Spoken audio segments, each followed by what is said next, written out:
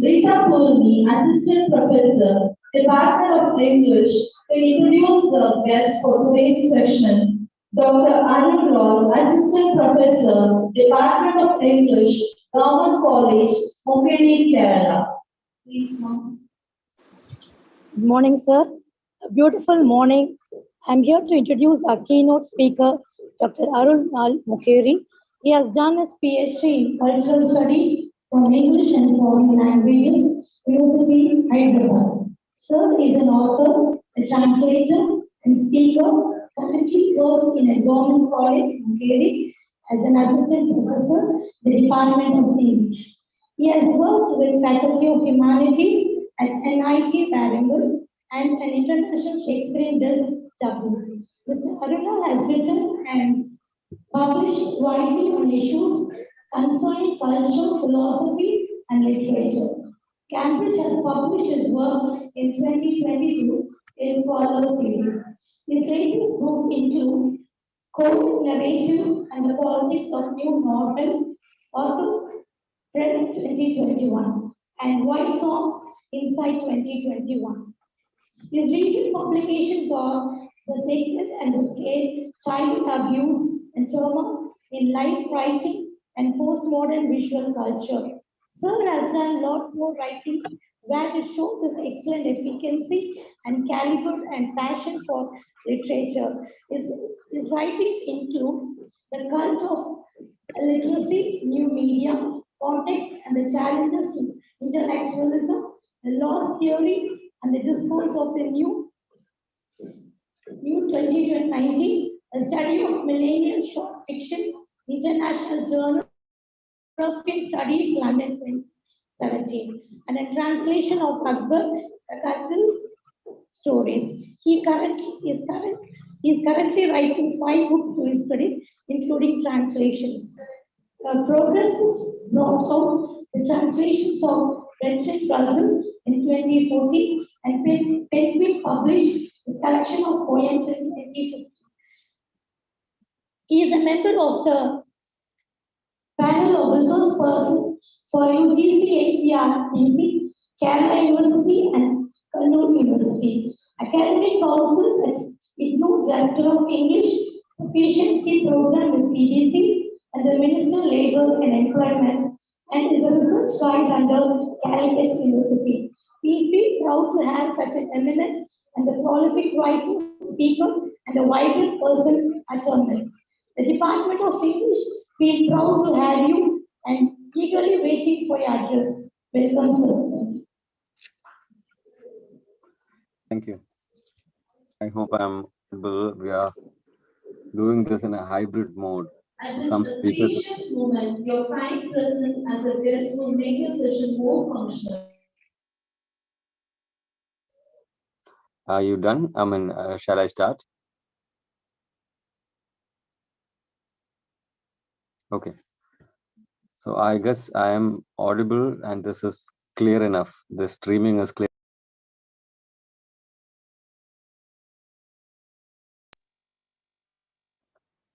Am I audible now? Are you able to listen to this? Yes. Okay. Yes, sir, you're audible. Okay, fine. Because I mean, it shows on the screen that the host has muted me. Anyways, thank you for inviting me over to this conference. And you're doing this in a hybrid mode. So some speakers come to your college, they address you personally. People like me who sit like far away, we have no other option but to like stay grounded in our place, meet you all, and address you all like in this online, channel, this online venue that is available for us thanks to technology. We are going to talk about technology. This idea of hybridity. A seminar could be conducted in a hybrid mode. Classes could be conducted in hybrid mode.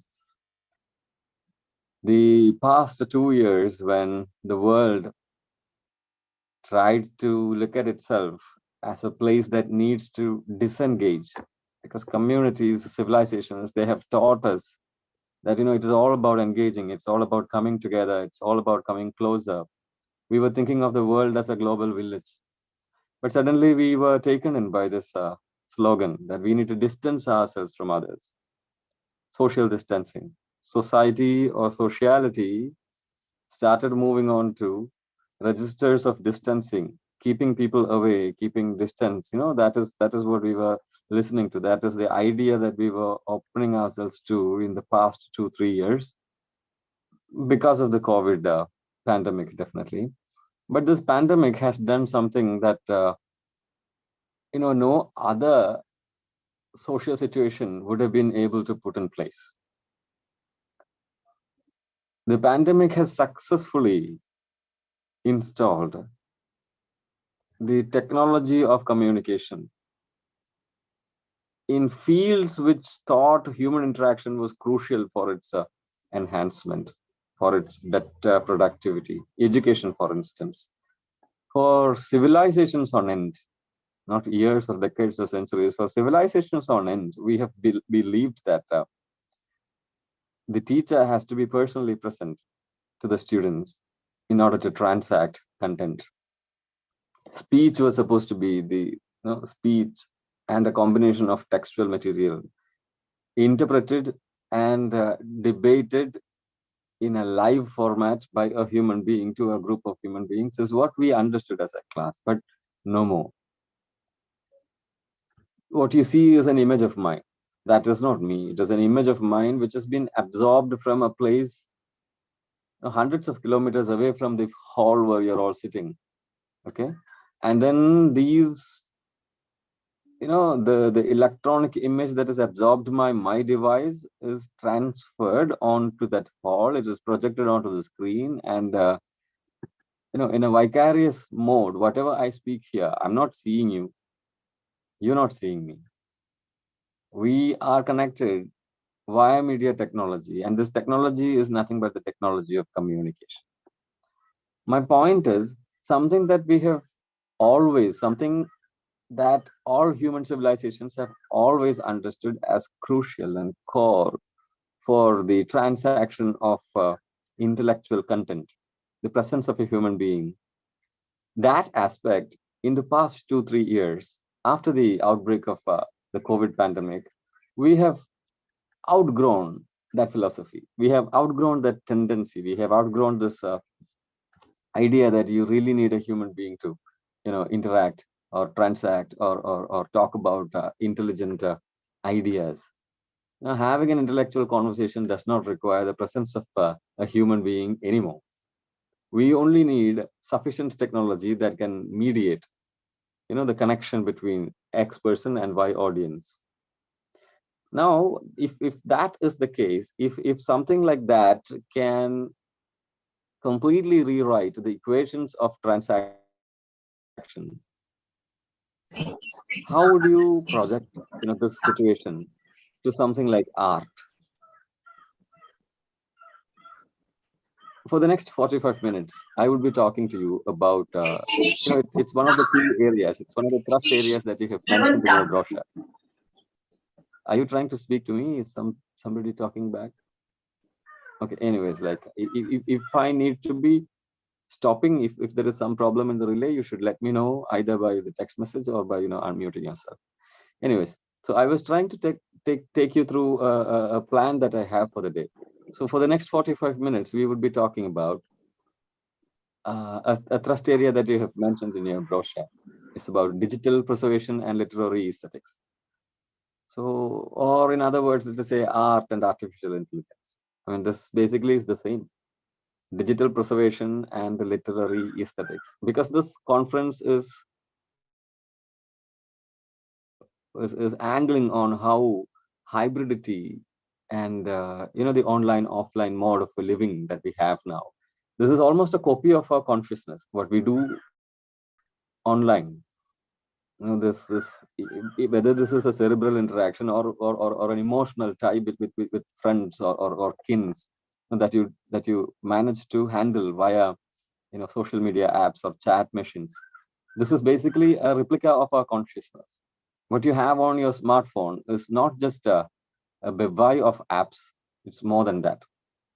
It is much more than that. In fact, calling them apps is a misnomer by themselves. They're not applications. They're platforms through which we apply ourselves. We are the application.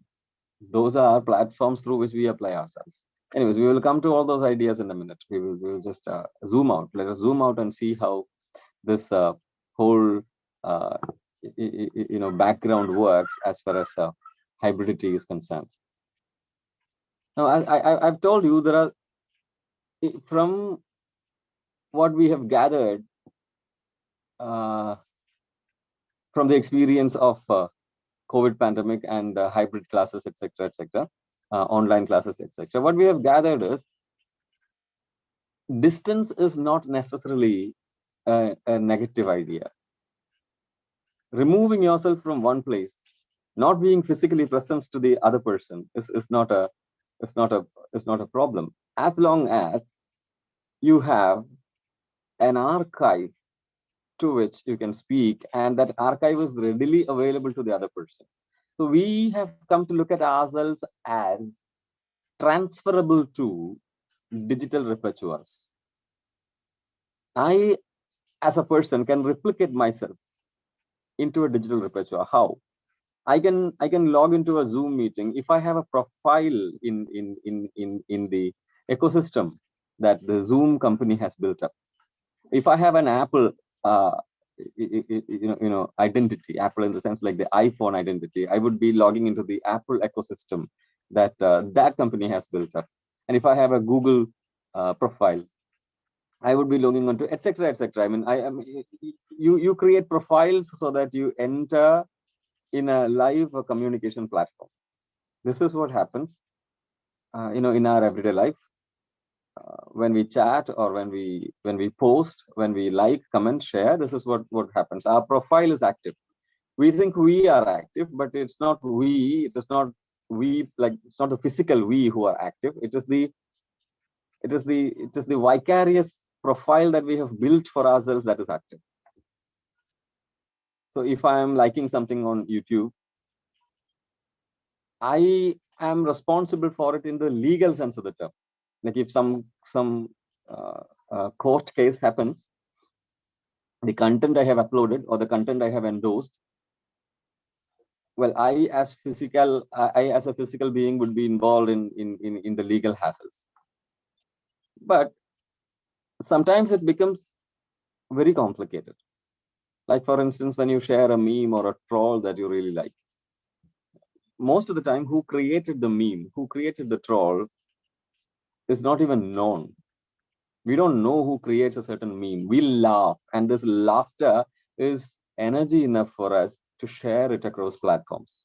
So you see an Instagram post that you really like, you go through, and while you're scrolling through, you come across a reels, a short video, a YouTube short or a reel that is really impressive, that makes you laugh, that makes you feel good, that makes you think about a certain tangent in your life. Then the next instinct is to share that to people who are kith and kin, to people who are close friends to you. You would feel like sharing that material, sharing that that content.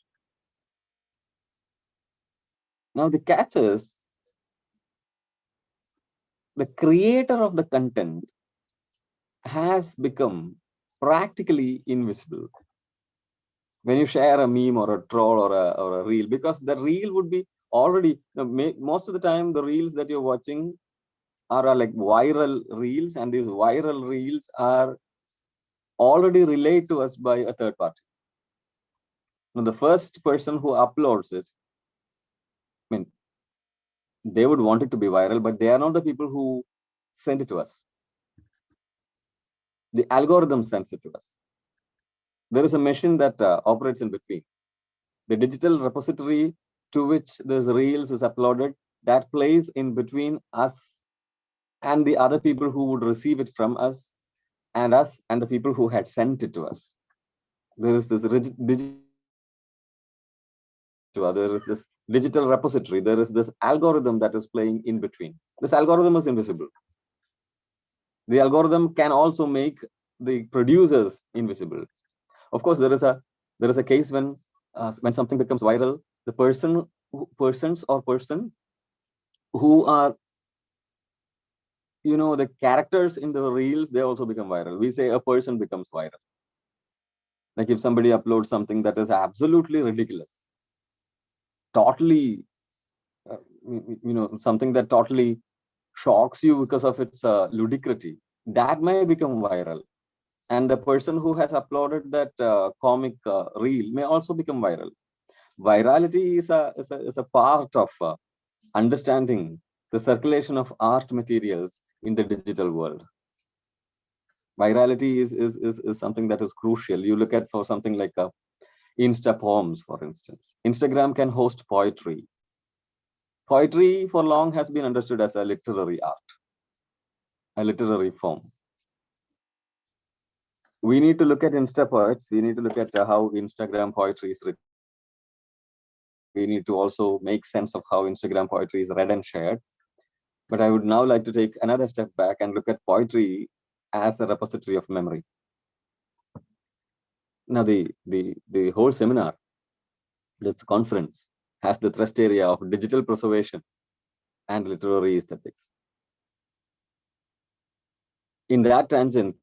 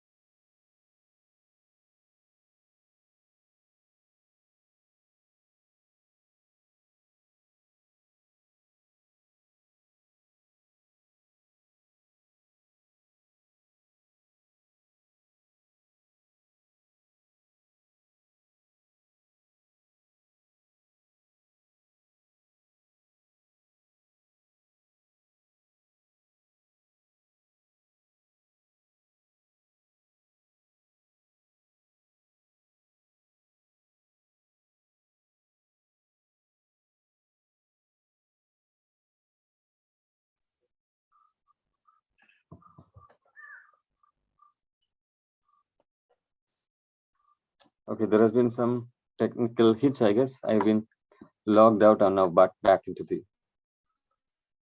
seminar. So I was trying to talk to you about how poetry is a repository. Poetry has always been a repository. Literature generally is a repository of memories, but poetry especially so. Because if you look into, say, scriptures, for instance, Bible, Torah, Quran, they're all written in verse. Verse is a medium that we identify with memory. At least the classical version of it, the classical drafts or the classical modules, the classical models in which poetry was written. The purpose of those models, the purpose of poetry being poetry, was that it can contain knowledge that can be transferred without the aid of something like writing. Poetry is necessary because writing was not invented, to be very plain about it. Before the invention of writing, before the technology of writing became ubiquitous, before the technology of writing became commonplace, that is when poetry was necessary for the transference of knowledge. Because if you look at the devices that poetry uses, devices like rhyme, for instance, devices like alliteration, meter. Why do we need meter? Why do we need rhyme? Why do we need alliteration? We need these techniques because it is through these techniques that we can easily remember a poem. A meter is necessary because you can remember it easily. A meter helps you chant it in a certain manner. If you look into the scriptures, most of the scriptures are chantable. I mean, from the African tribal oral literatures to say the latest installment in Semitic religions, Islam, you find that the scriptures can be chanted. There is a chanting. There's a rhythmic way in which these verses would be articulated by the priests. So the priests articulate it like chanting, and it facilitates chanting. The scriptures written in verse, they facilitate chanting. They facilitate a rhythmic reading. Why is it like that? It is like that because that facilitates memorizing. You can memorize something that can be sung, that can be, there is some sense of rhythm that pushes these words, like a word in the exact sequence in which they are written. What is special about poetry? Poetry becomes poetry because you need to remember it exactly as it is written, in the sequence it is written. You cannot summarize it. When you summarize poetry, you lose the poetry. If you have to have poetry as such, then you need to remember poetry as it is written. If a word is written, if a sequence of words are written, a sequence is written in a certain manner, that sequence needs to be remembered and reproduced exactly as it was written. And in order to do that, you need alliteration, you need rhyme, you need understandings of meter, you need figures of speech. So poetry was a rich repository of techniques that would aid you in preserving knowledge.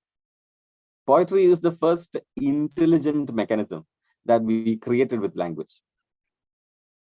It is an intelligent mechanism that we created with language.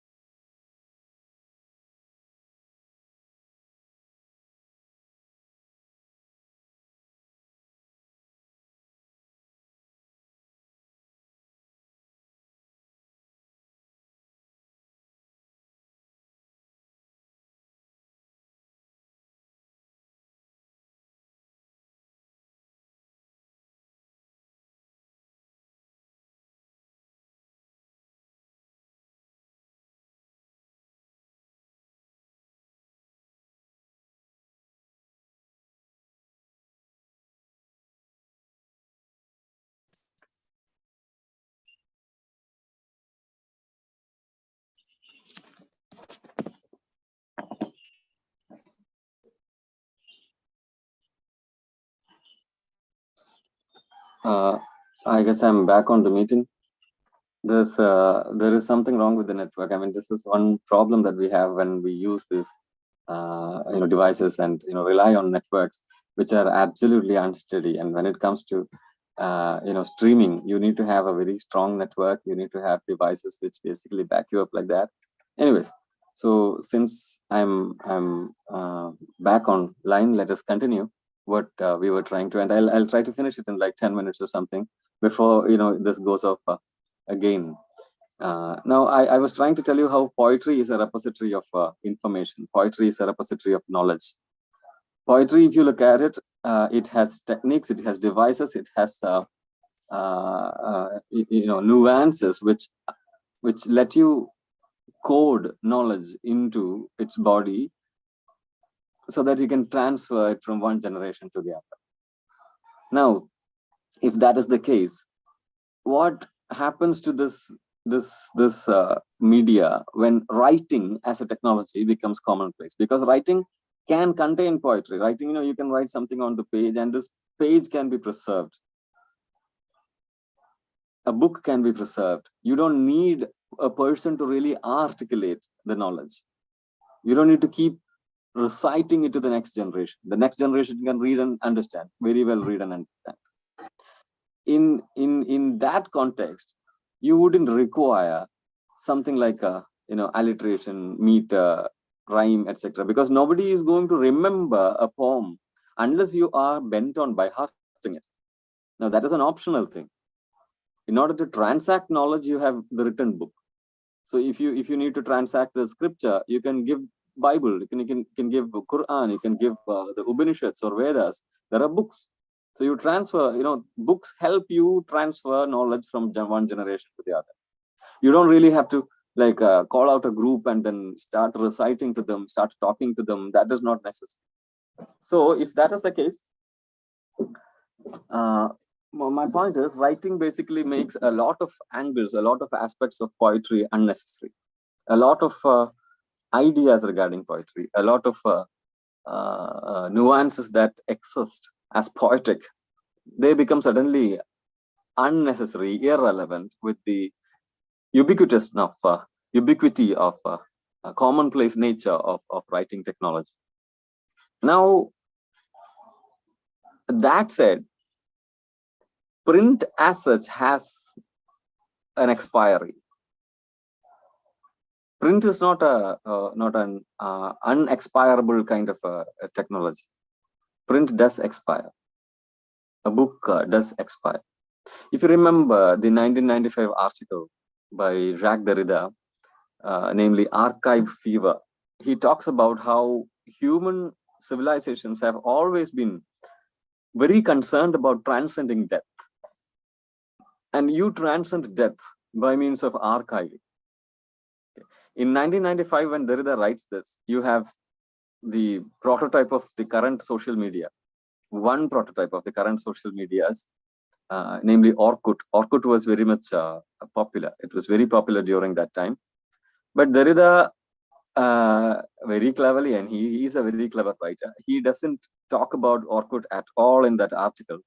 He does make a mention of email technology as digital preservatories. Okay, so yeah, so Derrida actively doesn't talk about digital preservation, but he does assume that the next stage in preservation, the next stage in human memory is not relying, we're not going to rely on a shelf of knowledge. We would transcend print technology. Print modernity will come to its natural death.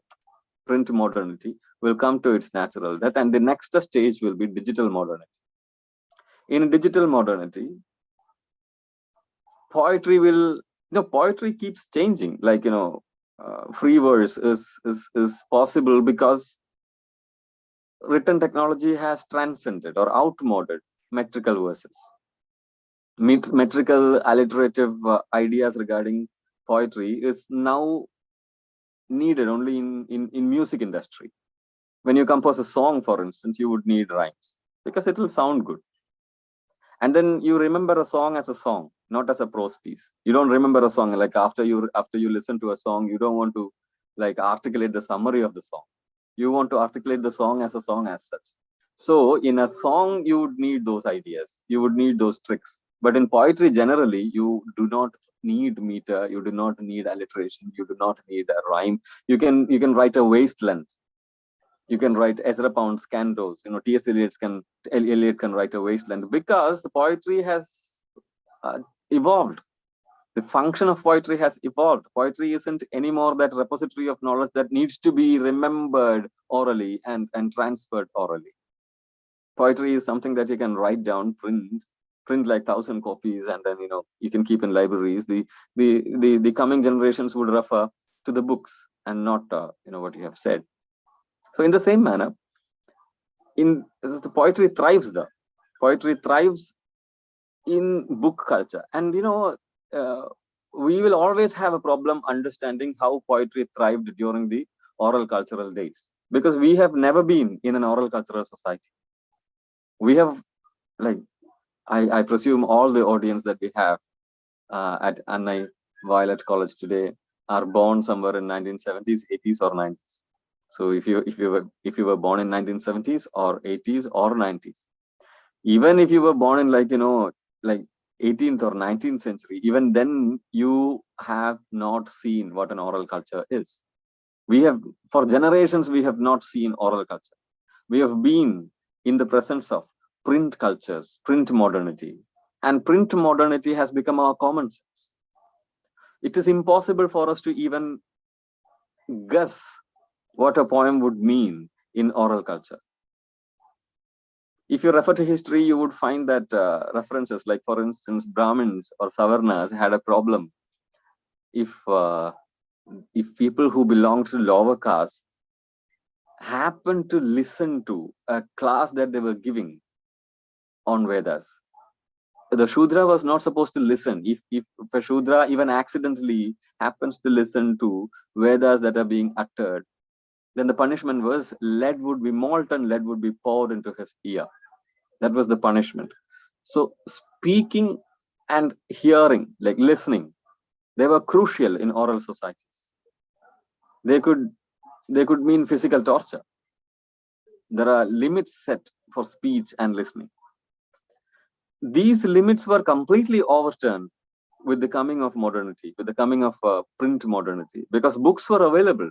Yeah, there was a time when books were, the circulation of books were limited. You cannot buy all kinds of books. Some books would be banned.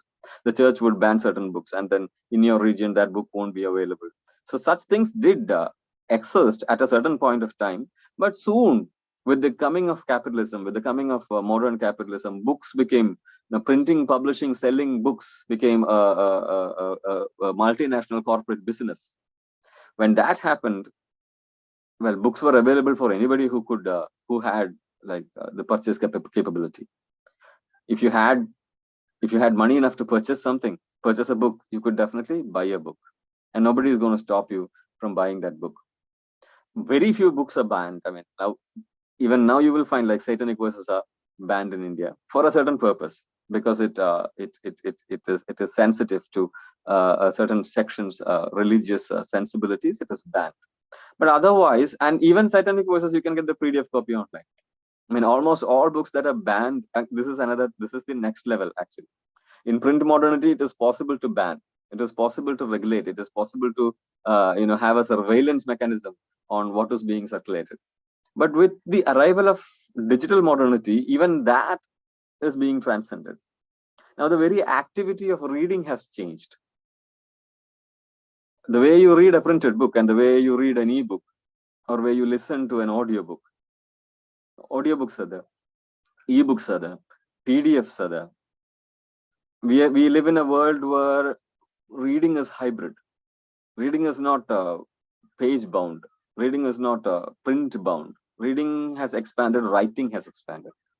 Writing doesn't anymore. I mean, in our college days or school days, typing something out was the last step in a long procedure. You will need to write, then give it to your supervisor. The supervisor would correct it, all like pen and paper. Okay, only the last draft was allowed to go into typing, into printing. Now, even the very first draft that we receive from our students are typed drafts. Typing is very common. Typing is not seen as a as seen as an esoteric mechanism. It's not an esoteric technology. It is a commonly available technology. We all type. I mean, when we text messages, when we type messages to our friends or relatives, we are all typing basically. So this idea of typing, idea of you know making a first draft almost akin to the final draft, that changes the very activity of writing. In fact, typing is itself a misnomer. Typing, that word basically comes from the proper typewriter, the old school typewriter, where there is a physical key, and physically you enter it on the device, and the machine prints it, types it on a paper. That is not how it is done now. A computer has a keyboard, but it is a virtual keyboard. And when it prints something on the page, when there is no paper on which you're typing, the letter doesn't fall anywhere. There is no letter existing. It is a binary code that is being given as input to the machine, and the machine saves it as data, which can be sent via email, which can be uploaded to the cloud.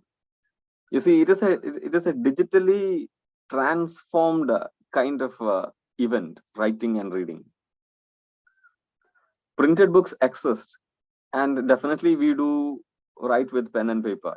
These things are there, but increasingly we live in a world which tends to move towards an obsolescence of the traditional mechanism of reading, the traditional sensibility regarding reading, and the traditional ideas of writing.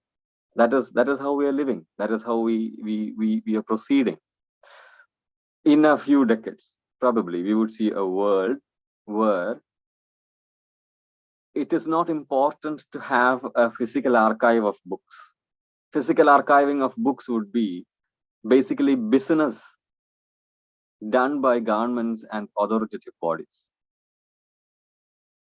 For the common man, for the common general purpose, in classrooms, in leisure, at leisure, we wouldn't be dealing with physical books anymore. That could be a probability. I'm not like forecasting anything. This is not like a prediction. Who are we to predict? I mean, we couldn't predict anything regarding print modernity while human beings lived in oral culture. So what could probably come up in the digital future is something that only time could basically reveal. People have been predicting the end of books for a long time. Leslie Fiedler, very importantly, John Barth. People have death of the novel, death of literature. These kinds of theories have come up. John Barth has very famously written about the literature of exhaustion. Like literature is coming to an end. I mean, they thought that by the second half of 20th century, printed literature as such will come to an end. So there were predictions about how novel as a form will end. Fiedler, Barth, several of them who were writing cyberpunk during those days, they argued that literature will go out of existence. But literature did not. Literature does stay. And that is how we will come back to the first part of the discussion where I was talking about Instagram Instagram as a social media site. And Instagram is usually understood as a place where we create content and post. The nature of the content is my focus. You can actually upload something that is poetic onto Instagram. Facebook is a place where people post poems. Instagram is a place where people post poems. Social media is not allergic to poetry.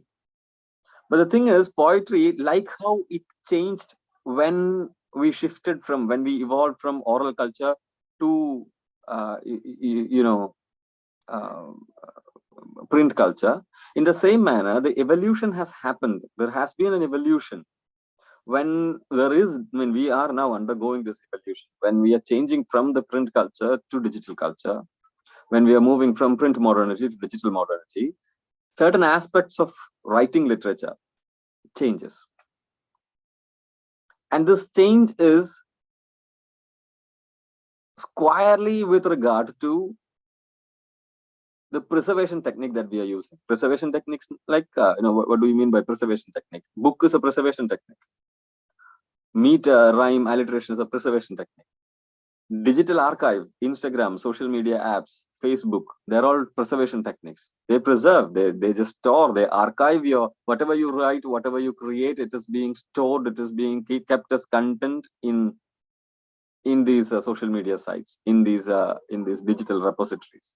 So these digital repositories are important to us, not just as storage houses, but also as sources from where aesthetics will be redrafted.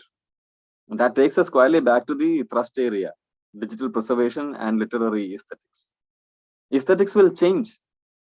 Aesthetics would change. I am a teacher of literature. Okay, now I go to my PG classroom, and when I teach poetry, I would ask them to take say if I'm teaching W.B. Yeats's poem, I go to the class, I tell them the title of the poem, I say them, we are going to discuss Sailing to Byzantium today.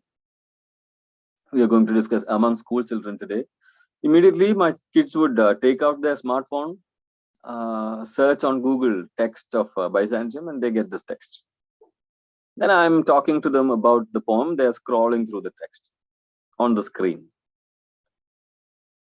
Prima facie, in the first, in the superficial glance, in the first glance, it doesn't look very different from a student opening a book and reading it. But it is different. Because the surface from which my student is reading that poem, that surface is active. The page from which, if she was reading it on a page, that page is inactive. She can't do anything with it. But the very fact that she can touch, scroll, pinch it, so that pinch it out so that she can zoom it. She can click on a certain hypertext which is embedded on the body of the poem. That poem is active. What she has in her hand is not what I have in my hand. The poem as it is preserved in a printed book, the poem as it preserved in a digital repository are two different realities. They may look similar in certain aspects, but there are crucial key aspects in which they are different. When the text or the content is active, you tend to use that active tangent. John Barth very interestingly remarks in his essay, State of the Art. There is this essay, this famous essay that he collects in his book, namely Final Fridays. Okay, in Final Fridays, there is an essay named The State of the Art, where Barth makes a distinction between virtual reality and real virtuality. Barth, not Roland Barthes, it's John Barth. Okay, John Barth makes this distinction. He says, what do you call virtual reality? What is virtual reality? What do you understand by virtual reality? Well, when you watch YouTube, when you are in the presence of an algorithm, you think that it is a virtual reality. Barth says that is a misnomer because YouTube engages your sight, it engages your hearing, it engages your touch. Okay, so out of the 5 senses, almost a 3, if not 4, because there is touches there, and then you see, you hear, and well, if you go into a cooking video, a video that teaches you how to cook a certain dish, then even your taste buds are engaged in the activity. And he says that is not virtual reality, that is almost real virtuality. Real virtuality. What you have on YouTube, what you have in cyber media is mostly real virtuality, because the real things are predicated. Real effects, real consequences are predicated. Real consequences are pre-packed, ready-made packed in those modules. Whereas in a book, the print assumes you to be passive. You read through a book, what happens? Like, you open a book, you can't see anything, you can't hear anything, and there is no way you can control the content that is in front of. No, it's already printed. It is almost dead. Barr says when you open a book, if you open a work of fiction, then your brain has to start working. What the book says has to open up vistas in your consciousness. He says that is virtual reality. He's trying to invert this paradigm. Well, that is not I was that's just a digression. I was just trying to tell you how sometimes these phrases can really get us in trouble. Now, so I hope you understood the way in which he distinguishes virtual reality from real virtuality. But anyways, like getting back to the point that I had in hand. So in a platform like Instagram, which is a storehouse, in a platform like Facebook, which is again a storehouse, archive, to use the Derridian term, we have a fever of archiving. I mean, human societies are passionate about archiving. Human societies are so bent on archiving. Because we can't live without archiving. We have been archiving things for a long time. Archiving is something that distinguishes us basically from all other beasts. No beast or bird archives for generations. Nothing is stored. The knowledge is not stored. Whatever knowledge a bird has, the bird has got it from its parents genetically. Whatever knowledge a beast, an animal has, that animal has got its knowledge as part of its upbringing in this nature, as part of its genetic coding. We are not like that. Our knowledge comes from books. Our knowledge comes from repositories of knowledge. There are repositories of knowledge. There are archives. These archives are responsible for making our consciousness what it is. Well, my point is, so when you go into the digital repositories, these digital repositories have a way of turning things around. Like, the print modernity, which took us this far in civilization, has come to its nemesis, has come to meet its nemesis. Its nemesis is digital humanities, digital modernity. In the samples that are provided to us, in the tangents that are provided to us by digital modernity, aesthetics will change. Aesthetics is bound to change. Aesthetic ideas regarding writing, aesthetic ideas regarding circulation, aesthetic ideas of aesthetics as such, the core ideas of aesthetics. What is beautiful, what is not beautiful. Let us take an example and discuss this. What is a beautiful poem? What is a beautiful poem is a question that you can ask to 3 different cultures. What is a beautiful poem if there was no print culture?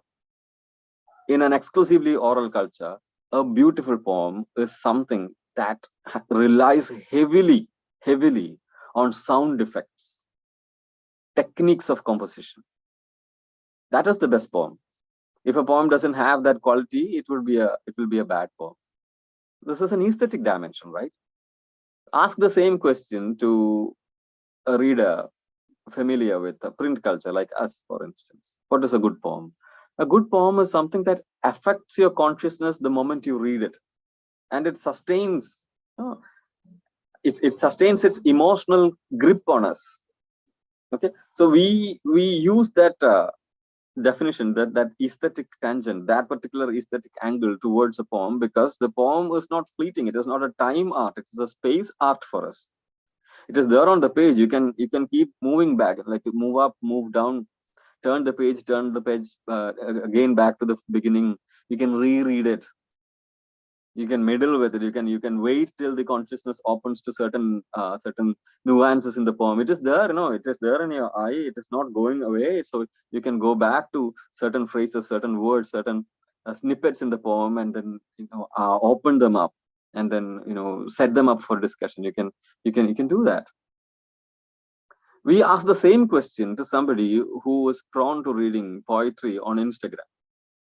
If you like people who are in the audience, I'm not personally connected to you, so I don't know what is your favorite social media app. Facebook was a very popular social media app. Blogs used to be popular during one time in the evolution. At the current juncture, I guess people are more about more behind something like apps like Instagram, and Twitter. These are platforms where the usage of language as such, use of words as such is limited. They are visual. Twitter is an extremely good example. Like, Twitter is a place where you can host images, definitely. But the catch is, like, you cannot use a long description. You cannot post a long message. Twitter allows you to post it, a certain number of characters, words, characters included. You need to limit yourself. The message cannot be broad and long. The message needs to be really, really small. So this is an insistence that they make. They insist on cutting it down, keeping it to size. So that is something that happens. In Instagram also, there is a space for description, but mostly it is a visual media. So if somebody posts a poem on Instagram, that person needs to understand that this is a visual media. So the square that is available to you for posting your content, that square will appear in the target reader's scroll. The reader is also a scroller. In a digital world, the reader is not turning the pages of a book. The reader, he or she, is scrolling up. So, inexhaustible, unending content on Instagram is scrolled up. It goes up. You keep scrolling up. There is unending content on Instagram. There is unending content on Twitter. There is unending content on Facebook. So when you keep scrolling this, when you're continuously scrolling this up, a poem should catch your eye as a visual element, not as a literary element, not as a linguistic. It cannot catch you linguistically. It needs to catch you as viscerally visual. Visuality is given predominant importance in digital aesthetics. Digital aesthetics is all about visual media. It is also about visual aesthetics. So poetry has been a time art. Time art, what do you mean by a time art? Like, it becomes a time art. A music is a time art, for instance. You can write down the notations of music, but then notations are not music. When somebody sings, the part that I sing exists only in the moment that I sing it. When I move on to the next note, the earlier note has already disappeared. And the notes that are yet to come, they are waiting for the present note to end. This is a time art. It's a linear thing. Poetry was like that in oral cultures. But poetry, when it adapted itself to print,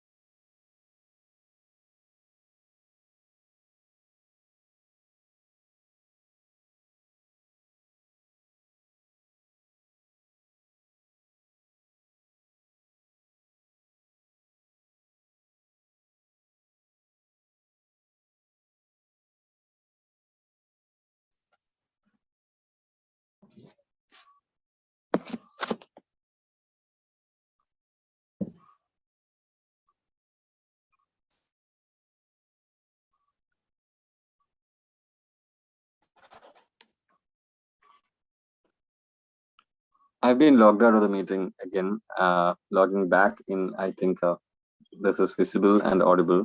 I would basically wind up because there is so much of trouble as far as network is concerned, and I don't want to risk more exiting from the meeting.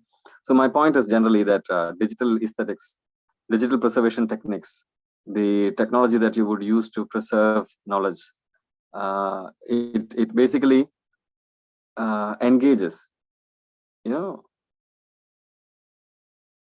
aesthetic angle as well. So this is generally the idea that I wanted to put before you, with ample examples, with sufficient denotations. I just wanted to tell you how digital preservation techniques are also about literary aesthetics. With that, I'll basically wind up the session. I would take questions if there are questions from the audience.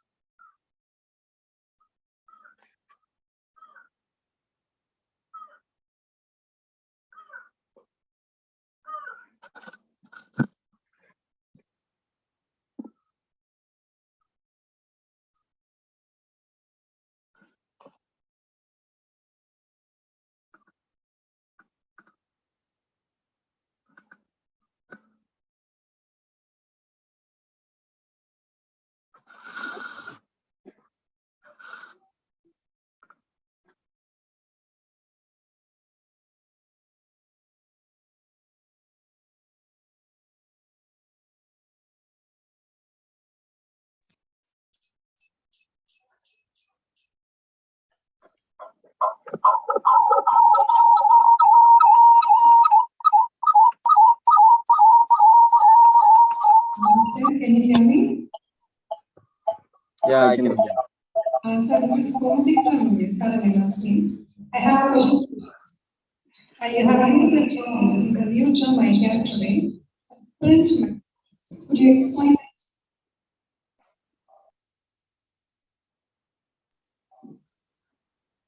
Can I have the question again? I mean, I missed it.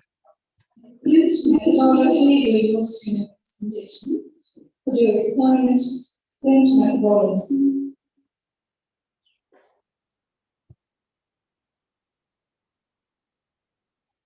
Something is not okay with the network. Can you type it out?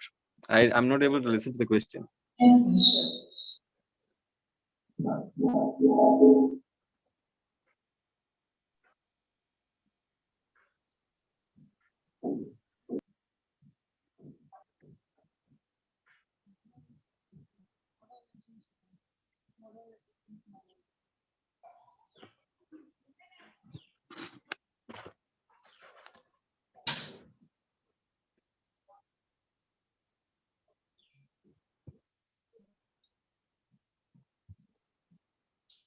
What is print modology?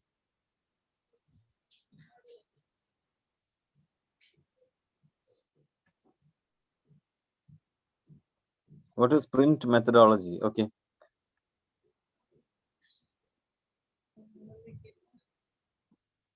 Print methodology. I didn't talk about print methodology. I was talking about print modernity. Print modernity is an idea that succeeds, oral cultures in all civilizations. Almost all civilizations started their preservation of knowledge using oral methodology. Oral methodology in the sense like you will remember and you will talk, songs, etc. You will give songs to your next generation. That is how you collected knowledge, gathered knowledge, and transferred it. Print made it possible to write things down. So, the way in which Buddhism or Islam or even Christianity during colonial period, it got so much of its mileage because it was printed. So taking Bible to the colonies basically meant a civilizational mission. So print methodology, when you talk of print modernity, you're talking about this. Printed books as foundational, fundamental to the very idea of civilization. That is what I mean by print modernity. Okay, sir. Thank you. Okay.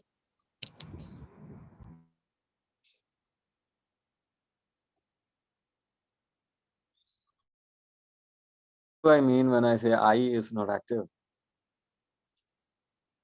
See, in reading, in the process of reading, there is always like two sides to it. Like there is I who am reading something, and then there is a platform or a device that allows me to read. In the case of print modernity, when you have a printed book in your hand, that book is relaying a certain truth, which is different from the truth relayed to the reader during oral culture. In an oral culture, what happens? In an oral culture, when a song is relayed to you, okay, I'll come to Shivranjani's question. I'll just answer this one and come. See, a song that is sung by a folk singer, it is not permanent. I mean, the next generation of folk singer can add a little bit of customization element to it. Okay. So what happens is, like, songs would be different. Ramayana, as it is understood in one part of India, is not how it is understood in another part of India. So there will be several stories added to Ramayana because there are several singers who sang Ramayana during those times. Ramayana or Mahabharata, epics generally, how do they become epics? Because there are a lot of stories that go into it. How do a lot of stories go into it? Because that is an oral thing. It is an oral thing. The material doesn't exist. It does nothing holds the song. So that is, it is possible for the song to evolve itself. In print modernity, it is not possible for the material to evolve because the material is fixed on a page. In digital modernity, this evolution happens on a different scale. So that, you know, in the second phase of this evolution, that is print modernity, I am not active because the book is already printed. Book is already printed and nothing, I can do nothing to it, because like an oral culture, a singer can interpret and sometimes refashion parts of the song that he or she is open to. I cannot do that to a book. When I get a printed book, I cannot change what I'm receiving. I'm reading something. I'm reading it as the truth. There is no way I can meddle with it. So I am inactive. And if I'm reading fiction on a printed page, then I have to use my consciousness as a vicarious platform where events that are mentioned in the book is enacted. So I become a passive reader. I cannot actively like grapple with the book. The book is just something that relays the sign, the symbology. It is relayed to me from the book's page. That is not how it happens in digital modernity. When I read a poem on a screen, when I read a poem on a mobile screen, I can touch the hypertext. I can expand the text. I can write in a comment if I want. I can interact. I can share that poem to a community of readers that I think would be interested in that piece. So there I am active. So that is what I meant when I said I is not active in reading when it comes to print modernity. Now, Shivaranjani's question regarding metadata. Metadata is something that you would preserve, right? Like, you know, when you read something, when you engage with the content, then you create metadata. Inevitably, you create metadata. That metadata is part of the conceit of privacy. Like, I'm reading something, but I'm also leaving a digital footprint that I have read it, which is not the case with a book, for instance. So the metadata will allow the bodies in control, the bodies that are in power, like the government, for instance. It allows the government to, or the corporate who allows you to read. Like, you're reading a poem on Instagram, but you're also reading thanks to the media, thanks to the corporate media, namely Meta. So Meta owns Facebook, Meta owns WhatsApp, Meta owns so your metadata will be collected by Meta. The metaverse basically owns your data, like how Alphabet owns most of the, not most, all of the Google searches that you make. When you search something on Google, it basically becomes the metadata registered with the Alphabet, the mother company. So like that, I mean, metadata is the social residue that you leave when you engage in the activity of reading in digital modernity. So that is my take on that.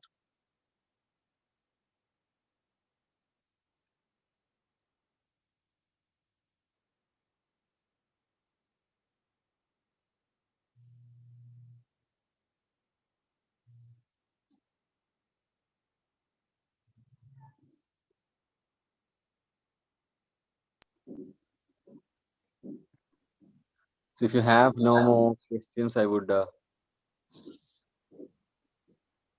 because there is something, the network is so unsteady. I'm very sorry about this. And Zoom is a rather inconsistent platform for me. I've been asking the organizers whether you're having Google Meet, but then in the morning you have sent me the Zoom link. This heats up devices. That's the problem. Thank you so much, sir. We are sincerely grateful for your part in our event today. Thank you so very much, sir. Thank you. Thank you. I'll sign out. Thank you. We also have here today's valedictory person, Dr. D. Bennett. Okay.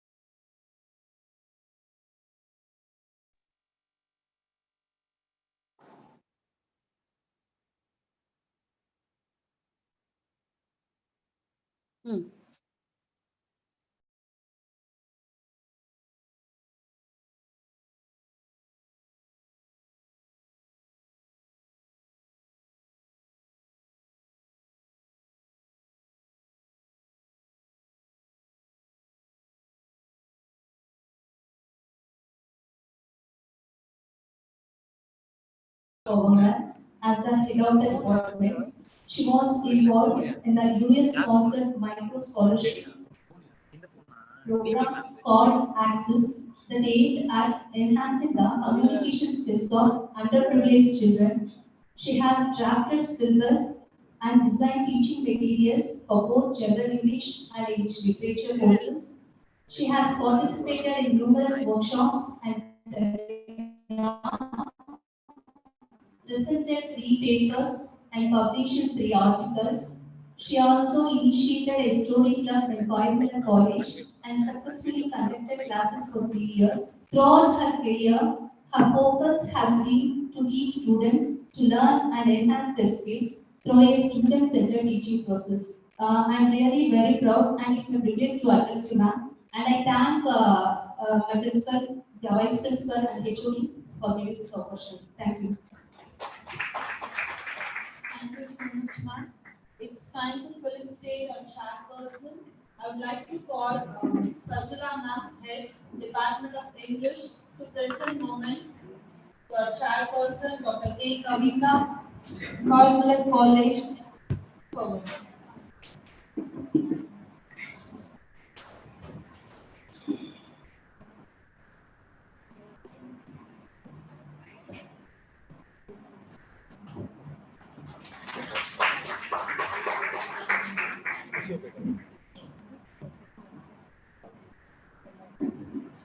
I would like to call Mrs. Noori, Assistant Professor, Department of English, to present ma'am.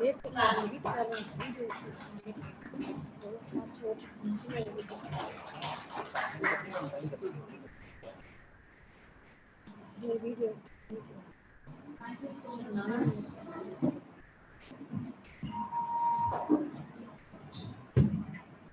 It's time for a high tea. Please arranged for everyone. You can have. We have arranged tea for everyone. Students can make a move once the dignitaries leave the room. And we want everyone to assemble here after a 10 minutes.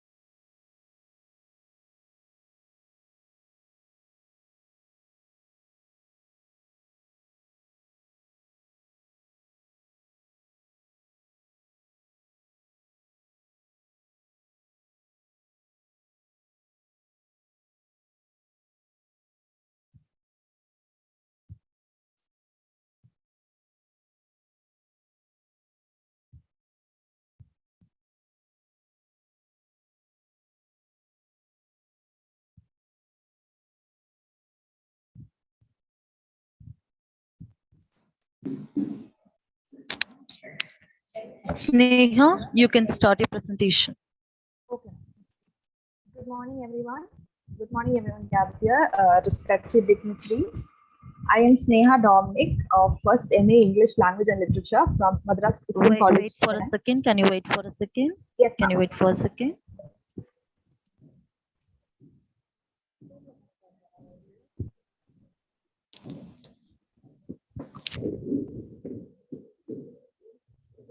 Yeah.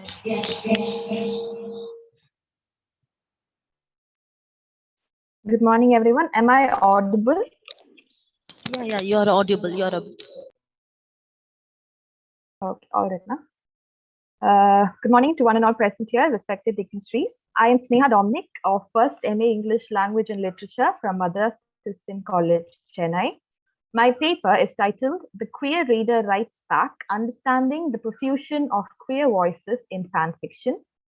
In this paper, I'm going to be talking about fan fiction and how there is a profusion of queer voices found in fan fiction today. Fan fiction is the term given to experimental forms of storytelling, wherein forms of a particular form of media creates their own versions of the plot.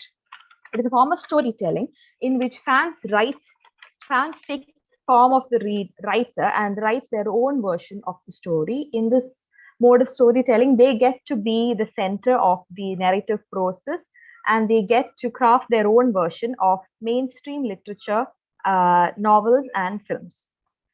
This is a form of media which has been existing for around centuries. It has existed since the beginning of the era of the dawn of literature. However, it has only been acknowledged officially since the 1950s. With the advent of the internet, it has become extremely popular in modern culture.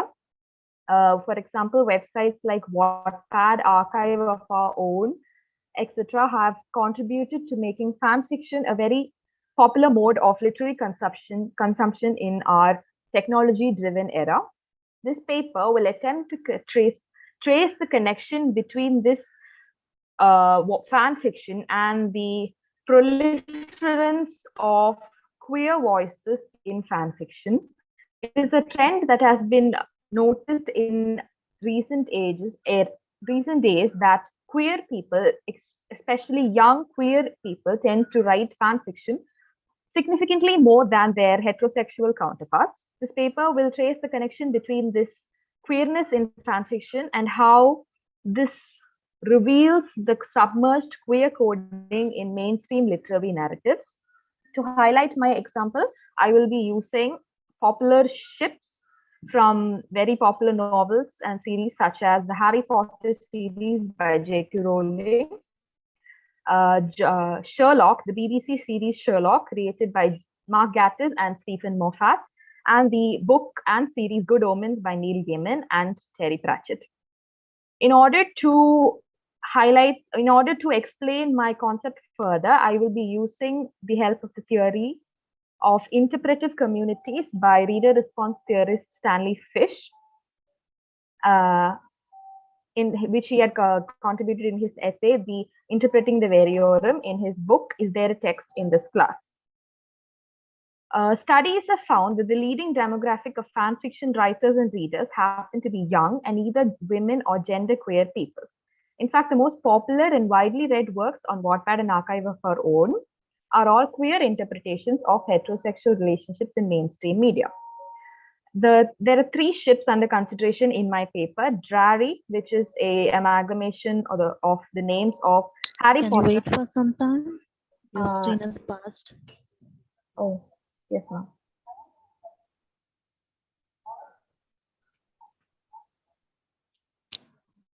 Hello, ma'am.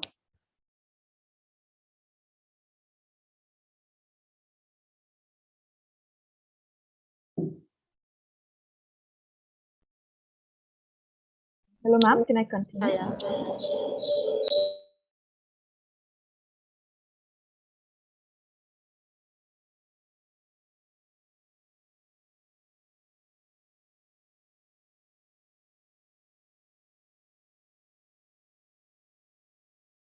You can start now. Ma'am, should I restart or continue from where I left off? Continue from where you started. Okay, ma'am. Thank you, ma'am.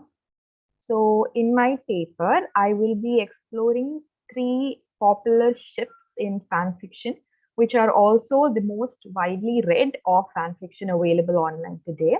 The 3 ships are Drarry, which is an amalgamation of the names of Draco Malfoy and Harry Potter from the Harry Potter novels, John Locke, which is an amalgamation of the names of Sherlock and Dr. John Watson, the protagonist of the series Sherlock on BBC, and Aziraphale and Crowley, the relationship between Aziraphale and Crowley in the novel and series Good Omens, which is produced by BBC and Amazon Prime.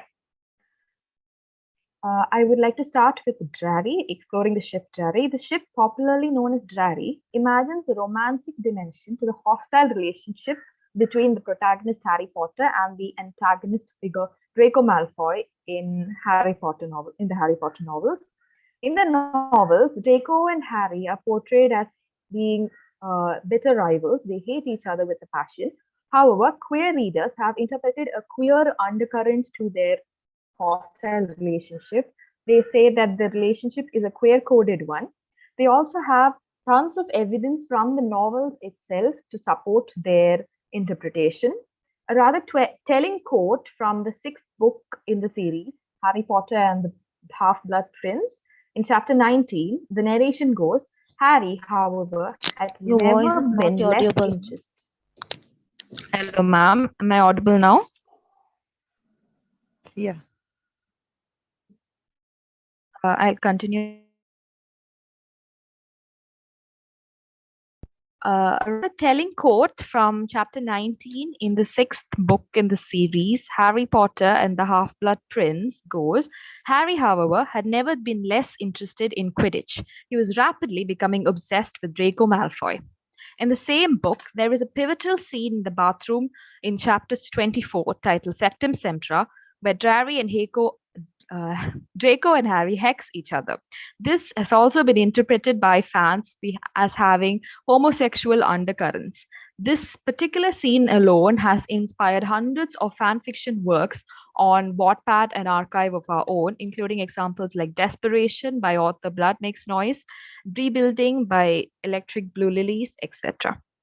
Reading these Drarry fan fictions in the light of the observations by Stanley Fish, it becomes evident that the queer community is an interpretive community of literature on its own.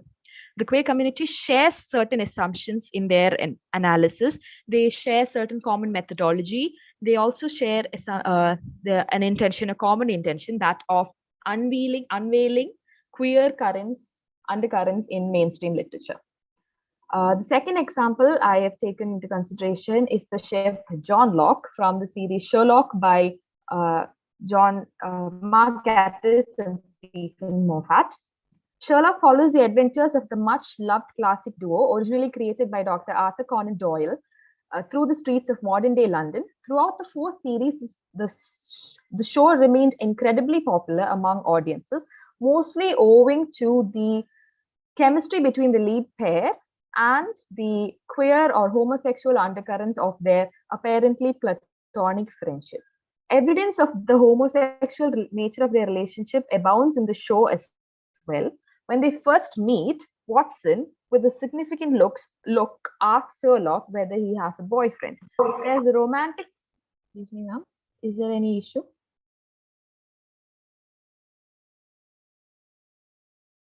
Hello, ma'am. No issues. You can continue. Evidence, yeah. Yes, in the romance, there's a lot of romantic symbolism in this show as well. For example, during Watson's wedding to Mary Wardstone in season 3, episode 2, Sherlock is the one who gives a long speech instead of Watson's wife. The speech is almost reminiscent of wedding vows in itself. In episode 2 of season 3, titled The Hounds of Baskerville, Dr. John Watson compliments Sherlock's cheekbones, which is rather uncommon for platonic male friends to do to act. However, show has never acknowledged pair as romantic couples. Instead, both male leads are given forced heterosexual romantic arcs, which lead to accusations of queer baiting from the romantic community. Queerbaiting is defined as the practice of implying non-heterosexual relationships to engage with an LGBTQ plus audience and generate interest without ever actually depicting such relationships or interactions. Although this homosexuality of their friendship is acknowledged in the show, it is also quickly dismissed as being baseless. In the last pairing in this trio, which I have chosen, we have the characters of Aziraphale and Crowley. They are angels who are earthly representatives of heaven and hell, respectively. They're taken from the novel and the series Good Omens, created by Neil Gaiman. The intimate bond between the pair has inspired thousands of headcanons and fanfiction online. In episode 2, and there is evidence in the text as well, textual evidence is also a plenty. In episode 2 of the first season of Good Omens, as Crowley pits Aziraphale against a wall in a romantically charged scene, he constantly calls Aziraphale Angel, which is a romantic, endearing term for a romantic partner. The showrunners have taken pains to present them as platonic friends by referring to each other as best friends. However, fans have read into the romantic symbols present in the show, and a single scene from episode 5 of this show, titled "The Doomsday Option," has inspired around 300 fan fiction works on Archive of Our Own, a single website alone. When asked by a fan on Tumblr whether Aziraphale and Crowley were in fact canonically gay, Neil Gaiman wrote, "You can infer and you can imagine. Lots of people have chosen to ship them, but you are still making stuff up. The point is that you can change things and have fun with them, and the stories are absolutely true for you." In this quote, Neil Gaiman perfectly sums up Fisher's theory of interpretive communities and how meaning is created by the reader. This meaning, however subjective, is always valid. Each meaning and each reading by every reader remains legitimate and valid to understanding a literary text. In the second part, I would like to talk about how writing queer fan fiction has become a therapeutic and transformative process for queer youth. Marginalized and oppressed by a heteronormative culture, the queer community still struggles to find voice and representation in society. In mainstream media like literature and film, they are severely underrepresented and misrepresented. Through fan fiction, they get a chance to voice their own opinions.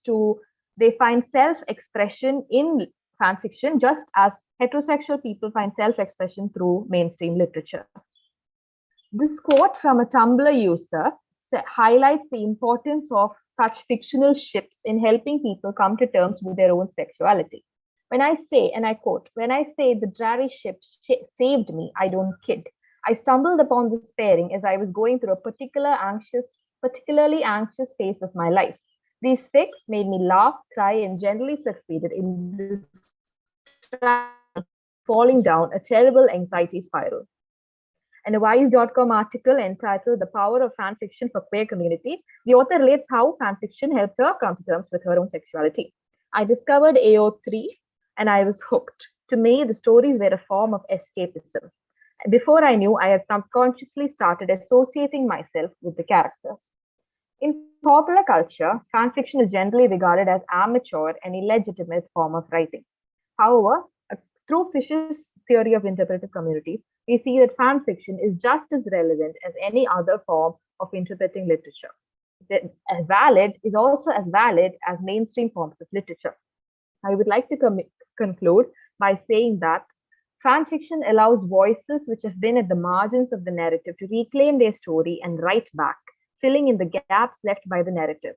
It is therefore a medium of expression just as important as literature is to popular culture. Thank you.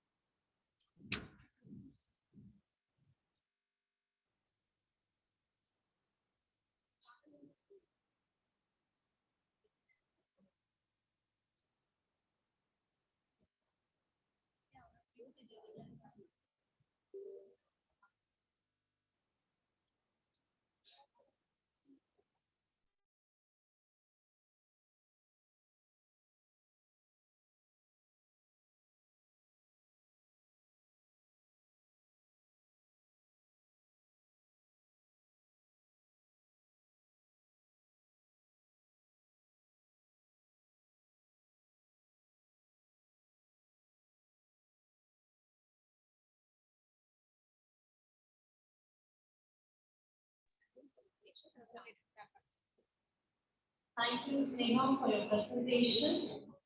And we are very happy to welcome today's resource person, Mr. R. Venu, Assistant Professor, Department of English from DRBCC Hindu College.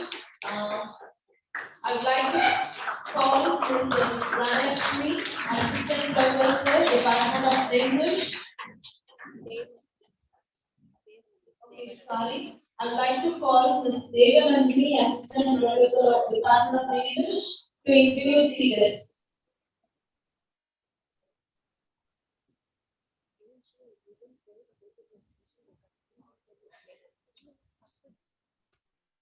Respected dignitaries, my colleagues, faculty members, presenters, participants, and my dear students.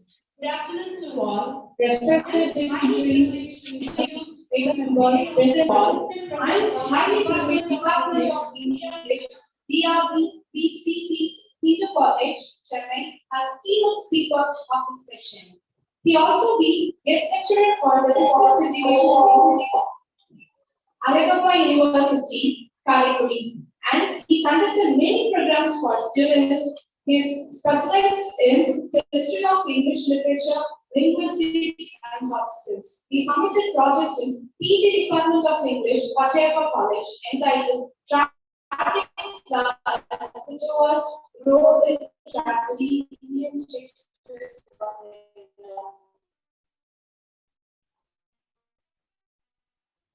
He passed UGC NET in 2022 and also stayed in a webinar organized by the World Literature Webinars and also invited to a workshop artist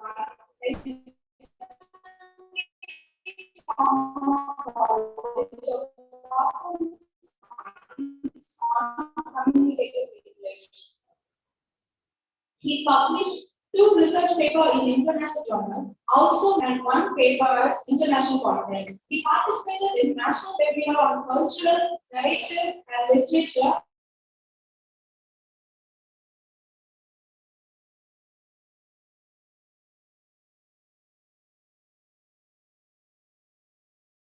Hybridity College and Science.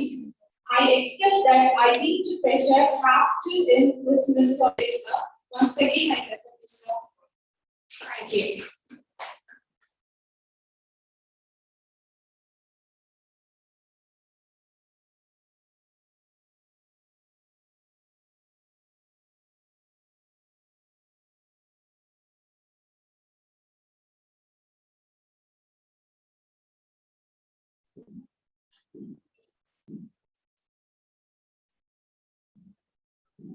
Thank you, ma'am. Now, the paper presentation will be done parallelly in the next room, which is a very similar. You can go there. And the next person is M.P. Shastri, research scholar, economics. I'd like to call today's resource person, Mr.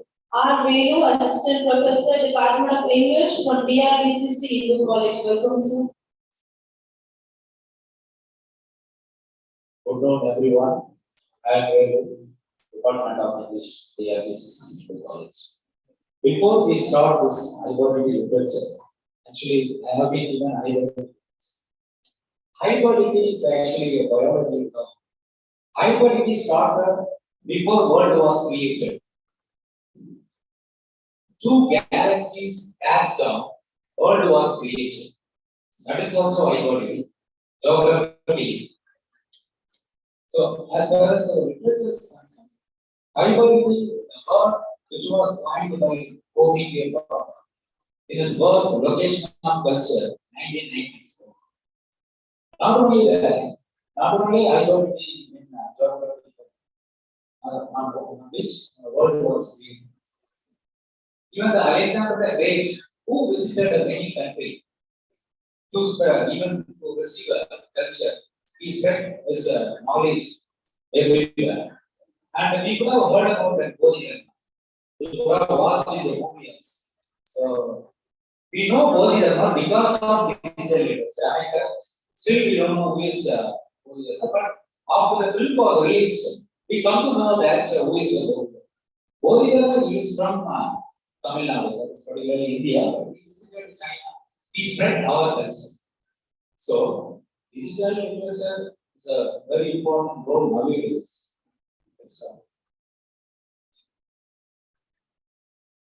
So, to know about the class culture of Eastern Western system, the main objective of this session is to know about what is the Eastern culture and Western system, and how digital literature is easy to understand rather than digital literature. Even I have mentioned that Ponniyin Selvan film also. The next slide. Ponniyin Selvan, very few people only read it, but after the film was released, many people read. Even in the Chennai book fair, most of the person purchased the Ponniyin Selvan book only. That is because of digital. Because the film has been digitalized. To understand the novel, into digital. So before we discuss about the hybridity literature, as we can talk about the electronic literature, that the electronic literature, particularly the film or watching through computer or iPod. Nowadays we are in text also. We are watching through the mobiles. Even publishing a blog is also digital literacy. One can sense the thought and feel. So apart from reading a textbook, when we watch a film, surely we can realize what is the real feeling. For example, serial, Tamil serial, most of the persons when they are watching, immediately they are shaking their ears. That is because of digital. Suppose if you publish it as a book, it is very difficult to shed the ear. Digital literature is a descriptive literature as per science. We have generally we know that we have a narrative and then descriptive. But digital literature, as we can understand clearly, it can be called a descriptive literature. So I'm so happy to coin this term, not term, but it is my point. So as far as I am concerned, digital literature is a descriptive literature. Moreover, we have a 5 senses. As far as I am concerned, digital literature is also sensory literature. One more word I would like to share.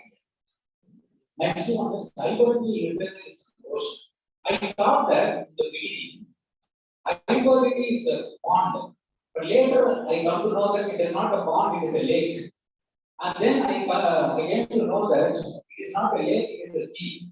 But ultimately, hybridity is not a pond, lake, or a sea, it is actually ocean. Because it spreads everywhere. We can find out hybridity in any literature, such as European, Asian, Australian, even African, wherever we are good, we can find out hybridity. Graphic focus on the state. Graphic is different and digital is. So as far as graphic is concerned, digital design involves development, such as animation. Nowadays, we are using 2D and 3D animation. Most of the English novels and other literature novels are adapted into film novels. You could have heard about Sense and Sensibility novel. This novel was adapted into film. Film name is Tandumanika. And another novel is Jane Eyre. Jane Eyre novel was adapted into the film. Old film Sanjay. You could have heard about Sanjay. Right. So evolution of literature. Please have a look at it. First, the drama was started in church only. History play, morality play, miracle play. Later, many people enacted on the stage. Finally, on the stage. Next year, most of the people did not have a time, especially after 18th century and 19th century. So they did not have a time they purchased a book, particularly novel, they started reading novel. But nowadays, what is happening? Most of the people, they do not have time even to read a novel. The cinema is better for that is digital is better for. So see the evolution of song, so then drama on the stage, finally novel. Now currently we are watching because it's easy for us. As far as the textbook is concerned, we have to sit and we have to open it, we have to read it. It is little laziness for us, but film is easy for us. We can sit and watch. That's enough. We can understand easily. Yes, this is the thing which I do. I mentioned already the Ponniyin Selvan. We heard about the name only, but after the film was released to more than the people, even the readers who were very much interested in Ponniyin Selvan, who read well, they also watched the movie. As far as I am concerned, if Balki were alive, he could have also watched the movie, even though he is an author, because digital is such a easy for us to understand. Text sometimes remains misunderstood, sometimes, not all the time, but the digital text is accurate. We can understand this. We may confuse when we read it, sometimes, not all the time. Now we can go to Hybridity levels. Within 5 sentences, I have written a small story. This is my story. Please look at the story. Murugan studies BA English Lit. Every evening he goes to Akko shop. He has a 5 days as a dinner. He goes home and watches Korean movie. Every Sunday he goes to Roman Catholic. What can you understand? I have highlighted some words. The words are hybridity. His name is Murugan. He is from Tamil Nadu. He studies BA English. That is England. Next he goes to Akko shop, Burma. Next he is having fried rice, China. Next Korean movie. You don't need to explain because Korea is somewhere. Next Roman Catholics. Without our knowledge, we have involved in hybridity. Even for example, after this completing the session also, when you reach your home, almost all the students are here, English and English students. Your name also, maybe your name. And then when you travel by train is not ours. Am I correct?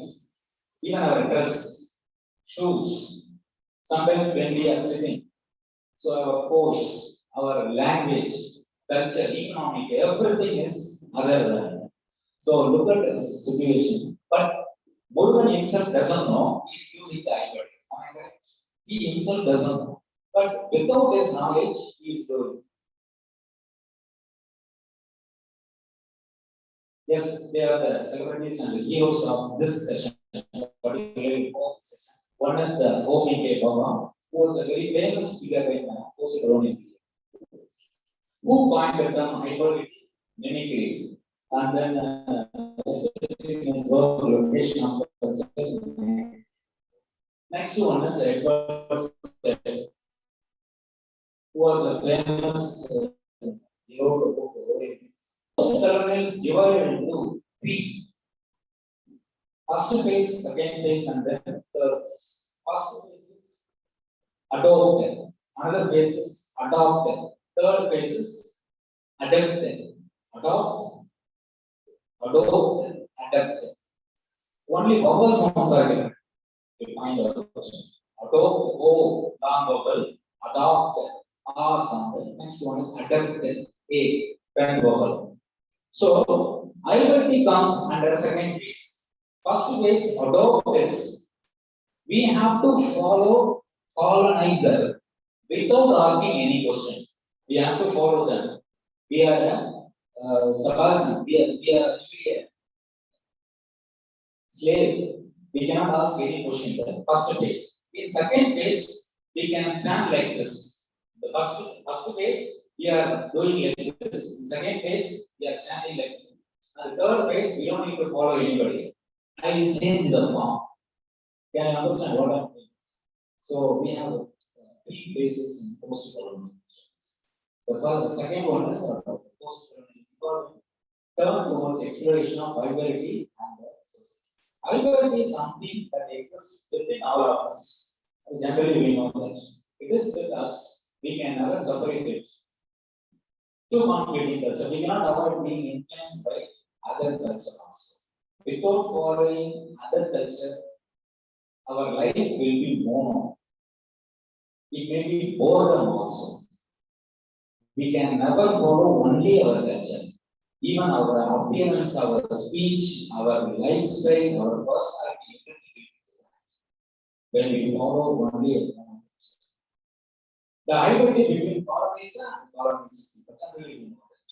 Suppose when we follow colonizer, we are found in drinking coffee stables.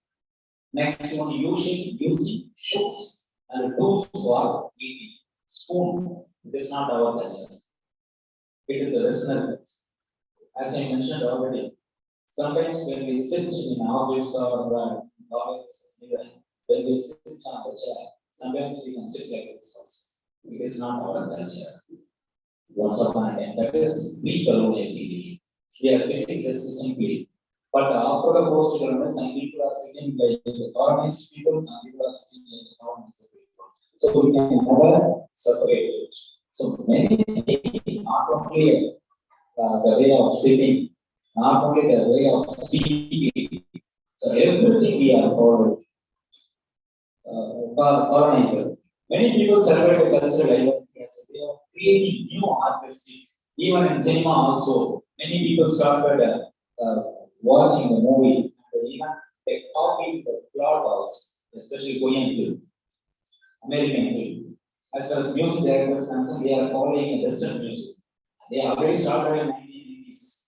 So because why we are following? What is the reason? Because we need a freshness. That's why we are following a Westerners. Developing new ideas. Omike Baba, as I mentioned already, he pointed the term formation of tourism development. So location of the work of location of culture. So colonizer and the colonized, when they combine, they produce a new. So that is the third phase. Mixes element from two distinct, especially hybridity, politics, economic, culture, and religion. So we have changes after especially post-colonial. So some of the post-colonial terms, sometimes it may confuse us. They are ethnicity specific to particular culture. Orientalism, already remember, which was written by Christian. Western European leaders read and understand the Orient. So Westerners they are very much interested to know about our heritage. Next one is multiculturalism. Many cultures. Multiculturalism. Okay, next hybridity. This is our theme. That's why I have class culture exchange. Next one is mimicry. Colonized society imitate the colonized. We are trying to imitate them. We are trying to imitate. Hybridization taken from ethics and orientation. That's why I said not only about Indian law, but also Edward is a hero of this session. Next, sometimes we may have a confusion between post-colonial hyphenated word, post-colonial run-on sentence, run-on word. The hyphenated term implies the effects of colonialism, but run-on term refer to the effects of colonialism on culture from the beginning to the present. So, as your students, sure you have to know about the difference between these words. So, from the beginning, already I told you, the hybridity geographical term, because of two galaxy world was created.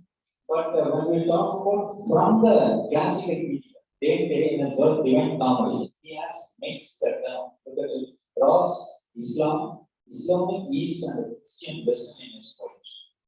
And maybe first hybridity, but he himself does not know it may be because the hybridity word was adopted and selected in the year of 1994 by a Next one, Chaucer. In Canterbury case, he introduced a different character. Knight appears as a hybrid. Canterbury case, the masterpiece of Chaucer. He used one of the character knight. So knight is considered as a hybrid figure because it's both night and day. Especially 14th century English society was hybrid. Generally, we know that Charles are also used Italian, French, English also. So that can be also considered as hybrid. Next one is John Donne. John Donne in his work Sunrising mentioned the English, especially East Indies and the West Indies. He particularly talks about Indian culture. Both of which are colonized by Europeans by the time that was writing. This is not a pre-colonial or post-colonial, this is a colonial. Especially when John Donne was writing this poetry. Next one is Andrew Moore. In his work, Who is Calling Mistress, he used one river name. Actually, he is from England. He doesn't have any connection with India, but he used river name is Ganga, Ganges. So, in this Ganges, which is connected to the Hindu religion. Next one, generally we know that Shelley was in Indian thought through Orientals of his time. Most of his poetry on the basis of Indian culture. Next, W.E. provides the image of Istanbul, Turkey, Eastern Capital Government, Roma, in his work by the Next one, P.S. Eliot uses the Indian mythology and philosophy in his work, especially the Wasteland. Next, Emerson and uses the Indian philosophy. Generally, we know that Emerson and Walt Whitman, both of them are maximalists. So, they follow Indian culture. Even we could have heard about Emerson wrote the pronouns. The novels with Hybridity has been very good. So I have covered selected 5 novels. The 5 novels contain Hybridity as well as these 5 novels adopted into digital literature. That's why I selected these 5 novels. The first one is Colored Purple by Alice Walker. Next one is The Great Gates by Scott. Next one is Heart of Darkness, Joseph Conrad. Next one is Midnight Children, Salman Rushdie. Next one, White Tiger, White Tiger. So, first picture is novel, that is a printed version. Second picture is film poster. So, almost we covered both digital and hybrid. So, in this Colored Purple novel, it is actually about racism, but yet, Alice Walker talks about hybrid. Nettie and Samuel marry and return to America. Adam marries Tashi, following American tradition. Tashi undergoes painful rituals. So it's very difficult to follow other rituals. And the set of letters from Nettie who talks about the Olinda community. This novel particularly talks about Western culture and the Olinda community. Colonial dominance on especially this novel. Torture of she is unable to follow it, that she is unable to follow it. This novel between the two cultures, one is Olinda and Western. Next one is The Great Gates Fight. First one is the printed version now. Film. So in this novel, cultural identities are portrayed by J. Gates Fight, one of the main characters of the novel. J. remains on the colonial culture, tries to apply it in his life. J is a major character. He wants to follow the culture of this man. Personality of Gates is friend of nature, two different things. Author reflects the ideology of critic, mimicry in his struggle. So generally we know that it's very difficult to follow other cultures. Step by step only we can follow after. Instantly we cannot follow anyone's culture. Next one is Joseph Conrad, Heart of Darkness. Now it's film. The manager and others divided Marlowe for his next ancestry. It happened especially after post. Hybridity remains in his post and his press. Marvelous. This novel aims the awareness of hybridization as a result of aloneness. Even you can see imperialism also. Salman Rushdie is a famous person.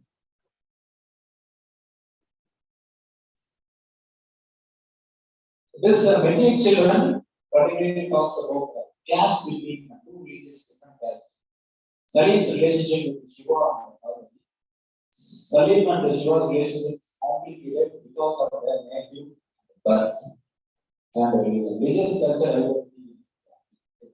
especially in India, because generally, I'm not talking about religion, but generally, many people are following, not many, we don't know many people are following Hindu religion. So, half of the people, four of the people, you can say, they are following Christian religion. Even they have a clash also. Religious and cultural equality in India, studying some of the billion and the poor Indian woman. This is actually imagination story. See the mother and the father, how he was born. So when I refer this immediately, I thought that the Derek Ward is one of the famous poets in Caribbean literature. His famous poetry is far greater than Africa. In this poetry, says that Derek Ward both African, both grandfather were European. See his situation. It's not imagination happened. White tiger, famous. So in this white tiger, important character Balram. Balram was born in Bihar, working in Jharkhand, moving to New Delhi and to Bangalore. Look at the situation.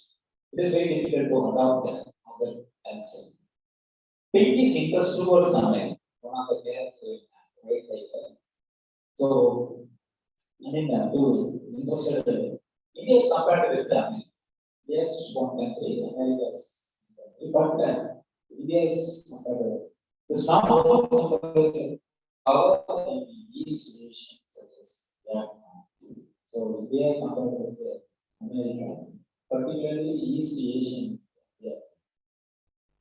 For the past 2 weeks, when I read the newspaper, I could find out in the little review.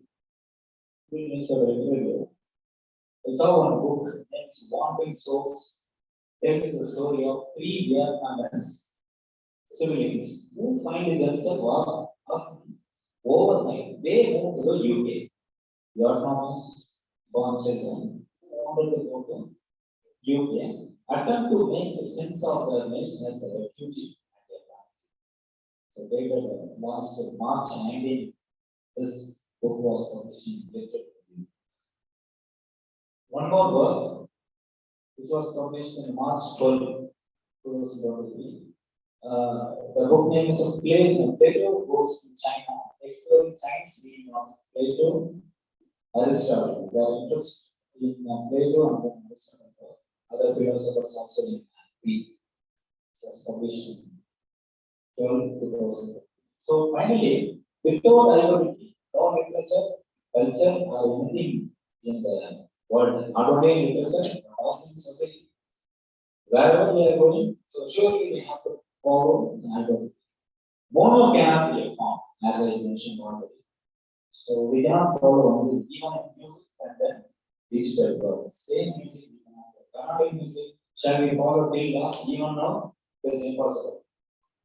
So that's why most of the newspapers also select the Western music. Hybrid is an important role, not only in literature, but also in the world. Not only literature, but also in the world, but also for your use in exams. Hybrid, key term. So this is the point which I would like to share with you. So I started from Big Bang theory, and then I talked about John Donne poetry, Andrew Marvell, Shelley, East, T.S. Eliot. Finally, I talked about the very important novels, 5 novels. Then the 2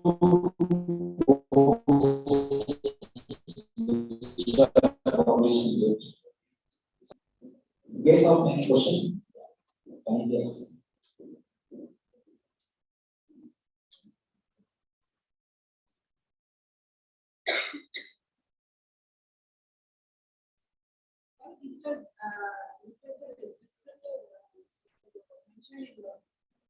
Actually, this is my point. I did not refer from the book.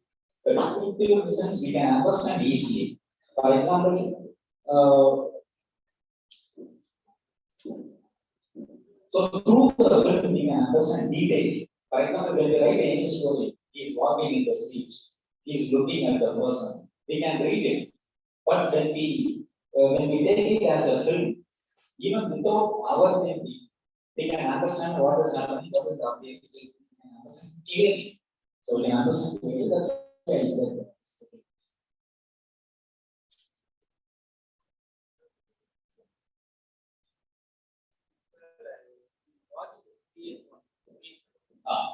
Also, I read first two parts of the book. Compared to novel, they change many things and dialogue. But theme is same. Theme is I read, not I read, I learned by audio. oh. For saving my time. So, what's the suggestion for changing from novel? Maybe for normal audience. Police novel standard, but film, even the person who study 8th standard means they can also watch, they can understand.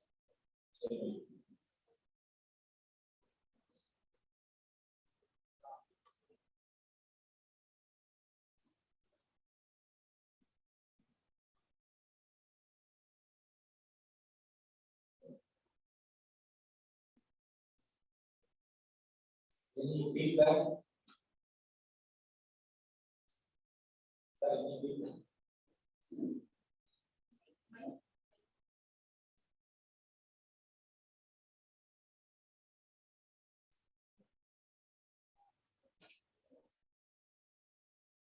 Okay. So first and foremost, it was a very nice presentation. We have just gone ahead thoroughly with this digital era. You started off what hybridity is all about, and what are the theories which are involved in it, and how literature as an art form that is being incorporated into the digital era.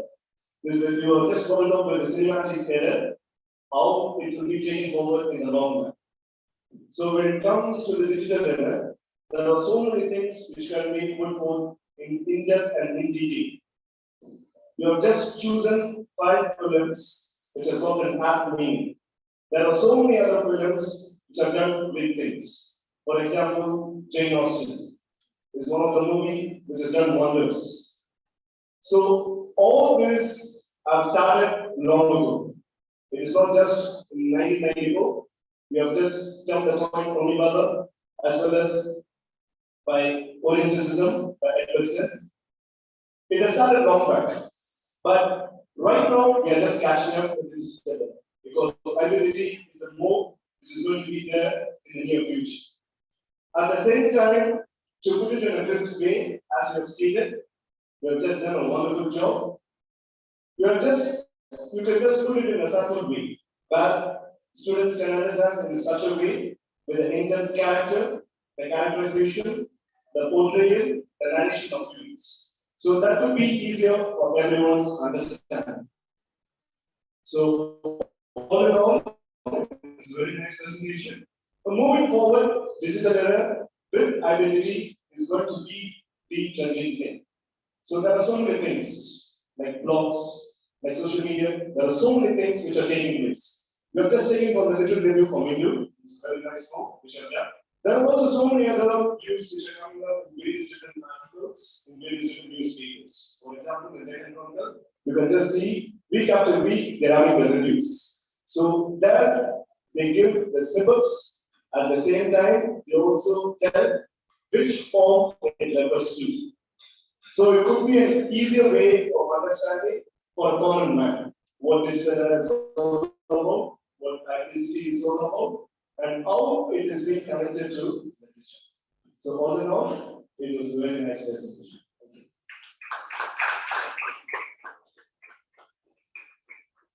Thank you, sir, for your valuable feedback.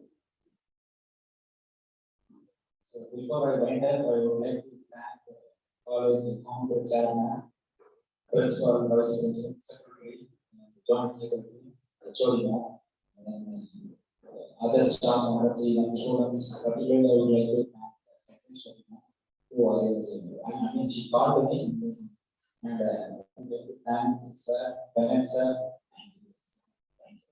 So thank you all of you. Thank you so much, sir. It's time to honor our resource person. I would like to call Sajina ma'am to honor the chief guest.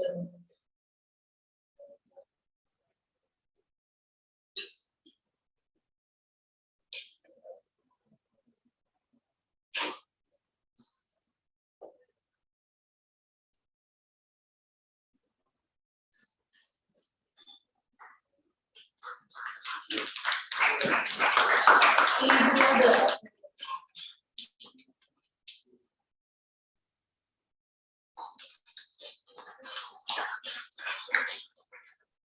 thank you so much.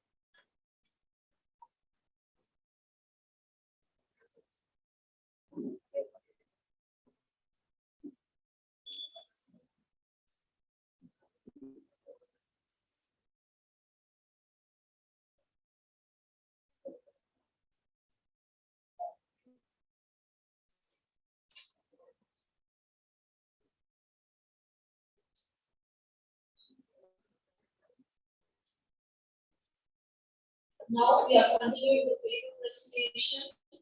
I'd like to call an Arun B. English from Dr. Ambedkar Government Arts and Science College to present the paper.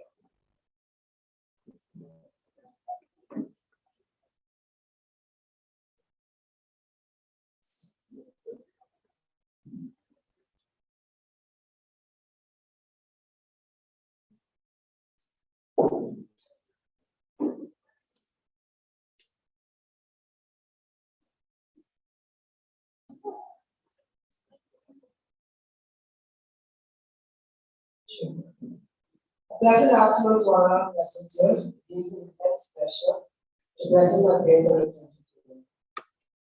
I'm here, I'm Arun from Second B English, Dr. Ambedkar Government Arts College.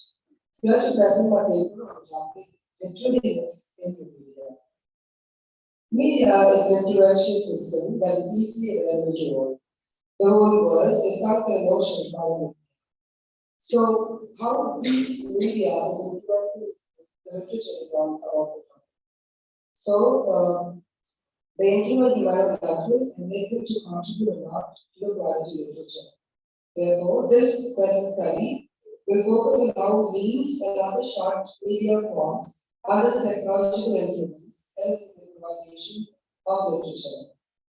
So the amalgamation of radiation and ideation of myriad formats like images, audios, videos, etc.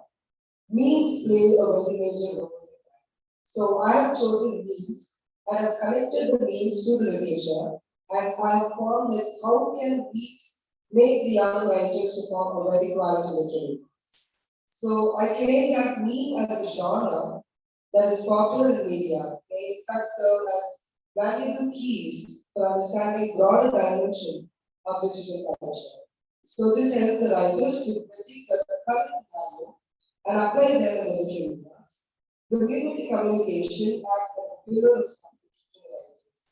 So I would like to discuss about the ideas and methodologies, and I would also like to discuss about the influence of memes in literature and new form new literature and then future literature. So how is what are the ideas and methodologies that can be used to make a meme a literary work? So meme actually we all see memes as something humoristic, something comical that we used to laugh and that we used to enjoy. But memes have some valuable information. So only an efficient writer can pass the valuable information from the meme. So getting information from the memes and applying it as a literary work will make a qualified literature in the future. So how memes influence literature? So actually, memes have three main factors which I would like to discuss. Next slide. So the three main keys of memes that influence literature is copy fidelity, fecundity, and longevity. So copy fidelity means is something that will have the exact scenario that is happening. For example, if there is a situation in a college or something else, the students will grab that information and they actually change the things which we use to love. So this is called the copy fidelity. So copy fidelity is nothing but conveying the same information as it happened. So applying this particular feature in literature, if we take a meme and when we grasp the information from it, the same information is conveyed through a written form, study form, a novel, etc. The second key feature is fecundity, which means the fecundity includes literature by making the writers get new ideas and methodology to express his or her view on. So this is where we start to express, we start to put in our ideas, our imagination, our creativity, and make a meme, a digital platform into a literature. So the third feature I would like to discuss is longevity. Longevity is something the way that it has to long for a period of time. So some memes, some particular things, it goes on. So still now some memes will be stuck in our mind. So similarly, the literary work that is grabbed through the memes should have a feature for longevity. So longevity influences literature by making the writers to produce a work which stands for a long period of time as the meme. So the impact of memes to literature is extremely high, but the sad part is only few know the real facts between memes and literature. I would like to present to you all an example of how a meme is converted into literature. Next slide. Yeah, so this is a meme that I went across saying that, oh, you just graduated, you must know everything. Yes, the person over there makes us laugh, but it's something for everything. When I went into it, I just grabbed an information that I felt this particular video is discussing something about a sustainable development goal, which is nothing but quality education.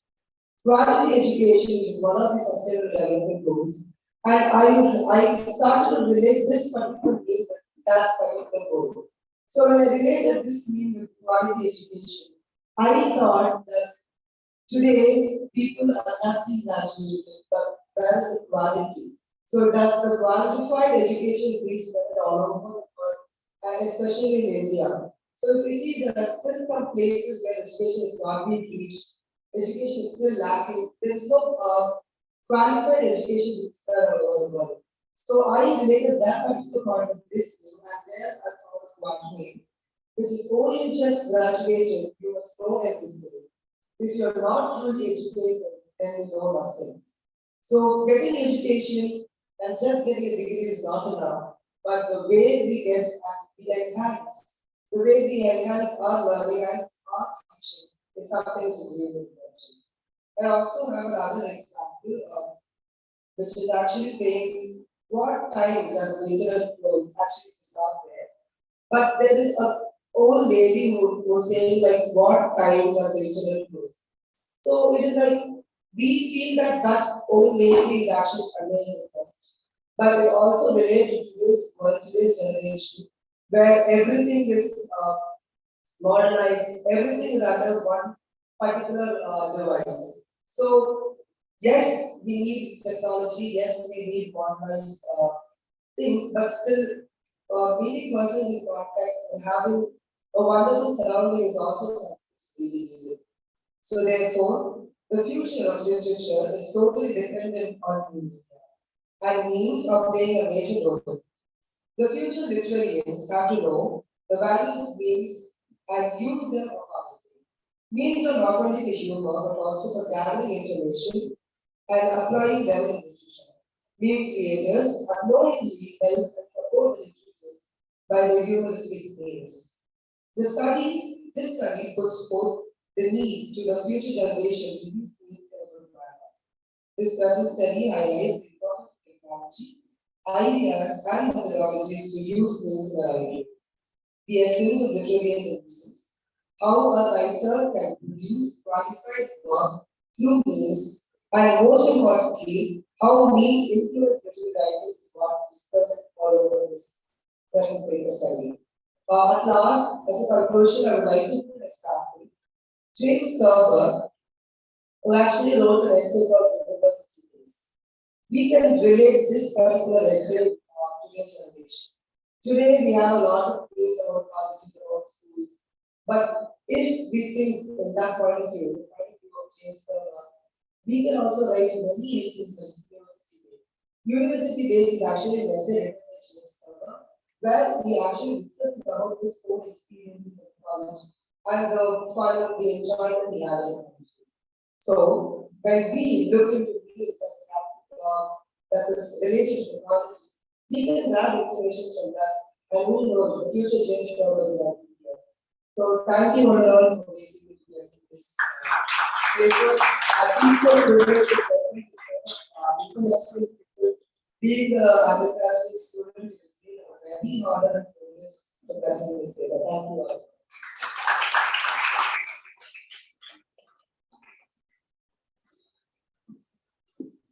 Thank you, Arun, for your wonderful presentation. Now I would like to welcome our chairperson for today's paper presentation, Dr. K. Kavita, Assistant Professor of English, Government College for Women, to share a few words.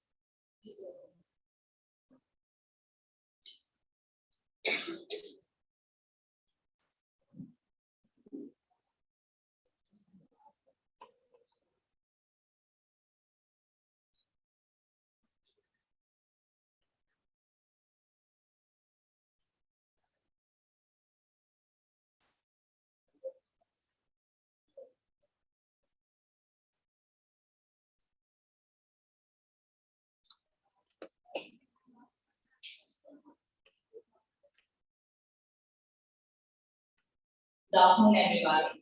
It was a pleasure listening to the paper presenters today, all young minds, research scholars, and the youngest of them all undergraduate students, and how they view the new media and the literature produced thereof.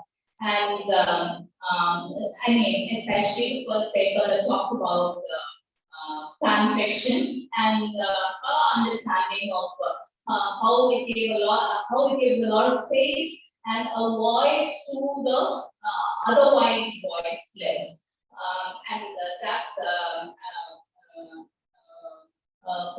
Besides that paper, there was another also talks about how memes could be connected with literature, and how, I mean, I understand that as how each supports the other, and also there were two other papers that were presented in absentia, and there are the papers that talked about how the social movements and how literature had was bringing about a great social movement, or how they kind of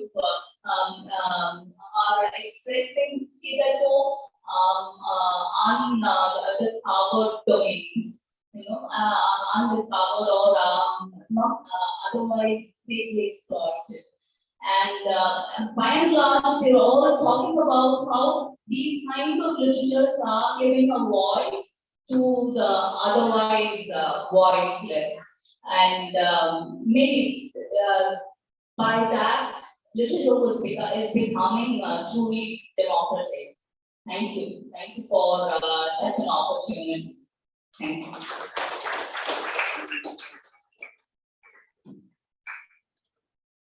Thank you so much, ma'am, for sharing your words. And now we'll break for lunch. We have arranged a lunch for everyone. You can have your lunch and be back after, at 2 o'clock.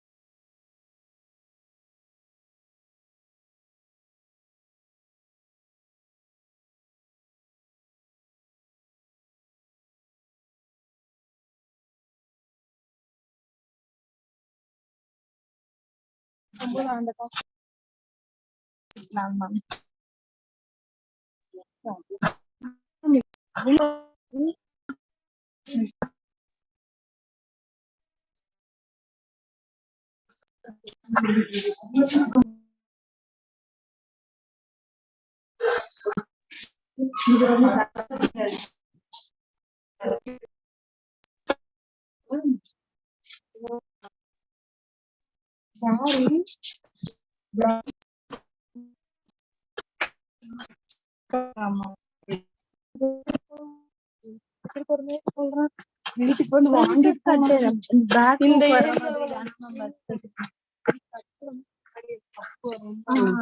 நார்மலா அம்மா அந்த மாதிரி தப்பாங்க எனக்கு அந்த மாதிரி தான் பிடிக்காது இந்த கப்பு மாதிரி வச்சா அது எனக்கு அசிங்கமா இருக்கும் மேம் அதனால நான் அது வேண்டாம்னு சொல்லி வைக்காம மேம் ஸ்டிச்சிங் மட்டும் அந்த மாதிரி அதுதான் மேம் ஸ்டிச்சிங் மட்டும் அந்த மாதிரி ஆனா ஹூக்கு முன்னாடி தானே நம்ம வரும் அந்த மாதிரி தான் மேம் அம்மா எனக்கு அந்த மாதிரி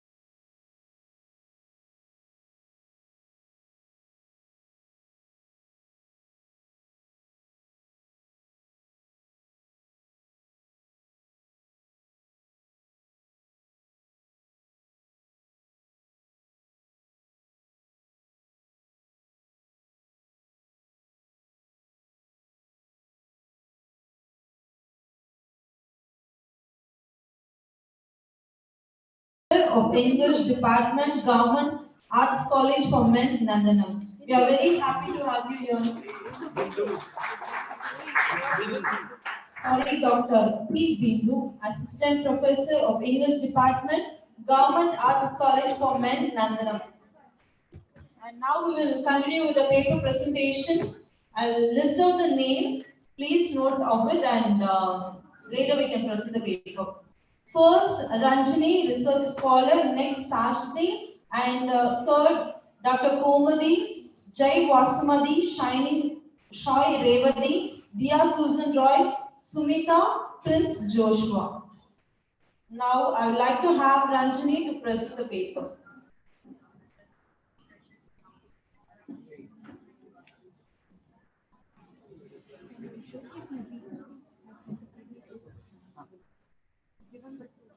Okay.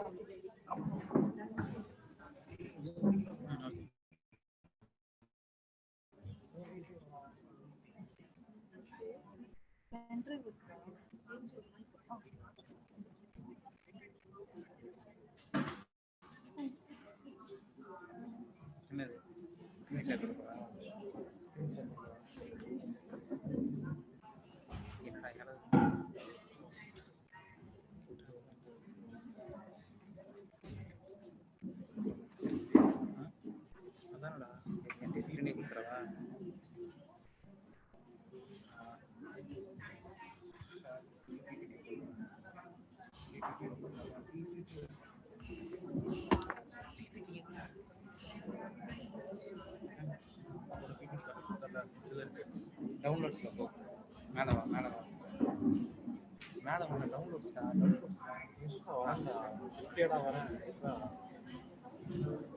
அவங்க பிபிடி என்னது டாபிக்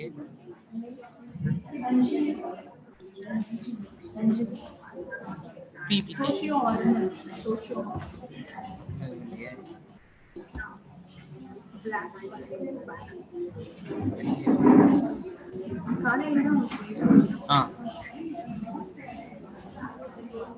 ரஞ்சினி காந்தி இந்த மைக் ஃபங்க்ஷன் எஃபை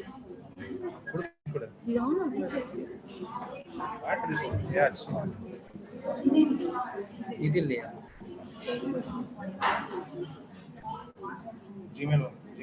ஜிமெயில் தான்டா இருக்கு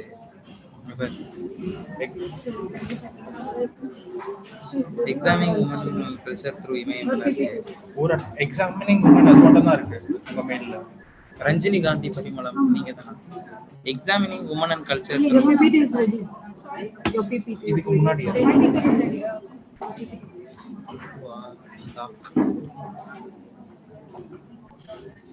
just a minute. Yeah, it's not.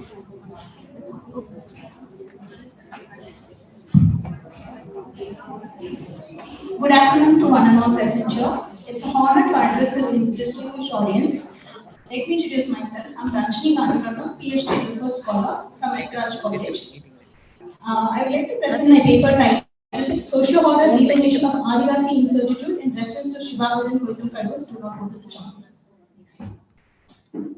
Shivagodan Koitumkadu is one of the prolific writers in Malayalam literature. He has published a lot of short stories, and this is his first translated short story collections. And this book was published in 2020. And this book consists of all the social horror in the term in definition that all the social realities that is being inflicted by the exploitation of technology is being depicted in this particular collection of short stories. I have chosen a particular short story named The Fox and the Song. As the title goes, this setting that is actually depicted by the writer gives us a life space. The writer gives us a life space where the setting happens in between, exactly in between the forest, where the sawmill is in front of the forest. So the author in the beginning itself rehabitualized us from a forest setting, because all in our oral histories we have made sure that when we talk or when we listen about forest, we always listen about forest trees. We never thought or we have never heard of a sawmill in between a forest. So there he dehabitualizes and decentralizes the forest and the forestry people called Adivasi. Adivasi in India already have a oral history of their existence near forestry and their hill tribes around the natural resources. As in the beginning, the writer delineates the expression of socio or is the real life oppression of the Adivasi people in India particularly.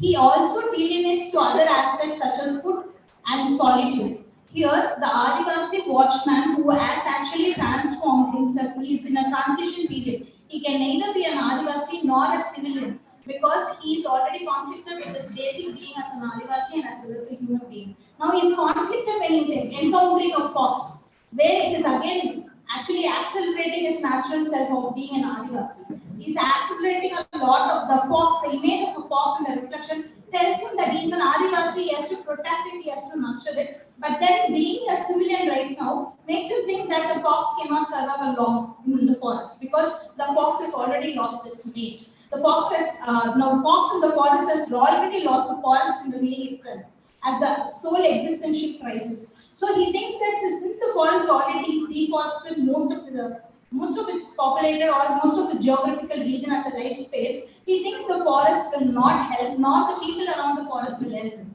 Again, this is a basic attack on the human existential crisis because as humans we are interdependent on one another, and when the humans do not recognize or have a belly conscious of another being in the same ecosystem, the existential crisis of any community is very apparent. In that way, it's also making sure the identity crisis of a community. Any Adivasi in India, any Adivasi community in India is going through a deterioration and a strategic hamleting is happening, which is again being acknowledged by many writers, many Adivasi activists, and many NGOs. For example, Arundhati Roy in her book Broken Republic acknowledges that these Adivasi clans are strategically hamleted for the construction of dams and mining corporations inside a forest, which is again de-habitualizing us. A forest is to help an ecosystem, a natural resource, but then in the name of technology and this industry scientific paradigm, we are actually exploiting all the natural resources that is available in case of not only human survival but also sustainability. So we are affecting a lot of factors that enable us to live by destroying a life space. And another aspect is that education. See, as education, we are all pursuing education in a very democratic and secularistic mindset. But as we speak as democracy and secularism, are we helping one another in that aspect? Education says we have to preserve, conserve, protect natural resources, and that is not happening. The best example would be Arundhati Roy's Broken Republic, where there are 3 essays that depicts how the natural resources are exploited. And there is also other books by a lot of activists and Hindu Menon from Kerala. And then we have Tensula and Eastern Trial. And then we have a lot of writers from Assam and Orissa who are talking about the destruction of these hamleted tribal communities. More than saying the term tribal, I would prefer to say Adivasi because tribal is a very colonized term. And then moving on to the part of war and violence, we have a lot of Naxalite and Mayos groups, but they are not Naxalites or Mayos who would like to have a war. Actually, in the book, in a lot of portrayals of Adivasi literature, we have them being waited upon almost a decade, a century to retrieve their land, even by a book called The Tribal Warriors of Bharat that was published in 2021, speaks about how many tribal warriors have put on petitions to the Indian government post-independence because during colonizers did not give any land to the tribal, saying that they were criminals because they were supporting in the freedom struggle. After post-independence period also, they were given back their land. There were certain evidences. Even Congress people are still in tug of war with these tribals to not, in promise of elections and votes, they are not getting back their land. So there's a lot of politicization that is going on a life space, on a life community. If, for example, we are all in a eco-localism and eco-cosmopolitan life where we are depending on a college, school, mall to relax ourselves, but we have forgotten the natural resources that is actually sustaining it. For example, if a person from a life space is living in forest and then he happens to be moving to urban place, remember what are the depending factors for him? Definitely it is not something that is going to come from the eco-critical aspects, definitely from eco-urban aspects. But when a urban person enters a life space, there is destruction that is promised. For example, when a person from a city is going to a village, then he needs internet. He will be in need of a lot of technology. He needs a college, he needs a mall to relax. But nobody is in concentration or focus of allowing the nature to grow on its own. That COVID will be the best example. When all of us are were locked inside the houses because of an environmental crisis, the nature really grew well. We were seeing news, we saw a lot of natural resources growing very, and we saw ample amount of evidences around us, and also the climatic conditions. So it is a individualistic crisis that we understood when we had environmental crisis. So this is all. There is an interlink between every ecosystem. There is an interlink between every living being and non-living being in an ecosystem. Even Amitabh Ghosh, the living mountain, expresses that the mountain is living in its form to its tribal communities, most Aztec, Adivasi communities. I'm not trying to say that these Adivasi people are in forest and other people who are living in urban areas do not have dwelling conscience. Dwelling conscience is something that you are connected to, that you find your identity. So when you have a dwelling conscience of any place, then that place is conserved and protected. So it is necessary to understand the life space that you are all living in. And we should also have the basic amount of dwelling conscience that is happening. The narrative technique is very efficient in looking at a short story because more than having names, tribes, crisis, and exploitation, the writer mostly focuses on how we have to individually delineate ourselves of the confusion that we give to ourselves. For example, today we are very much more behind the organic products, but we do not understand that those organic products are mostly can be dealt with in our own garden. So it is like that. So it's better we, rather than we get carried away with commercialization, technology, scientific paradigms, it's better for us to realize the self and get connected to the ecosystem and life spaces that we live in. These are all the social orders addressed by Gautam Kadwa in the short story.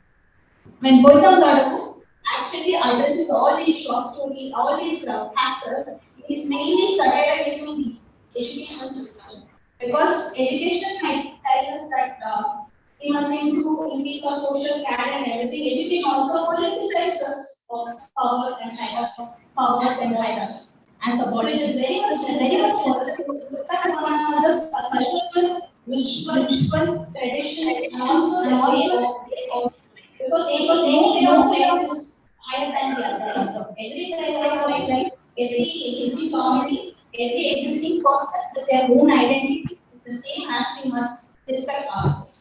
This is again a highly necessary point to make it because we are all talking about how people are talking individualism and because education may be inflicted on the tribal people, especially because they are not person, but there are also many cases where there are a lot of school dropouts of Adivasi community because they are being discriminated, they are secondly isolated. There are several we can say that there are only almost 6% of the population of Adivasi community, but in reality, a lot of tribes do not being administered and also acknowledged by the government of India, which is actually driving everything crisis in India.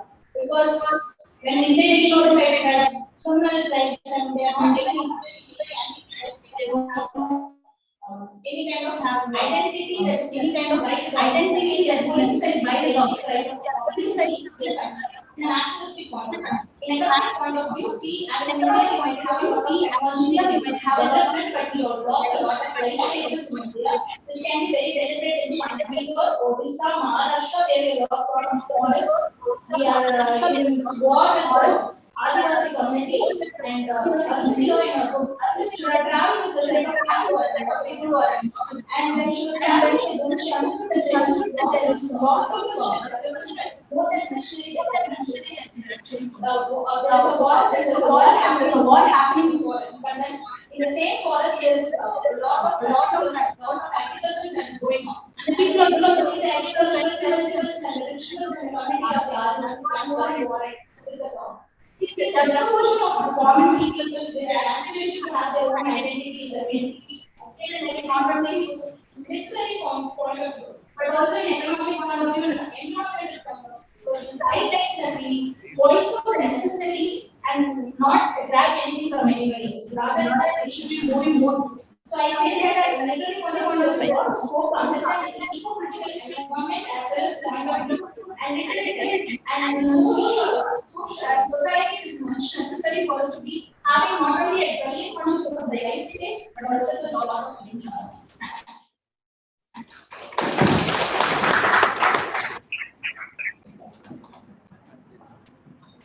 Thank you so much for your presentation.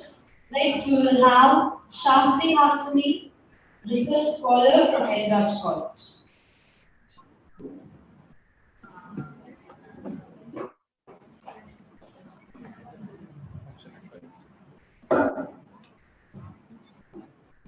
Good afternoon, everyone. My topic is examining women and culture through emails. So, my paper mostly talks about women in culture.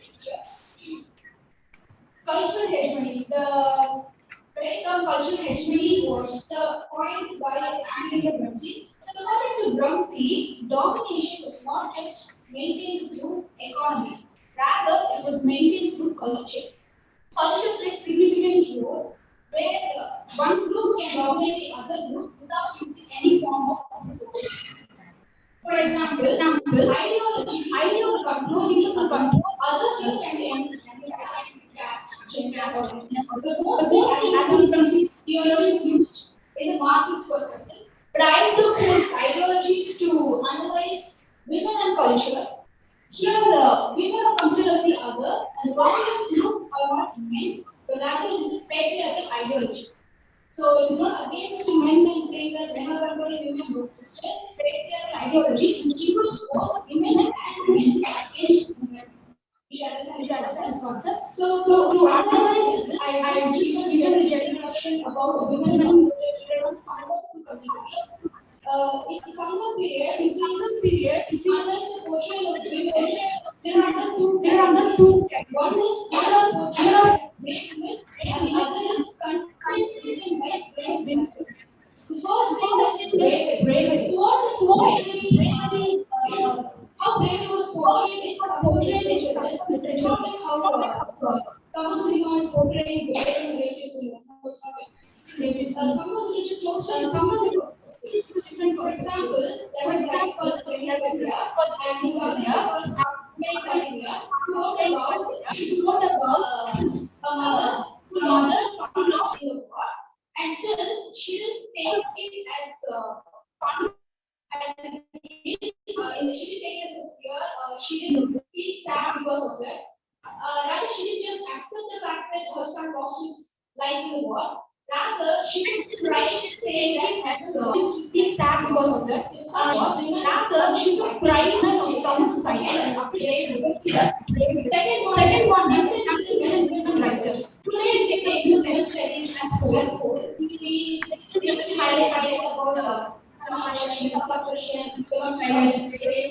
so many things to talk about. Like during the Sangha period, when they spoke about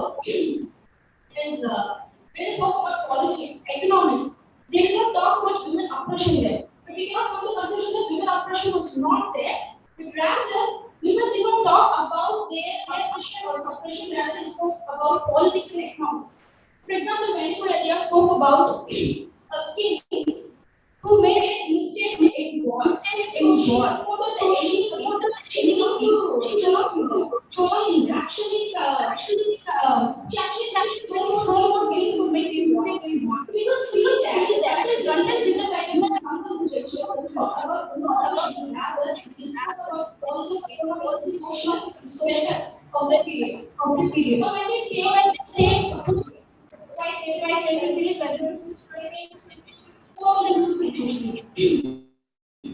we could take Silumari Garam as a very good example for this.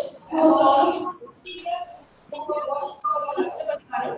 We just talk about how Vilupavandi portrayed connect. When we take the concept of state associated community and not that is the problem when we identify Silumari Garam because in the contemporary literature, for example, if you take honor is the main barrier for women she actually wants. So that is because of cultural restriction rather than economic or political restriction.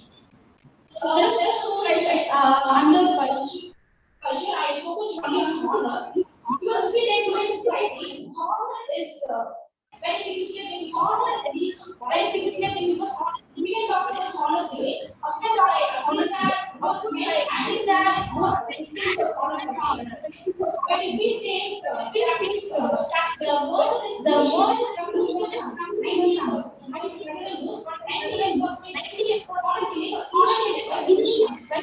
Later they kill for the caste or because of other social issues. And it is important to focus. This is happening because you see women as a lot harder in society. I'm not saying women shouldn't be seen like that, but whatever characteristics we associate for women should also be associated for a man.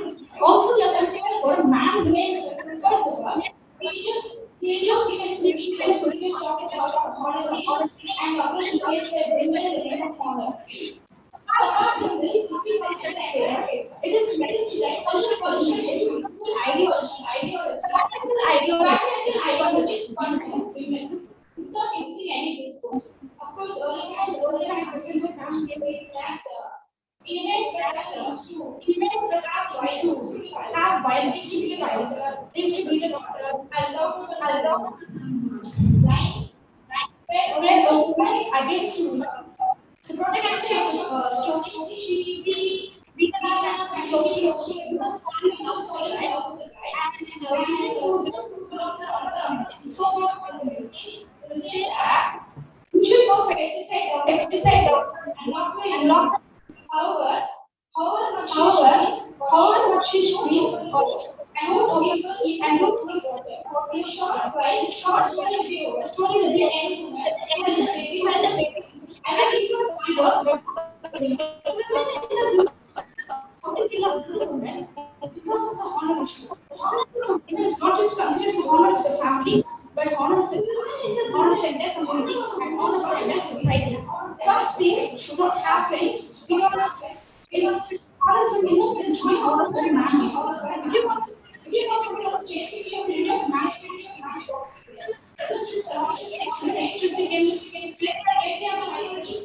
the name of Thank you.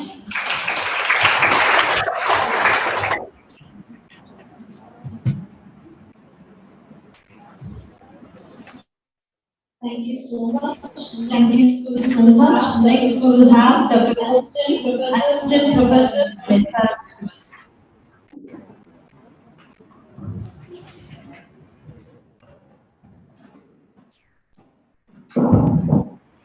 Hello everyone. Very good afternoon to Mr. Medical presentation. I'm so happy to see you. Actually, my last paper presentation happened in 2019. After that, I have been doing presentation to Zoom platform or some other latest technology. But again, I'm restarting my presentation here in this college. So happy for that. My topic for the presentation is experimental commercial.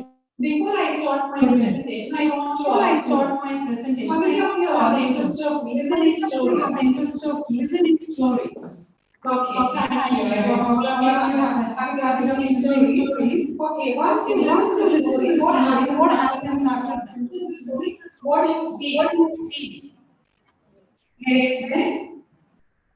Imagine the story. Imagination. Yes, this is just part of the story. Whenever we are listening to the story, as well as our imagination power also will be enriched. And through that, many changes we can bring this is more experimental storytelling. And this is the explanation given by very storytelling. Experimental storytelling senses the physical and visual world to create an interesting story experience. Actually, I have three ideas of presenting my paper. The first one is experimental form of storytelling in mythology. Experimental form of storytelling in literature, the human mythology. How can we implement this experimental form of storytelling to the future generation or the coming generation? Implement this three-point of view form of storytelling to the future generation or the taken in this presentation. The first one is grandmother stories. Yes. I think we are 70s and 80s kids. We never listening to the grandma stories. Really, we are lucky generation that we have the chance to listen to the stories to our grandma. I don't know how many of you have the habit of listening to stories. How many of you have the luck to listen to many stories than your grandmother. Okay. Whenever the grandma starts to say the stories, she always talks about the stories of the great India, like the prince and princess, and the animals, fairy tales, like that. Whenever she starts the story, when she starts the beautiful village, more number of trees, and beautiful lake and pond. Whenever she said that, our imagination will be gone there. So we are listening to the grandma, we are looking at the grandma. At the same time, we are improving our imagination power also. These are the three things that happen whenever we have imagination power also. This is what we Indians basically have interest of listening to the grandma stories.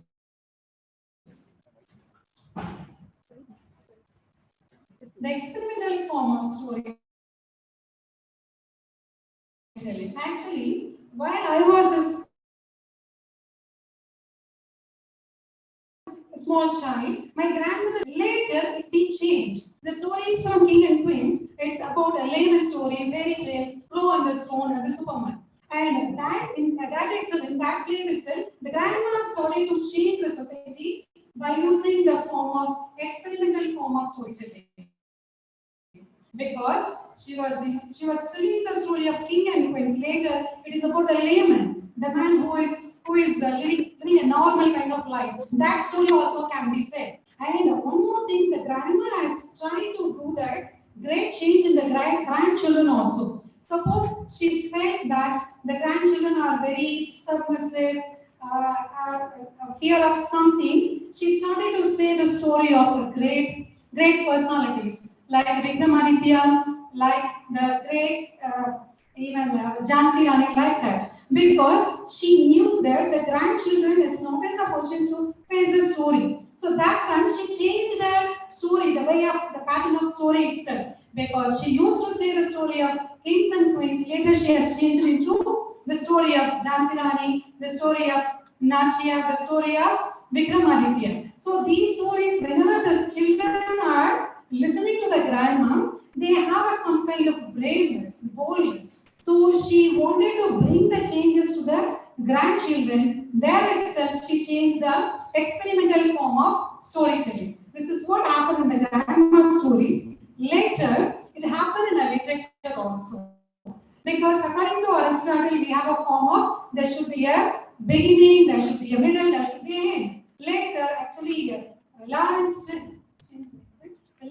Stern has changed the criteria of the new form of storytelling in Stimshan, because the story did not follow any kind of beginning, any kind of middle and end. And the story is also about a rock. And in that story itself, after that, actually in literature there was a great change had been there.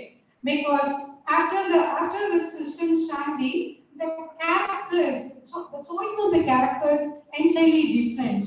We can take those characters from the day-to-day life, day-to-day men. Even he should not be a very brave person, he should not be a very kind of superstitious person like that. No, nothing like that. We can choose the characters from everywhere, anyone else. Like that, the choices has been changed after that.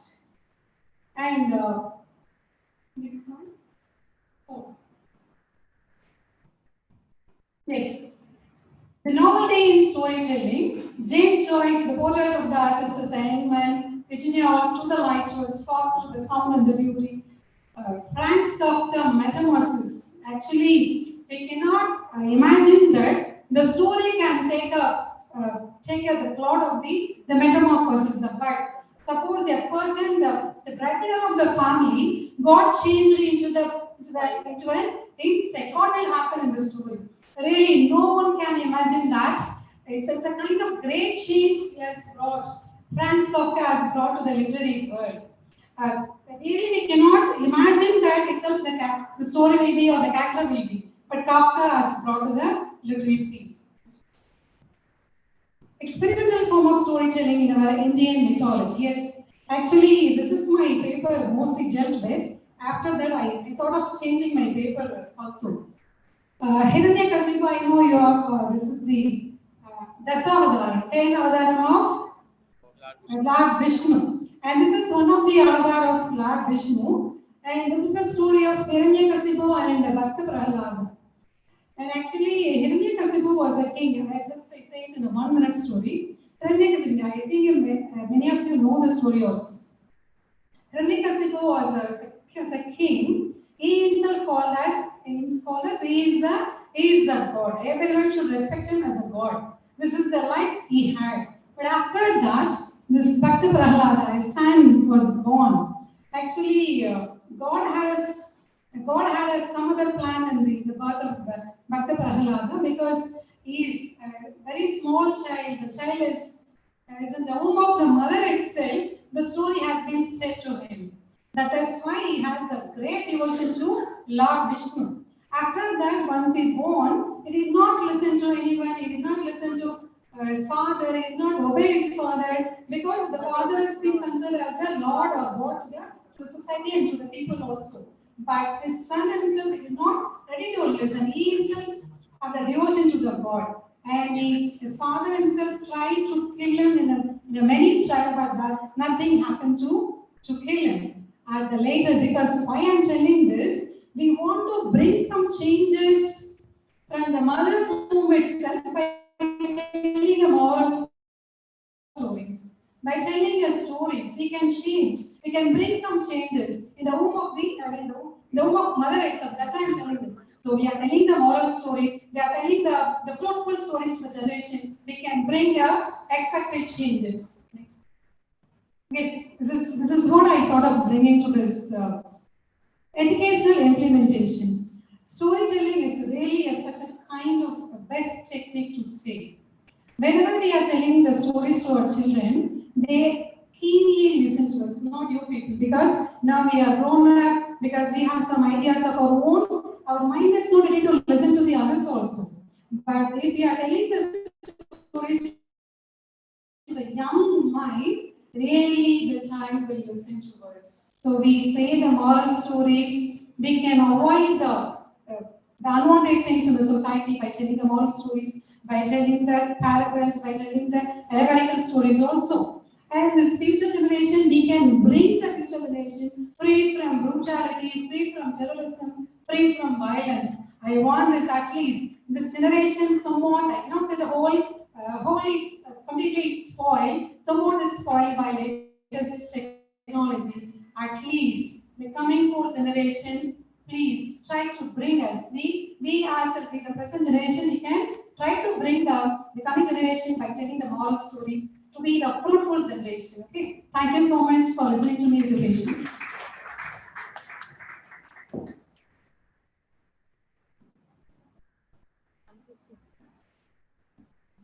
Thank you so much, ma'am.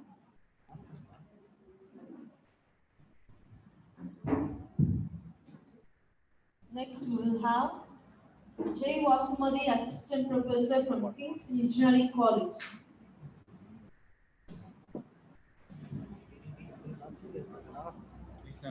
Good afternoon, everyone. Actually, I just want to tell you one thing. Actually, kindly excuse me. Yesterday night when I was preparing slides with my 3-year-old girl baby, so few errors will be there. So kindly do consider that. Yes, ma'am. So, good afternoon. So my topic is about psychological process of mental health and well-being. This is my topic for the day. And I belong to King's Engineering College and currently pursuing my PhD in Wales University now, myself scholar too. So let me go over the introduction first. So now, psychology. So why I'm that much admired by this topic is basically I have done my MSc psychology and I do various counselings for children and for the adults as well. So I got inspired by this topic, so which made me to choose this one. So psychology and how it is connected with literature. So what I would say is literature, study of literature shapes one's life. So according to me, psychology and literature are being interconnected with one another. So coming to this intellectual part, the psychology and literature. So this is about psychological process. So what does it mean about? Psychological process is a term associated with oneself's changes, behavior, emotion, or thought. So our life is embedded with emotions as well as with the thought. Without that, we can't have a personal growth for ourselves. And the books which I have taken for reference is Psychology of Life by Anuradha Singh, Dark Psychology, Secrets and Manipulation by Amy Brown. So next slide, please. So next, we are going to see about the factors which affect psychological well-being. So first, I would say is financial situation. Most of us face these challenges in our day-to-day life, so it affects our psychological well-being. Next thing is relationships. So we should have a very good relationship. If at all means our mental health and physical health or psychologically we get affected. Next one, our workplace. It stands an important role. So where we are associated with. That's what I would like to say. And the next thing, third thing, my topic is about, the next slide please. It's mental health as a psychological factor for well-being. Here I have few errors, madam. So in that we have, so what is the main purpose of this? It enables people to cope up with stress. Next thing, it helps them to realize their abilities, whether they will be able to do it or not. And the next slide please. Next, I would like to talk about psychological well-being as a key factor for personal growth. In that, if we grow in an well manner, say for example, if you want to grow in personally, in all aspects, in psychological as well as in mental fitness, we have to accept ourselves. So we have these key things over here. That is self-acceptance. It plays an important role. Without self-acceptance, you can't grow yourself. Next thing, be meaningful. We should be a meaningful life. Why we are here? That matters a lot. Next thing, we should have positivity out of it. So next thing is psychological well-being as a key factor for personal growth. I have finished. And finally, I would like to conclude this. So, how I'm going to relate this to my topic is, so as I said, psychology is something connected with literature. So, while spending time with the nature, you can get yourself connected with the literature by, you read. Reading is also a time where you can relax yourself. Next thing, relax and reduce your stress level. Next thing, connect with others in form of, by having a data community. Next thing, find ways to learn and to be creative. The more creative you are, you will be valued wherever you go. This is what my presentation is all about now. So last night only I prepared this in this, so you share your feedback. Thank you.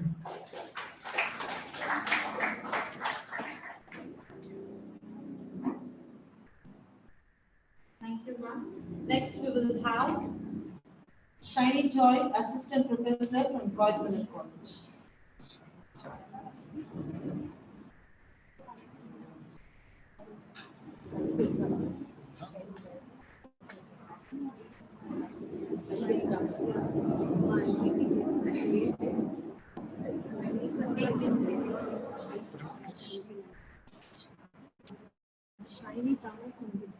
ஒரு நிமிஷம் இல்ல வாட்ஸ்அப்ல நான் சொல்றேன்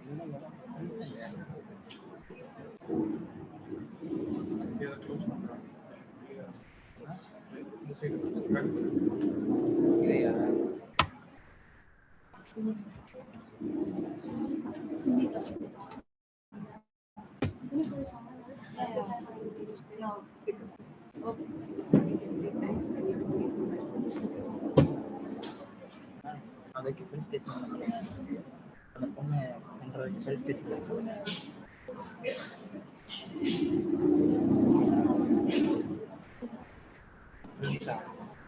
அவனா பண்ணுவான்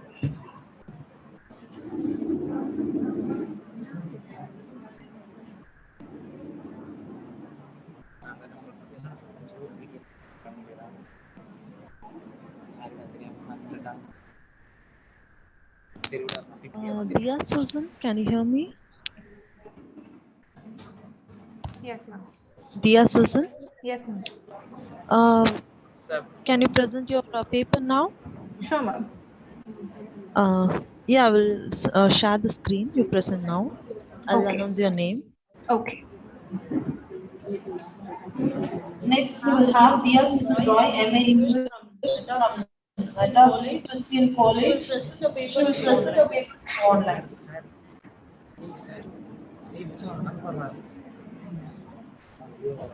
Good afternoon, everybody. My name is Dia Susan Roy. I will be presenting my paper on the title, Beyond the Boundaries of Reality. Is science fiction really fiction? One has always been exposed to sci-fi as they have been to Hogwarts or Phoenixes. This research paper will explore select sci-fi novels such as Frankenstein by Mary Shelley and... Can you wait for some time? You are not audible. Oh, okay, sure. I'll let you know. Okay. Wait for a second. Okay.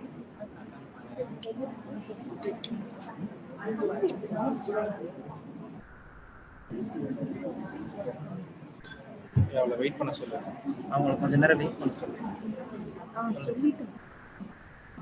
Headphones அதான் தான் இருக்கு, கைட்டு மாட்டவா?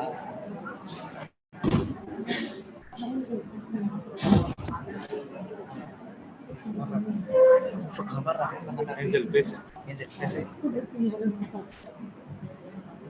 Yes, Dia, you can proceed. Am I audible now? Yeah, you are audible. Okay. Good afternoon, everybody. My name is Dia Susan Roy, and I will be presenting my paper on the title, Beyond the Boundaries of Reality, an in-depth analysis of the intersection between science and fiction in select sci-fi novels. Is sci-fi really fiction? Is science fiction indeed fiction? One has always been exposed to sci-fi as they have been to fantasies like Hogwarts and Phoenixes. My research paper will explore select sci-fi novels such as Frankenstein by Mary Shelley and From the Earth to the Moon by Jules Verne, and their prophetic discoveries, and also the ways in which George Orwell's 1984 has accurately predicted aspects of modern day society. Science fiction, also known as sci-fi, is a literary, film, and other forms of media genre that deals with futuristic or imaginative concepts. While science fiction is often associated with stories that are not based on reality, it can be a powerful tool for exploring and addressing real-world issues. One of the primary reasons why science fiction is considered fictitious or perceived as fictitious is because it deals with concepts and ideas that are not yet reality or have not been proven to exist yet. For example, time travel or traveling faster than the speed of light or extraterrestrial life. Science fiction can be, however, used to highlight scientific and technical developments that have not yet been fully realized, but will be in the near future. For example, in the film Ex Machina, they investigate the ethical issues of developing powerful artificial intelligence, and the television series Westworld, which investigates the ramifications of developing lifelike robots designed to serve human desires. Let's move on to the first text at hand, Frankenstein by Mary Shelley. Frankenstein, Mary Shelley's novel is was published in 1818 and is one of the most compelling science fiction novels that we know of as today.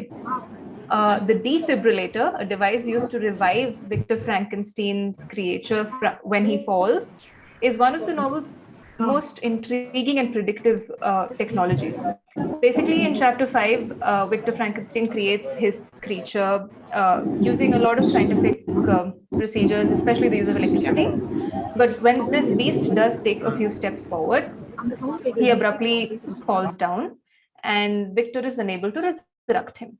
This is when Victor has this brilliant idea of using electricity to shock the monster back to life, which he does with the help of a defibrillator.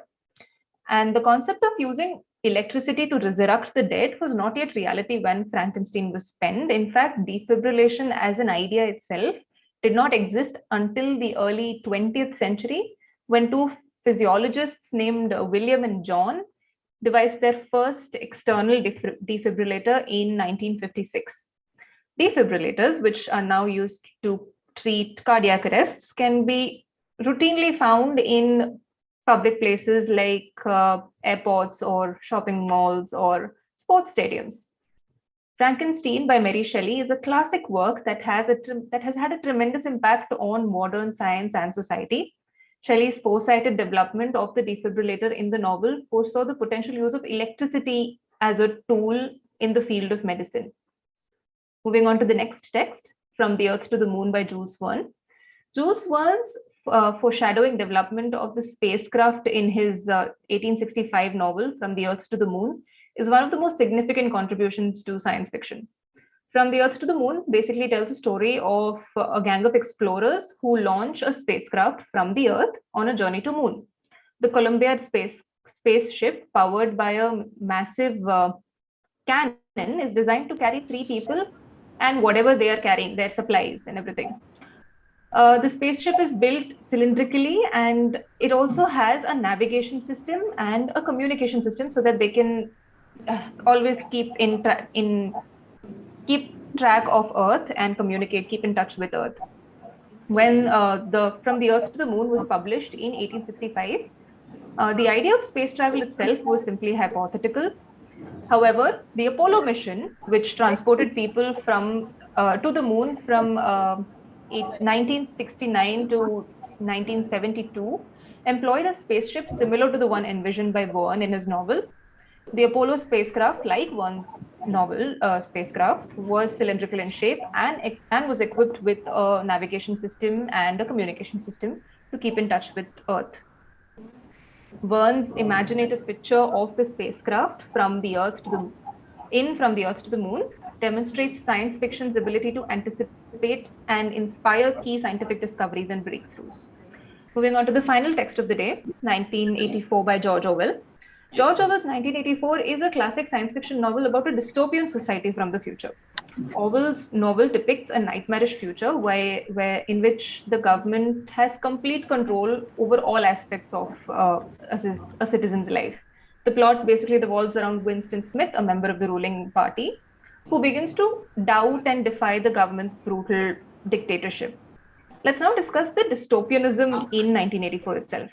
The government is called the party, and it maintains control over its citizens through a variety of means. Propaganda, censorship, and spying are just a few examples of them. In today's world, Orwell's depiction of a society ruled by a totalitarian government is uncannily realistic. Governments throughout the world employ similar strategies to keep control of their citizens. In China, for example, the government uses this social credit system of some sort to monitor its residents' behavior. Basically, it will encourage or reward positive behavior such as on-time bill payment or volunteering, and punish poor behavior such as jaywalking or criticizing the government. The Chinese government also heavily controls the internet, limiting access to government critical websites or even normal social media platforms. Moving on to the idea of surveillance in 1984. In the novel, the government deploys steady screens to track its inhabitants' every move. They cannot be turned off, and therefore all citizens are constantly monitored. Orwell's depiction is not far from reality. Governments and corporations utilize technology to monitor their inhabitants and customers even in today's world. To give a very minuscule level of an example, would be the idea that some companies use cookies to follow their users' online behavior and collect information based on what they like and what their preferences are. Surveillance cameras itself, they are also used by the government around the world to track and monitor people's locations and their movements. To conclude, I'd like to say that despite its hypothetical nature, science fiction has proven to be a valuable tool for seeing the future and anticipating probable scientific breakthroughs in technologies. It becomes evident, therefore, that through these novels, science fiction writers foreshadowed, foregrounded, and foreboded scientific discoveries that we use today and experience in our everyday lives. Science fiction, therefore, has the ability to inspire additional scientific developments in the fields above mentioned and in disciplines across. So, and I do believe surely that it will continue to influence and inspire our image of the future as and when science and technology continue to progress. Thank you so much. Thank you for your time. Any questions?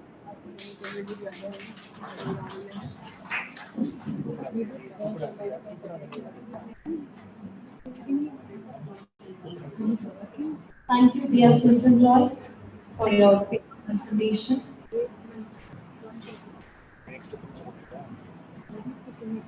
Okay. Next, we will have Dr. S. Revati. She will present a paper through Zoom.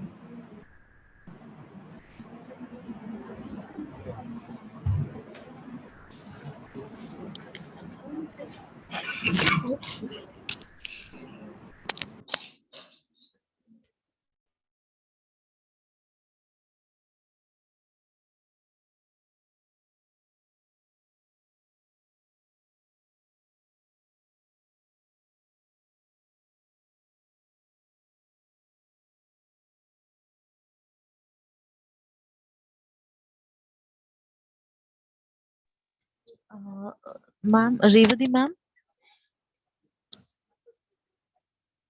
Revati ma'am? Are you there? Sumita, are you there? Yeah, yes, ma'am. I'm here. Yeah, will you present the paper now? Yeah, sure. Yeah, yes, ma'am. Yeah. You can proceed. Now I'll Okay. mention your name. Okay. Now we will have Sumita. She will present the paper to Zoom call.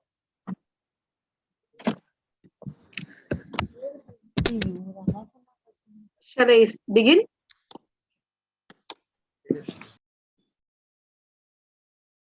Ma'am, shall I begin?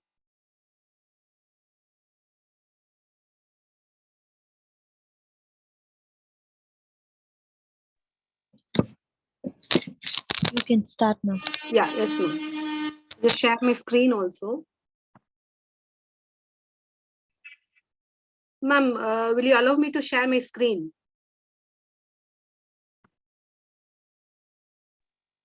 Yes.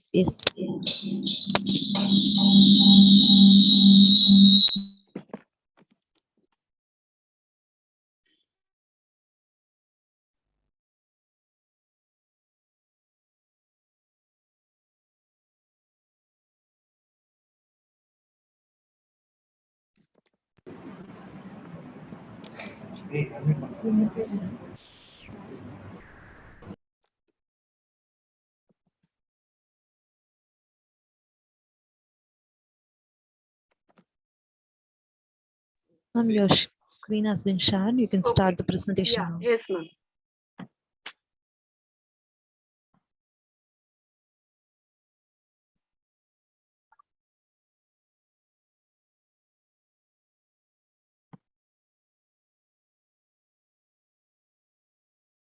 Ma'am, I'm unable to share my screen, but then I'll start. It's okay. I'll just start my presentation.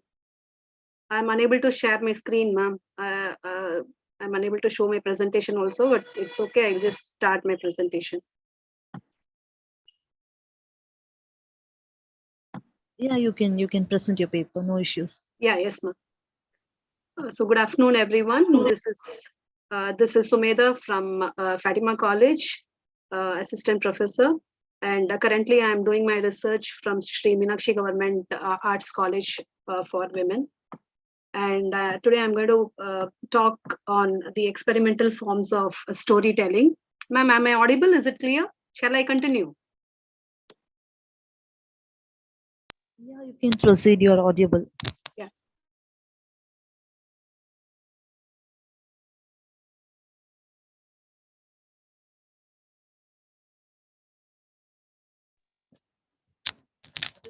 Yes, ma'am, you're audible. You can proceed. Yes, ma'am.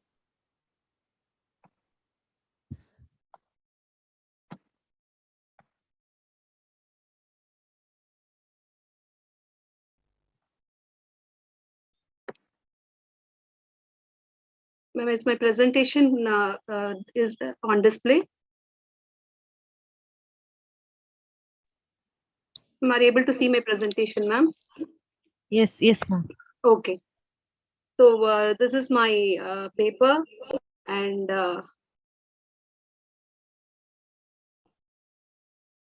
I'm going to talk on the artistic articulation of stimulating sketches in Helen Oami's Mr. Fox. Mr. Fox is the fourth novel by Helen Oami, and the experimental forms of story narration is what we are going to see in this paper. And Helen Oami is basically a British novelist, a Nigerian British novelist, and a writer of short fiction. And she migrated from Nigeria when she was just 4 years old. And in most of her novels, we also see the traces of her experience as an immigrant in Britain. And the common themes that she deals with in her novels are colonial themes and Gothicism, binaries. So whatever themes we get under post-colonial theory, we find in her novels. But what is so interesting about her stories are she never deals with the same theme or the same mode of narration. Most of her characters are female, especially young and teenage girls. And she dwells in the world of supernatural narratives, and her plots are stylized by the development of retelling of myths and fairy tales. So the present uh, novel that I have taken for this presentation for this national seminar is Mr. Fox, which actually tells retells the story of Bluebeard's myth. So we have to just know the myths and the fairy tales in order to better understand Mr. Fox by Helen Oami. So Bluebeard myth, actually, she has taken not only from, she has retold the story of Bluebeard and Fitcher's Bird by Brother Grimm's, and the next fairy tale, Renaudin. So Bluebeard myth is a French folklore, and we find here the Bluebeard who marries nearly 6 women, and one after the other, but keeps murdering them and keeps the dismembered body in a room. And finally, when the 7th wife comes to his castle, he hands over a key to her. And as we find in the story of Adam and Eve, the sin of disobedience, where this Bluebeard also tells this girl not to open a particular door, but she can go anywhere in the castle. But the curiosity kills this woman, and she goes and opens this particular door, where in that room she finds the dead bodies of the previous wives, and so on and so forth. The story goes like that. And he comes, and the villain is killed ultimately by the brothers of this 7th wife. In Fitcher's Bird, also Fitcher's Bird, actually it is a German fairy tale where Fitcher, it is a tale of a sorcerer, a wizard, who seduces beautiful girls, and he takes them to the castle, and we do not know, it is a mystery that what happens to the women. Renaudin again is a story of, it is a traditional English ballad actually. It is a story of a werefox who attracts beautiful women, and so that he can take them to the castle. So what happens in Mr. Fox? Mr. Fox is actually a tale which has multiple narrations. So because we are dealing with experimental forms of storytelling, I just wanted to put my attention on to the multiple narrations, where the entire story, usually basically in a novel we find only one type of narration, or all the at the most 2 types of narration. In this novel we find multiple narrations, first person, third person, and also omniscient narration. And the characters are Saint John Fox, who is a writer in America, and he has his wife Daphne, and he has a literary muse called as Mary Fox. So this Mary Fox, the relationship between John Fox and Mary Fox is actually the retelling of the Bluebeard myth, and we also have omniscient narration. So this is the picture that I wanted to show, where the person who is on the typewriter is the writer, John Fox, and there is mysterious hands that are typing out, which is his muse, literary muse, Mary Fox. And the story that comes out through Mary Fox by John Fox is the murder of his characters. So what Mr. Fox does to his characters, Mr. Fox actually kills his female characters in the novel. And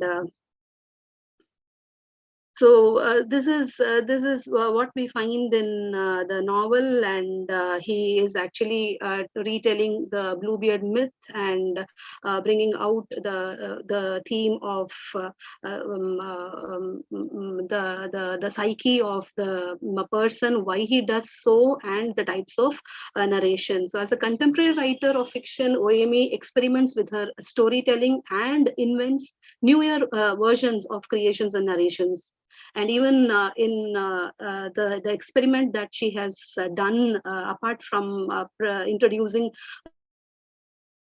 multiple narrations, she has also experimented with the typographical method in her novel, where we find her introducing the titles without any capital letters. That also is a bold approach towards writing a novel. It also makes us reminded of Amiri Baraka, where he breaks away from the British conventions, the canonical literary conventions, and makes his titles without any capital letters. She also does the same. And even the writer rips away from the conventions in the structural formation of words. She uses small letters and also single words that connects to paragraphs in a meaningful way. These are worth mentioning. Then experimental literature subverts the conventions of literature and moves beyond the presence of genres and static structures. And this novel, Mr. Fox, is an experimental fiction which combines the narratives of various techniques of usage of various forms of presentation. So the novel retells the story of Bluebeard, as I have already told, and it is about an American writer, St. John Fox, who is presented as a misogynist. So who is a misogynist? Misogynist is a person who hates women. And he, what does he do? He actually kills all the heroines in his novel. So the retelling is, as Bluebeard used to kill all his wives, similarly here we find the writer killing all his heroines. Thus, one of his own characters from the novels, she's Mary Fox. Look at the similarity in the names of these two. The writer is called as Fox, whereas this lady, the muse, literary muse, the character comes alive. So that is again making a destabilized form of understanding, where the writers or the readers, audience, they have to get into a state where they have to believe the non-entity or an object or the subject coming to life, and they have to believe that and get along with the story and continue reading the story. So this lady Mary Fox, she actually gets annoyed with Mr. Fox killing the women and women characters, and she wants to deviate Mr. Fox from doing so, distract this man. And then starts another experimentation in the story by Helen Noemi, where Mary Fox challenges Mr. Fox to start writing short stories and exchange short stories in an epistolary form. So the second experimentation done here is making a novel break into short story genre, the genre of short stories. So we find multiple episodes in narrated in the form of a story inside the novel itself. And these narratives or these short stories that are found inside the novel, they are interconnected as well. They stand separate. As a story, we can read them. As short stories, we can read them. And also as a full continuity, we can have it as a full narration into a novel. The third experimentation that she does here is making these characters, some of the characters who are in the stories, they come alive. And how are these stories found in these short stories found in the novel? They are found in an epistolary form. So this is again an experimentation where when the novel starts in a run-on matter and in an omniscient narration or in a first person narration, it suddenly shifts to an epistolary form. So they communicate these stories through letters. The narrative thus shifts from a normal presentation of plot into an epistolary form. Epistolary is nothing but something written in through a letter exchange or a correspondence. The exchange of some 15 letters also engages the readers with few short stories as well. And so thus the writer does not adopt any consistent genre in the narration. The story commences as a full-length novel, but in between the story breaks into several short stories as well. The muse Mary Fox is only the imagination of the writer, and at the beginning, but at the end of the epistolary exchange, she comes alive as a real life character. And she hopes the writer thinks less of murdering his heroine. So what is her approach? Actually, her plan was to stop Mr. Fox from killing his heroines, and thus sketching more stories with a hopeful ending. Then we talk about Daphne. Daphne, again, who is the real life wife of Mr. Fox, first detests Mary Fox, but towards the end of the novel, we find Daphne also first believing Mary Fox and afterwards accepting her, because in a way she's trying to cure Mr. Fox from his cruelty or misogynist nature. The journey of Mr. Fox and Mary Fox begins with the exchange of letters, develops into a relationship, and continues into a collaboration where they start composing the stories together. As a result, a series of short stories is composed, and readers are bemused. The readers are perpetually solving the puzzle as to who wrote which story. So that again, like as we continue reading the story, the novelist or the writer Helen Oemi, she doesn't warn or caution or inform the readers that this particular story is written by Mary Fox or the next story is written by Mr. Fox. So it also gives them a sort of pleasure as they enjoy reading the stories. In such a process, Mary succeeds in making Mr. Fox realize his savagery in his fiction. So it is a meta-narrative. Mr. Fox is a meta-narrative, and it deploys varied techniques of storytelling, and the fictional world of the characters is dispensed to the readers in a totally transformed Ma'am, can you wind up as soon as possible? Yeah, I'm just going to wind up. Yeah. Uh, so the art of storytelling by OME, though baffles and destabilizes the reader's comprehension, ultimately it drives home the impressiveness and the continuance of the plot, and it keeps the readers look into it for more mystery to be unraveled. So we have to first get to know Renaudin, Brother Grimm's Fitcher's Bird and Bluebeard myth in order to understand the modern version of these myths and fairy tales in Mr. Fox by Helen Oemi.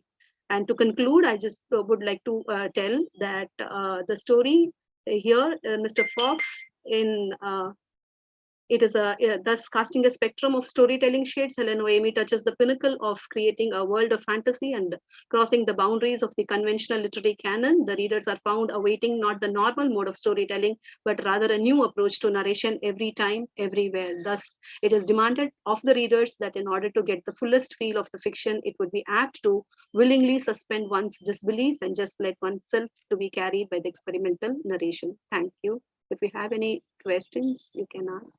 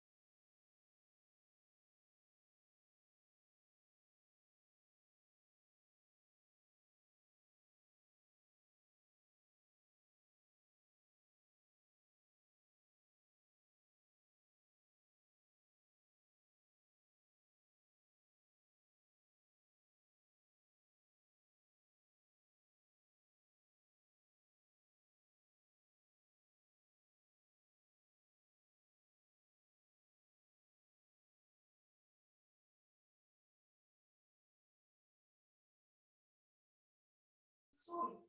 This is what digital and the gender studies in it is to portray how the unknown facts and the unknown realm of knowledge about gender in general is being typecasted in the film industry. But even though when we had so many movies which have been typecasting so many things on so many cliche formats, these three images, I wish they would be a little bigger than what they appear here. So one of this image is from Super Deluxe where there is a scene between Samantha and Fahad Faasil. So there, the hero of the story or central character in that scene alone, who's staying alive, which goes in something like, "Nee Pasmina or Nee Night Erosion, Nee Sona or Nee Varatama, Page Amari," it would go like that short. So it literally is a dialogue where he designates a woman saying that you're not a good character. So once you get like under something, would you think that's going to happen? With the scene breaking all the notions that we have in general that women who has to be very pure, very generous, and have to be maintaining all the good characters, which is not what Samantha is in the character, and yet the light and the fire pops up. So, and the next scene where we move into Wakanda Forever, where all the women leads heading up the entire battle. So this is one of the biggest digital epic moments which I could say because the Marvel industry we have different characters, but still this group of women who are coming from African background would break the screens in all like it would burst you or it would get you all the goosebumps that you require when a hero on the story would pop up. So here, the digital representation I am wanting here to talk about is like how we have evolved in understanding the basic concepts of what we have been learning for ages and ages. Can you go to the next one, please? So here, I've taken up this novel called Mohan Swami by Vasudendra, which talks about a gay man coming out of his own nutshell and telling what his identity is all about. So in general, if you're clueless about what gender studies is, I'm talking about the community studies in between. So you can understand the idea of who I am and who I like. So these are very simple on one-liner kind of phrases which will help you to identify what the entire ideology of the theories incorporate with a shorter phrases. The next one, please. And here there is another film which is created in Epic the Tamil cinema, the recent film by Paranjit called Nachitra Nagarvirathil. It talks about the opinions, the ideologies that we are following for ages. And the central characters called Arjun and Neena. So they are the barrier breakers and here who will literally talk to you about the different social structures that we as a culture incorporate from our childhood, to say. So there are two different characters, one who breaks out of her own shell, being a subjugated caste, and there's this other character who comes from the top elite caste, which is said to be whatever it is named after, and he has a low esteem towards the other fellow men, and whereas the person who's coming from the downtrodden society has so much of an opening towards what ideology is actually about or women in general. So here what I am trying to say is there are certain sayings which goes like the perceptions that one must be perfect in all things and people are meant to grow up enough to stop believing everything they are told. So these four little points which I have calculated here are totally contrasting to the first and the second ones. So the first thing we'll talk about the perfection which everybody wants to attain in our life, which we will never be because that is something which is so much real and so unrealistic. And whereas the second, which talks about the ground reality that it is not what you think it is, but it is what you do in your life with whatever knowledge that you've gained. And the third point, which literally talks on the topic stereotypes, which is nothing but it has a power of their own in accordance to people and the words they use, which makes what stereotypes actually is. So stereotype is nothing but what you just see. Everything and anything can be called as a stereotype unless and until you give a meaning to it. So there's nothing called stereotyping you into a different category or a different community member into a different gender identity category. It is just a way to make things. So stereotypes is totally different from the ideology that we've been using or we've been following all through the ages. And in the next slide, please. So I've been having my shows and like struggles before presenting here is because there are like 6 women down there in this slide. So they have been a great factor for me to help out to understand what gender is all about and to understand the community. Because community is not something that we think as it is. And the revolution of awareness to spread about community started way back in the year called 19th or 16th century. But even in 2023, when I take class, there are still students coming out saying or mocking at the other fellow student with the number 09 in it. And this 9 is not something which is interrogate or like a derogatory term, but it is just a number which has so many significant meaning, but still people tend to forget it.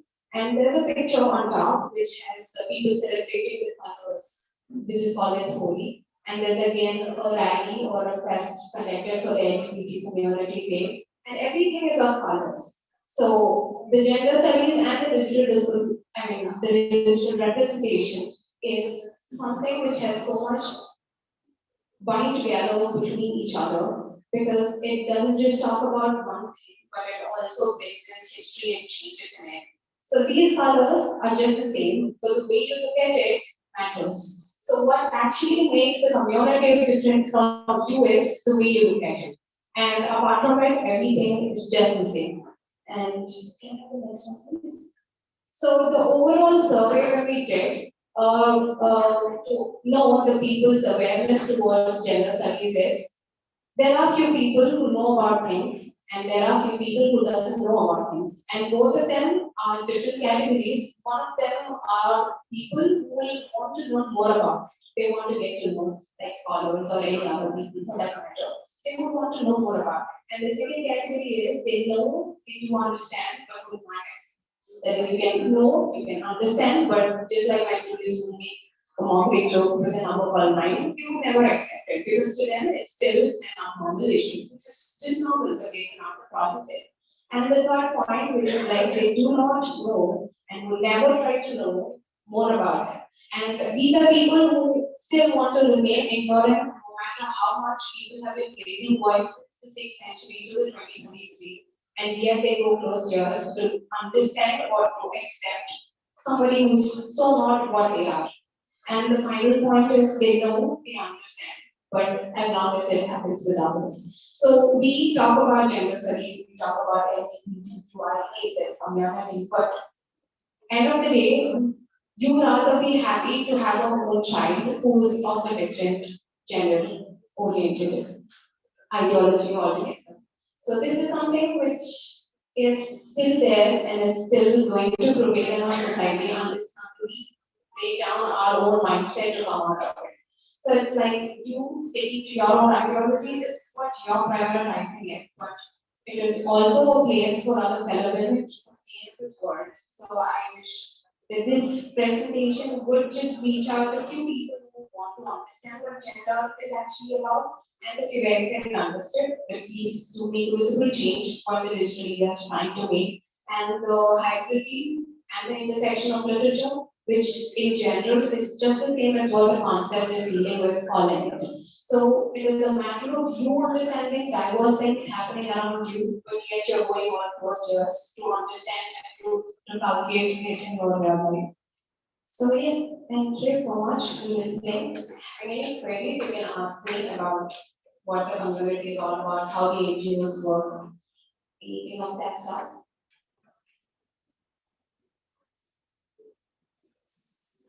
You want to ask questions, you can raise your questions.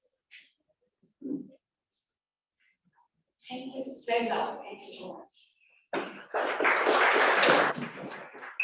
Thank you so much. Yes, we have Prince Joshua from second English.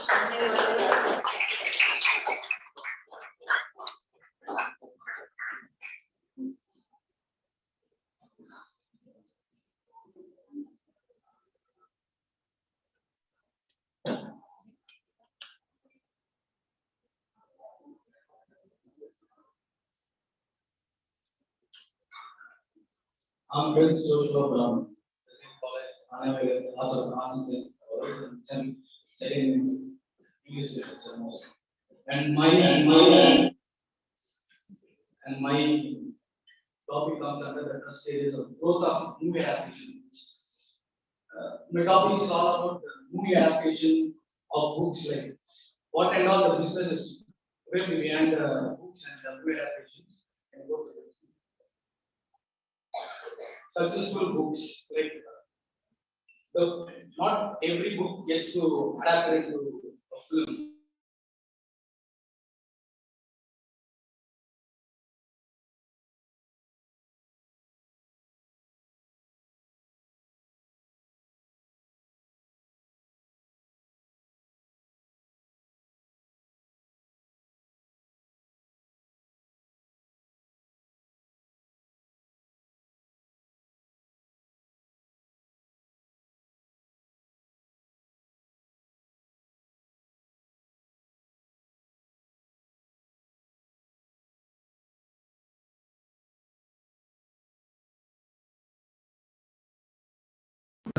The clash between the writers and the movie making studios, right?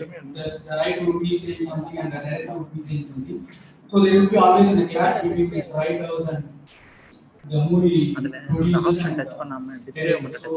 But when the producers get into the time method is nothing but a method of where the book publishing house and the author and the movie making studio get into a deal where they integrate and they make a movie and they get into the promotion campaigns also. Like the books would be like made in a cover, like the book carries a tiny front cover which carries a now it's a major movie motion picture, and that's what this type method does. And the classic books, like not only the movies are like being what is it, a promotion material for books, but some of the classic books which like 12 Years a Slave and Les Miserables and like they get to rejuvenate their research as a books and as intellectual properties. Like when they get adapted as the cinematic in the cinematic language, the 12 Years Slave has sold more than a copy because as it is been a film in 2012, and Les Miserables also has been adapted as a film. Then they get as a huge market wide open for them as being it has been seen by the audience. Also, the audience get to know like the movie itself carries this much of a story word to word. So what would be the book? The action source would be the audience are pulled in towards the buying of the books, and the sales is actually reflected well in the screen. On it engages the audience. The audience will automatically go to buy the action source, which will also make the author and the public house publication house to go.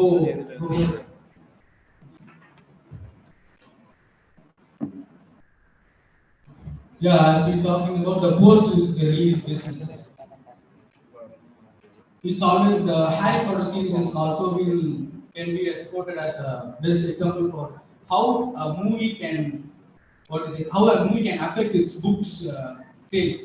After the movie adaptation, we all know that Daniel Radcliffe and Emma Watson is starring as in the movie, and when the movie came out and the movie series came out, the books got its appreciation more than when it was the books or it was as the papers or the manuscript.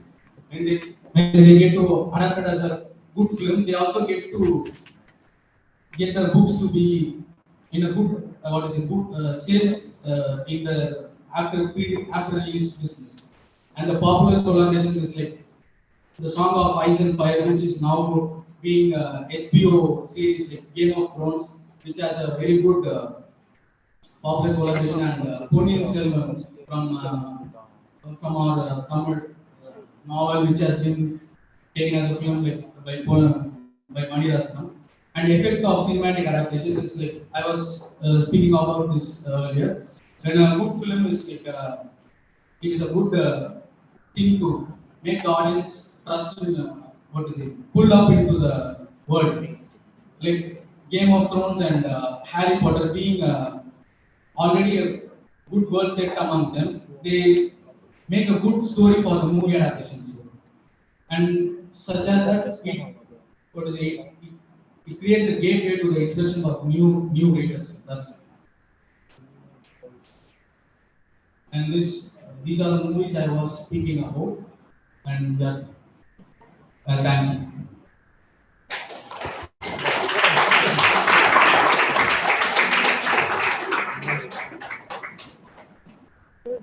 Thank you, Prince. And congratulations to all the presenters, and thank you so much. Now I would like to call Ms. Vaishali, Assistant Professor of English Department, to introduce today's chairperson, Dr. P. Bindu, Professor of English Department from Government Arts College for Men, London.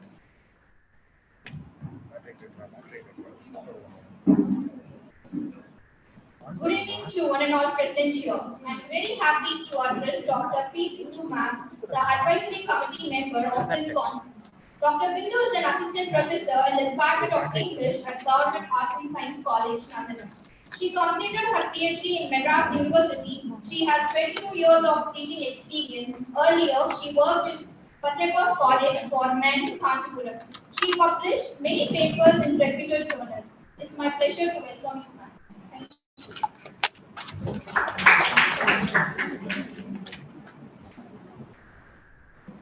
It's time to honor our chairperson for today's paper presentation. I would like to call Nishantini ma'am, Department of English Assistant Professor, to honor our chief guest with momentum.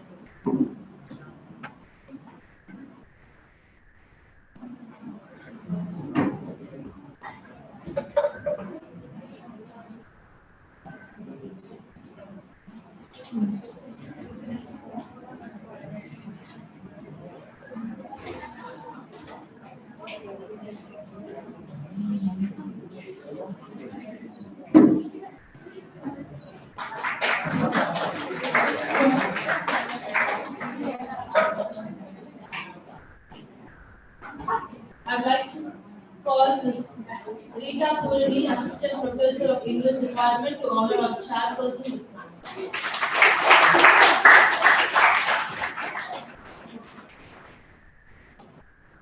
Thank you so much, ma'am. Now, I would like to have chairperson for today's paper presentation, P. Bindu, Assistant Professor of English Department from Government Arts College for Men, to share few words about today's paper presentation.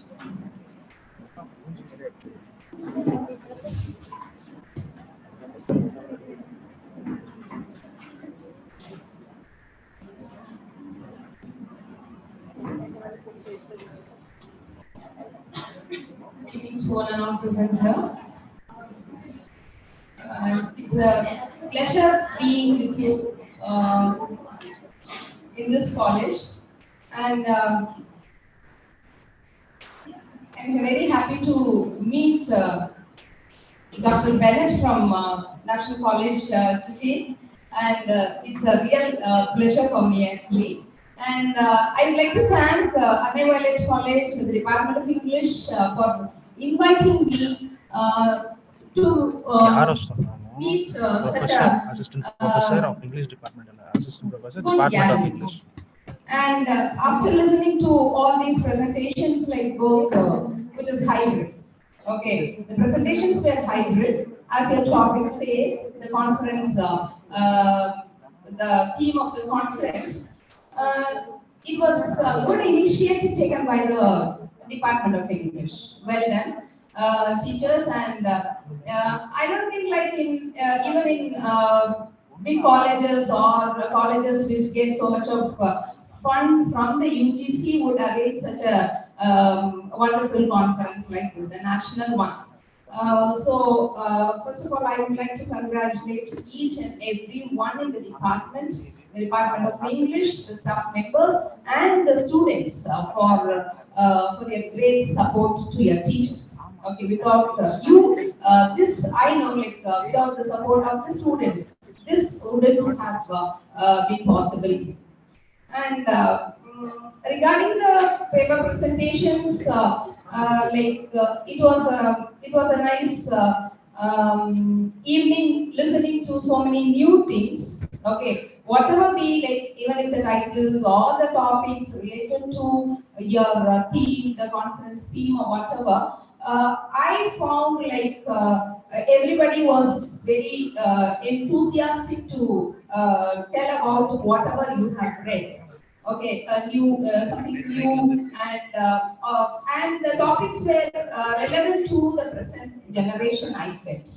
And it was nice listening to people from professors and students from various other colleges also, where they were trying to postulate their talents here. Okay, and it was during our days, I remember my own days, like we were not exposed to such gatherings. We were not given any opportunities to present papers, and nowadays, it goes like it's like a cakewalk for our students. Like just like that, they come up on the stage and they talk whatever they want. Like they don't mind about it. Okay, the generation is like that, and we should feel very proud because as teachers, we have produced such generations. Okay, and I would like to once again thank everybody present here. And this kind of conferences, the national would go into the next step, like international conferences, and I wish Anna College, the Department of English, to go a step ahead with the international conference, and where once again I will get a chance to present the papers here. Thank you so much.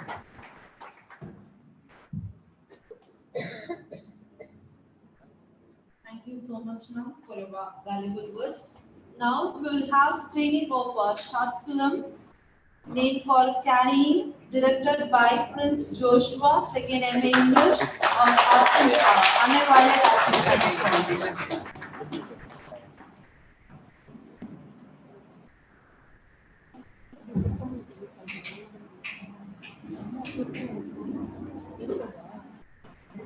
Play பண்றா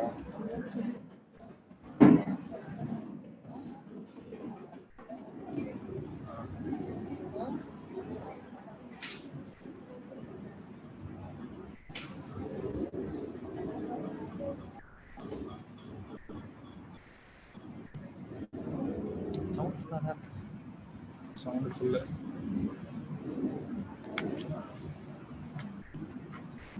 full ஸ்கிரீன்ல தானடா இருக்கு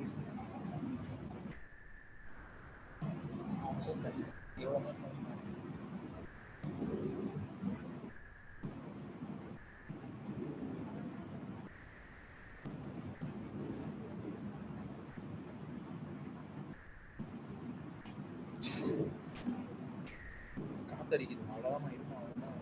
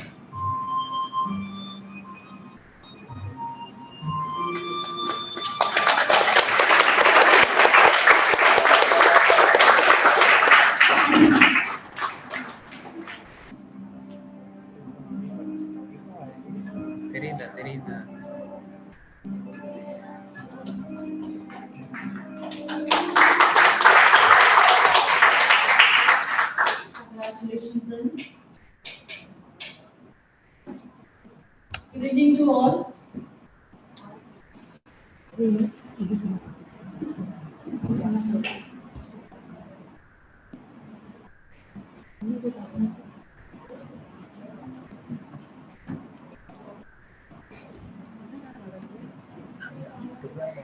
have the director of the short film.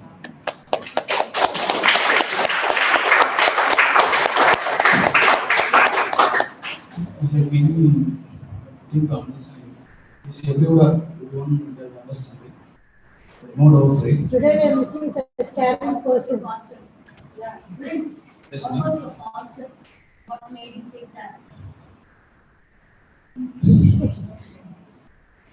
no, it's a long process, right? So that's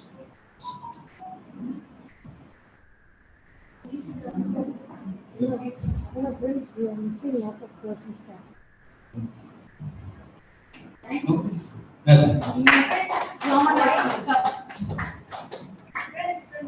Why is it made in black and white? if it's in color, then somebody will put the color and engage it with something, and I'll get into a problem. So I just want to make it black and white. Not only for that, but the black and white has an emotion for me, at least for me, to connect something with emotion. Like when it's color, like audience interrupt, this color is like they get into color theory, right? So this color decoding something, this color is yes.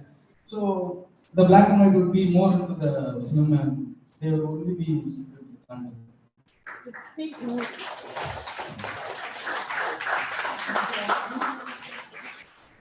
Good evening to all. We are very happy to welcome everyone who are gathered here for this valedictory ceremony of today's national conference on hybridity and intersection of literature and technology in the digital era.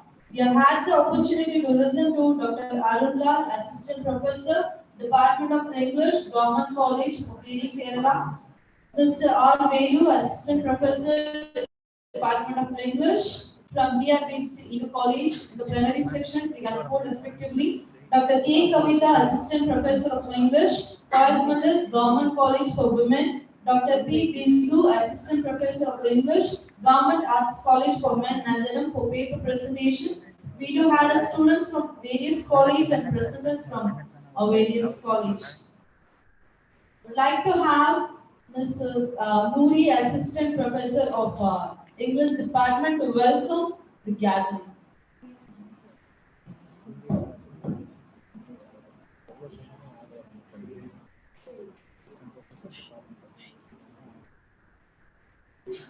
Dear dignitaries, professors, and research scholars,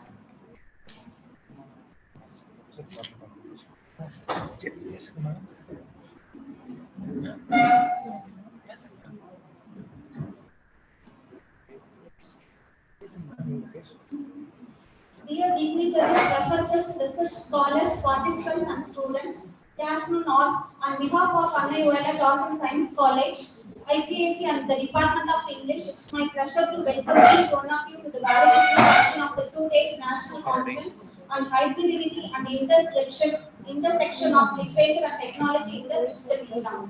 I would like to extend a warm welcome to our special guest, Dr. Brennan, Professor of English, National College, who has graciously accepted our invitation to share his knowledge and expertise with us today. Welcome, sir. I would also like to express my sincere welcome to the advisory committee member, Dr. Kavita and Dr. Bindu, for accepting our invitation to make it more memorable and sensible. I would like to welcome our Chairman Chevalier N.R. Dhanapalan sir, our Secretary N.R. Brain Kumar sir, Joint Secretary Dr. P.E.R. Premchand sir, our Principal Dr. Nita Lebanon Evansi ma'am, and IPSC Coordinator and Vice Principal Mrs. Dr. Solomon, who are the key supporters of this program. I would like to welcome the participants and research scholars from various colleges. I welcome my colleagues, friends, staff members, volunteers, and students who have worked tirelessly to make this event possible. We look forward to your valedictory address today, and once again, a warm welcome to you, sir. Thank you. Before all the dignitaries to be on the dais. Please stand.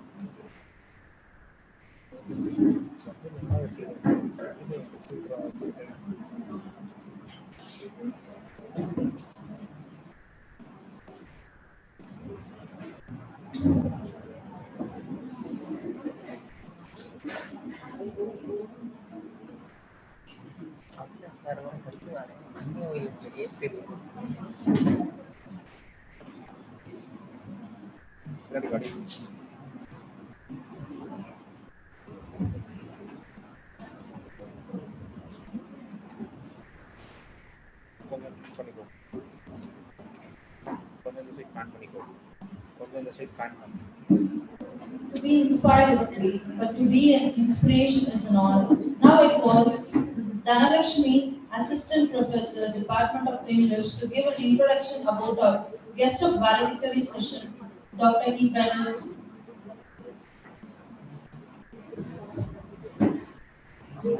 Good evening, one and all present here. To succeed in life, you need two things: ignorance and confidence, said by Mark Twain. With this words, I would like to introduce Dr. B.E. Bennett, who is an Associate Professor of English, Vice Principal and Coordinator of IQAC National College, Trichy. Dr. B.E. Bennett has 32 years of teaching experience in collegiate service and has a PhD in English from Bharathidasan University, Trichy in 2010 and an MPhil in English from the same university in 1987. Our scholar has attended 76 seminars and conferences and has organized 6 of them. Additionally, Dr. Bennett has written 30 articles and has been research advisor for 52 MPhil candidates and 8 PhD candidates. Some of Bennett's research work include a comparative study of select source texts on Indian ethics and Western ethics, reconnecting the earth. Dr. Bennett has also organized a one-day international symposium and Indian poetics and aesthetics included national seminar and contemporary celebration on multicultural literature, a 3-day UGC-sponsored national seminar on emergent and contingent trends in the interdisciplinary study of South Asian history, culture and literature, and other seminars and conferences. Dr. D. Bennett has been a resource person for the University Grant Commission Human Resource Development Centers at Bharathidasan University, Tiruchirappalli. Dr. Bennett is also a member of academic bodies such as the Indian Association for American Studies, Indian Association for Canadian Studies, Organization for Studies in Literature and Environment, and Indian Association for the Study of Australia. I am confident that Dr. D. Bennett, extensive experience and expertise will add tremendous value to the national conference. Please join with me in welcoming Dr. Bennett to this stage and share his knowledge with us. Thank you for this given opportunity. I welcome you, sir.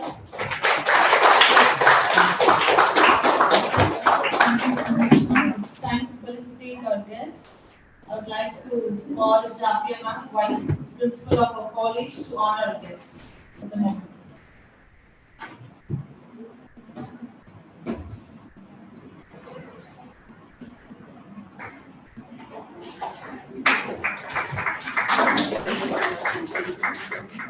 I would like to have Ms. Sajula, Head of the Department of English, to honor our chief guest.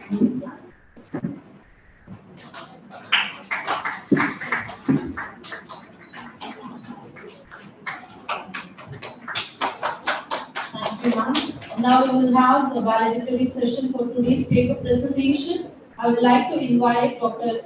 T. Bennett, Professor of English, National College, Trichy, to join us. Please, sir.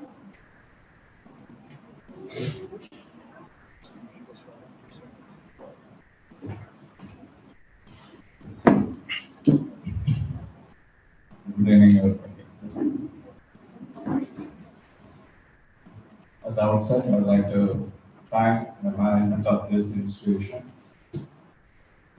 especially as the acting Vice Principal, Dr. Sajalan, the head of the department,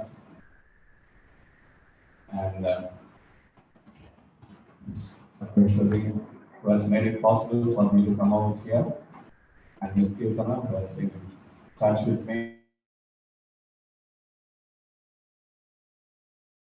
all along, and all those scholars, and I thought I would come and deliver the valedictory address at 3 o'clock and go back.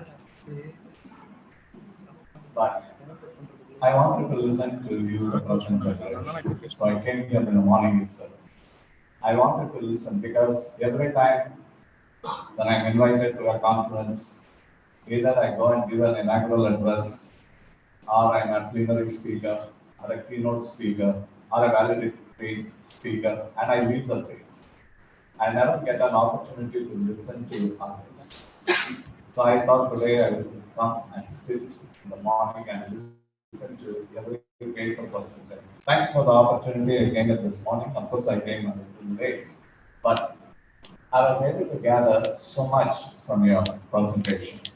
A wide variety of subjects. A real hybrid, as Dr. Bindu was pointing out. A real hybridity. So when we talk of hybridity, there are so many things that come to our mind. Even we human beings are fast becoming hybrid creatures. As someone points out, we are all well on our way to becoming cyborgs. Partly humans, partly machines.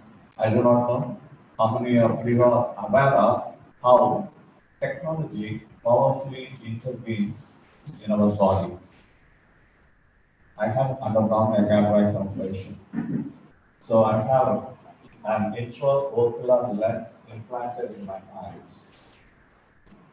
I always joke in my family, when I go and meet my maker, I go with an artificial lens. If you go with your corporeal body, okay? So now, you have hearing aid, you have artificial implants, breast implants, you have stent, you have pacemaker, and you have grafted skin. We live in a post-human world where technology has entered our body literally. We have all become hybrid creatures. We are well on our way to becoming hybrid creatures, and we are very comfortable using the term cyborg. We humans are turning into cyborgs. Maybe 100 years from now, perhaps you and I will not be alive to see what happens to humanity. I'm not talking about a dystopian world where all humans have become cyborgs, but that may happen. And we are not talking about a dystopian world, maybe a utopian world in which there is more what we call equity and more inclusivity when we all turn into cyborgs. It is a prospect. Now, given such a post-human world, living as we do in such a post-human world, when we talk about hybridity, I am a personal witness to the changing technology. I remember in the 1970s when I went to school, there was the Sony Walkman that was very popular. It was a stereophone, it would give stereophonic sound. You have to sit it on your belt and you can hear Sony Walkman. You can walk and you can listen to Sony Walkman. Then I saw a CD tape from that school, from the tape school to a CD tape. From the CD tape to a compact disc, what we call Mentameter or whatever you call it. Then you have MP3, MP4. I watch the technology that keeps changing. I remember my first mobile phone, which I bought in 1999, Motorola mobile phone. It was so heavy, you could kill a person with that. You throw it on someone's head, you can knock that person out. It was so heavy and it was such a heat generating machine. And I have seen mobile phones that you can flip it and you can fold it. Now, you all belong to Generation Z. They call you Generation Z. And they also call you, not so a powerful moniker, they call you selfish generation. Not a selfie taking generation, but a selfie generation. meaning I, me, myself, my mobile phone. I, me, myself, and my mobile phone. So it has become a physical extension of a human being. The mobile phone has become a physical extension of a human being. And you feel uneasy when you are away from your mobile phone.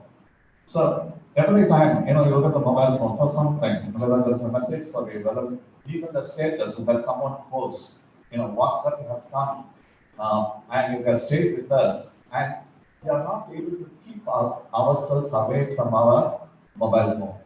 And it has become a vast library, an encyclopedia, a huge library. So someone is making a presentation and someone is, whether that person is saying is right or wrong, whether that's the exact title, whether that's the exact phrase, it has become a ready reference. Your mobile phone is so powerful and it controls and governs your life, and sometimes it dictates how you can take care of your life. Have you heard of IoT, Internet of Things? You must have come across the term IoT, Internet of Things. That is, homes are built where even within the home, there are powerful sensors which can sense the mood with which you enter. Accordingly, your music will come on play. There are such homes in the West. And they have built special rooms in the West, rooms that are free from Wi-Fi connectivity. Invariably, that room happens to be that bedroom. So, where there is no Wi-Fi connectivity, whereas the entire home is connected with Wi-Fi, including the bathroom, where, because you are so used to taking bath at a particular temperature, the moment you enter, the machine knows, and accordingly, it releases water on a particular temperature. Maybe after you, maybe your spouse goes, your child goes, or your grandmother goes, accordingly the temperature varies. That is the power of technology. IoT of things. We are talking about intersection. Now, intersectionality is something very, very significant, where literature meets technology. So I'll show you a couple of things, perhaps you can understand. You can remain seated. We are talking about books that being flipped or flipped, that is moving. And today we have such a technology. Now look at it. When I was young, I read, no, you don't have to get up. You can see this. I was very fond of Tintin. Perhaps you must have seen this animated version of Tintin. I grew up reading Tintin. Okay, still I know billions of blistering particles and trillions of thundering items. I grew up reading all this when I was young. I was so fond of that. Now, it used to be so expensive. You buy one Tintin, even in good old days, I'm talking about the 1980s and even 1990s, it used to cost 600 rupees. It's available for free now. I was so surprised. It's available for free. And this technology has made it possible. You can just move it. You can flip it if you can. So now look at this. You read something like this, written in beautiful English. I'm so happy that I could read something like this after so many years. I think I must have read this 10 or 20 times. For the first time, I came across the word Yeti. Yeti is a mighty Himalayan man, a human being who is neither a bear nor a human being, supposed to be a giant. For the first time, I came across the word Yeti when I read this, maybe when I was in first year in my college. So now, look at this. You start moving, you scrolling up. I'll show you another book. And people are complaining for a long time. We have to scroll the book. We have to scroll up. Shall we? Can we have the other book? I'll just show you the next one. Yeah, go to the link. Now, maybe people have started complaining. Instead of moving your book from left to right, those who are familiar with books written in Arabic and Urdu, you have to move it from the last. You know that. They had an ancient style called Busro. People would read from left to right, from right to left, then left to right. So all these were human possibilities. We'll take a look at this book, which I use inside my class. In fact, I'm teaching my Japanese Tara. Yeah, I've provided you with a link.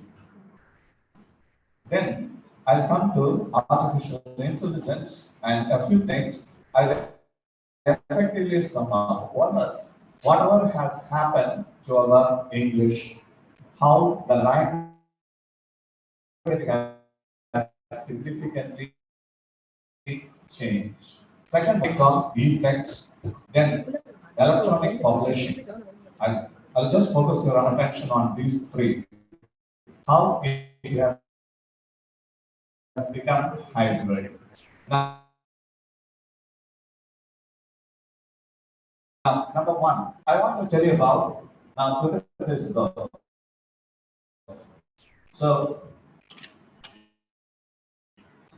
you can only do. Yeah. Yeah. You said you are bored of scrolling it out. Now look at this. This is possible. Right. You can just turn the books in your normal fashion. Now, they are trying to convert most of the books into our traditional way of what we call turning the pages. Turning the pages or flipping through the pages. So, it is possible to have, so I'm using this because none of my students are ready to buy a copy of Dara written by Mahesh Dadani. So, all of them have this e-copy. So one day the principal happened to walk by. You know, class mobile phone you are not playing. You are making use of the text. Very simple. It's cost saving, cost cutting. Then again, at any time, they can read it anywhere. Okay. So now it has completely redefined our concept of a book. So when we talk about literature and technology, I'll just give a quick recollection of what happened when the printing press was introduced in 1476 by William Caxton in England. So when he introduced printing, it was movable printing. It was a technology. So mind you, we are talking about technology, literature and technology. We are not talking about modern day technology. Technology came even in the 15th century. It was a movable printing press. So, first time when books were printed, they started selling the books. Now, from Gutenberg, we know about Gutenberg, what happened, 1476 William Caxton, they developed that into a literate society. England became a literate society. Europe became a literate society because of arrival of this technology called printing technology. And it is still ruling the roost, the printing technology. People go and buy the books. The technology has lasted more than 500 years. We are talking about another technology, what we call digital technology, in the digital era. Now, look at the title of your seminar. Technology in the digital era. We are talking about the digital era. Accordingly, the technology has changed. The technology has altered. Suiting this time, the digital era, the digital times. See, many of you, many people, they say you are all digital natives. Whereas they use the term digital migrants for us. I'm a digital migrant. Whereas you are all, most of you, there are digital natives. Okay. So perhaps your mother or grandmother, they never sang a lullaby. They switched on a mobile phone next to your cradle. And you grew up listening to lullabies from the mobile phone. In my home also it's happening. In other homes also happening. No one has the time or has the energy to sing a lullaby. Better switch on something. So now this is a different era, a digital era, and the technology is again different. Now, in this era of what we call digital era, many things have happened. One thing I want to refer to, that is change in language. Change in language. Now, how many alphabets Tamil has? Huh? 27. Alphabets, I'm using. English 27. alphabet has only 26. one alphabet, 26 letters. Tamil? At least I know of 2 alphabets for Tamil. One is English letters you use. Take BEI, எப்படி இருக்க? EBBAD, எப்படி இருக்க? IRUKAE. You understand? Now, look at this. You use the original Tamil. That is one way of communicating. And you do not know how to type Tamil on your mobile phone. Instead, you use English as another alphabet for Tamil. Yes or no? Yes, sir. Right. People in Northeast, they don't have an alphabet of their own for most of the languages that are spoken. Whether it is in Nagaland or whether it is Manipur, they all use the English alphabet for their language. So, Tamil also has 2 distinct alphabets. Don't go and say alphabets anywhere. It's one alphabet, say it safely. So, but I see people using 2 things. And people keep on writing even long passages in Tamil. It's supposed to be in Tamil, but using English alphabet. The technology has changed. So, now, given this condition, now the language itself changes. Every time my teachers taught me, when you use because, afterwards be careful to use of, because of this, because of that. Now, why did you come to college? Because fever. All right. Now, why did you come late? Because bus late. All right. Now, look at this. The usage of because, and there is a person. Her name is Gretchen McCullough. She has written a book, Because Internet: Understanding the New Rules of Language. It's a very interesting book. I have a copy of this book. If you get hold of a copy of this book, kindly get hold of a copy of this book and read it. The title of the book is Because Internet: Understanding the New Rules of Language. Now, she points out the linguistic metamorphosis, as we call it. The linguistic metamorphosis. It has completely undergone change. Our usage of language. I'm angry at you. I always said I'm angry with you. But today people say I'm angry at you. Right? You are in love with someone, but people are in love with someone. Everything keeps changing. I'm also very careful about my usage. When I was saying, I could happily say I was happy and gay. Today I cannot say it. Right? I have to be very, very careful because the word gay means at that time, right? You are simply exuberant, right? You are completely joyful. Now, language itself has undergone a tremendous change and it has gained currency and a new usage has come about. And look at this.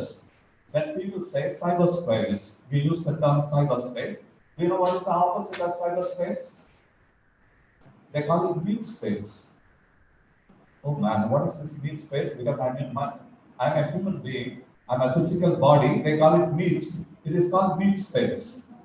I thought, all right. Opposite of cyberspace is meat space because I know when I enter into the cyber world, only my disembodied self enters into the cyber world. I enter as a disembodied person. That I know. Disembodied means it is not my physical body that enters into it, but I enter into it as a disembodied person. But that doesn't mean the real world, I should be talking about the meat space and the cyberspace. And a new kind of literature has evolved, which we simply call it literature. Oral literature, what is this literature? Now, this morning, Professor Arun Lal was talking about Twitter and so on. Now, you have, at one point, you are allowed to use 140 characters. Nowadays, they permit you to use 280 characters. So, within that 280 characters, you have to express your opinion, express your idea, express your thought. And Elon Musk is playing mental games with us, all right? You know that. And I don't like Elon Musk much for only one reason, because he's an avid supporter of Donald Trump, nothing else. So that is Elon Musk for us. So now, Twitter is, I knew Twitter as the sound of the bird, the bird's Twitter, that's all. But today, we have all taken to Twittering, all right? So, and someone says OMG, LOL. Oh my God. Oh, that is oh my Oh my God. God. What is LOL? Laugh out loud. Laughing out loud. Okay. Now, you use all these terms, say, for me, a digital migrant, I'm surprised, no, what is that? LOLONG. And suddenly someone says chatbot GPT. Have you heard of chatbot? Yes, sir. Even on March 14th, just a few 10 days ago, it was on television where human language can be mimicked and mimicked exactly. So, a human-like language. They said it's not human language, human-like language. So, now here's the prompt, a verbal cue, a verbal prompt you give, and it produces a response. We call it artificial intelligence. So I thought, let me become a writer one day. I'm going to use chatbot. Because you can draw help from chatbot and it thinks ahead of you. See, even on your mobile phone, if you want to type out a message, the next prompt comes and we carefully choose. Okay. And most of us write grammatically correct English also, thanks to the prompts that we receive. You can write a novel also using chatbot GPT. So now chatbot, the best thing about chatbot is it can convert a text into an image. You can convert a text into an image. All along you have been talking about how a novel has been converted into a film. But chatbot GPT, the latest one, that's I've just read out from what the Hindu says. It appeared in the Hindu, a brief history of artificial intelligence. A month ago. Here it says, now that is the most challenging prompt. You say, a Pomeranian is sitting on the king's throne wearing a crown. Two tiger soldiers are standing next to the throne. This is the verbal prompt, and it produced a photorealist image. It's down here. A Pomeranian is sitting on the throne with a crown on its head, and two tigers standing sentinel holding weapons. And all the images here, you cannot see this. All the images here are not real human beings. No one existed with that face. Based on the prompt given, oral prompt given, the chatbot GPT has converted it into a human face. This is the power of artificial intelligence. Now, given this world, what happens to literature? So, we are talking about movie adaptations. I enjoyed listening to people. We are talking about movie adaptations and a powerful medium called visual medium. Okay, because you are all visual generation, you belong to visual generation, and for a change, I decided to stick on to my original position. I'm not going to show anything visual. Let them, except for one or two things, let them listen to me, because I'm very much a verbal person. Right? So now, artificial intelligence, literature, and digital technology. Even your film viewing has completely changed. You talk about the OTT platform. What happened during the pandemic time? People were releasing their films just not through Netflix, even through OTT platform. And you are watching films, you are paying money. And people were listening to audio books. Even I listen. I have a good number of books. While I drive my vehicle, I switch on those books and I listen to these audio books with that electronic fan. That book is read out to you. Because you don't have time to read. And even from reading, we have gone back to the good old oral tradition. And someone was referring to grandma's tales and old wives' tales. And nowadays, I'm surprised to find a new word, grandma's tales. When I went to college, they told me old wives' tales. So grandmas were called old wives. That's fine. They were called old wives' tales. Now suddenly grandma's tales. So, and it was wonderful listening to speakers like her when they said experimental storytelling. You can milk the story. Have you heard of milking the story? Milking the story means you can keep on extending the story. Someone will come up. I read that good old Hare and rabbit story. In the Rudolph story, sorry, tortoise story. Heaven, the tortoise story. Then in the whole story, the tortoise wins. Yes, tortoise wins. Now people have, completely altered the story for management purpose. How people can work together. And according to this story, the tortoise carries the hare on its back and it crosses a small stream and it goes. And people keep on milking that story. And there are many ways of telling stories or experimental form of narrating stories. So we talk about, just for your brief thinking, when William Blake wrote in his Arteries of Innocence, I remember these beautiful lines: to see a world in a grain of sand and a heaven in a wild flower, hold infinity in the palm of your hand and eternity in an arm. Let me repeat: to see a world in a grain of sand. I never understood these lines in Arteries of Innocence. To see a world in a grain of sand and a heaven in a wild flower.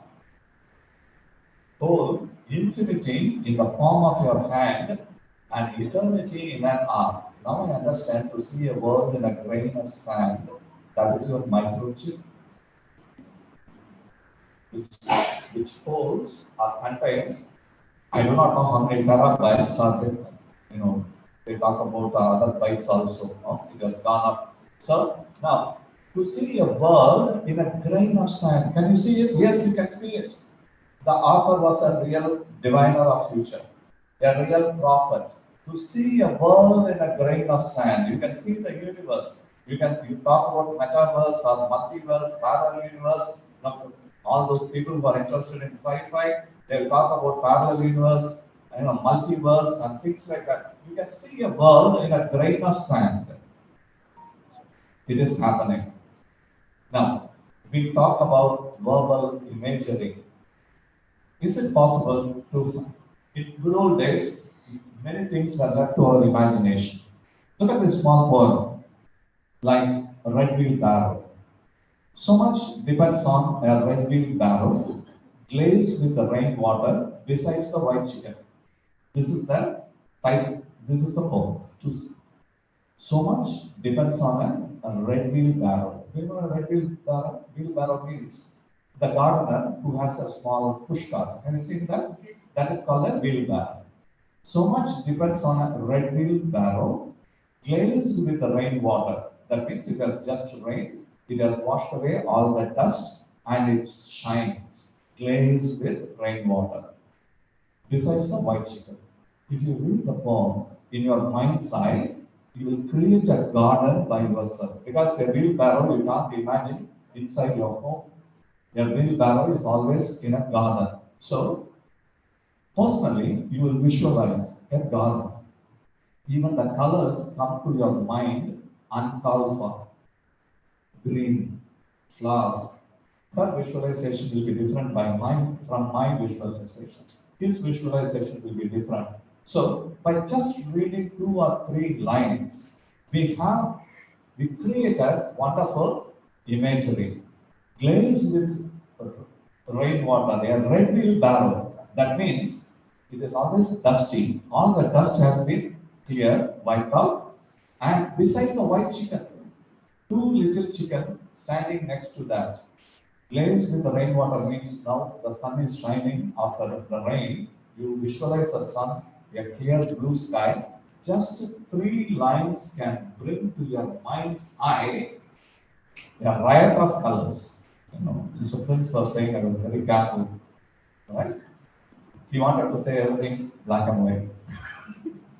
You know the expression, you want to say something black and white? That means you never mix your words. You say it very clearly, and you said it very clearly. And don't ask a creative artist to explain what you have done. That was the cruelest part of it. Right? When someone is a creative artist, don't ever ask a writer, don't ask a director or a musician, right? Because I know he was struggling. Don't write.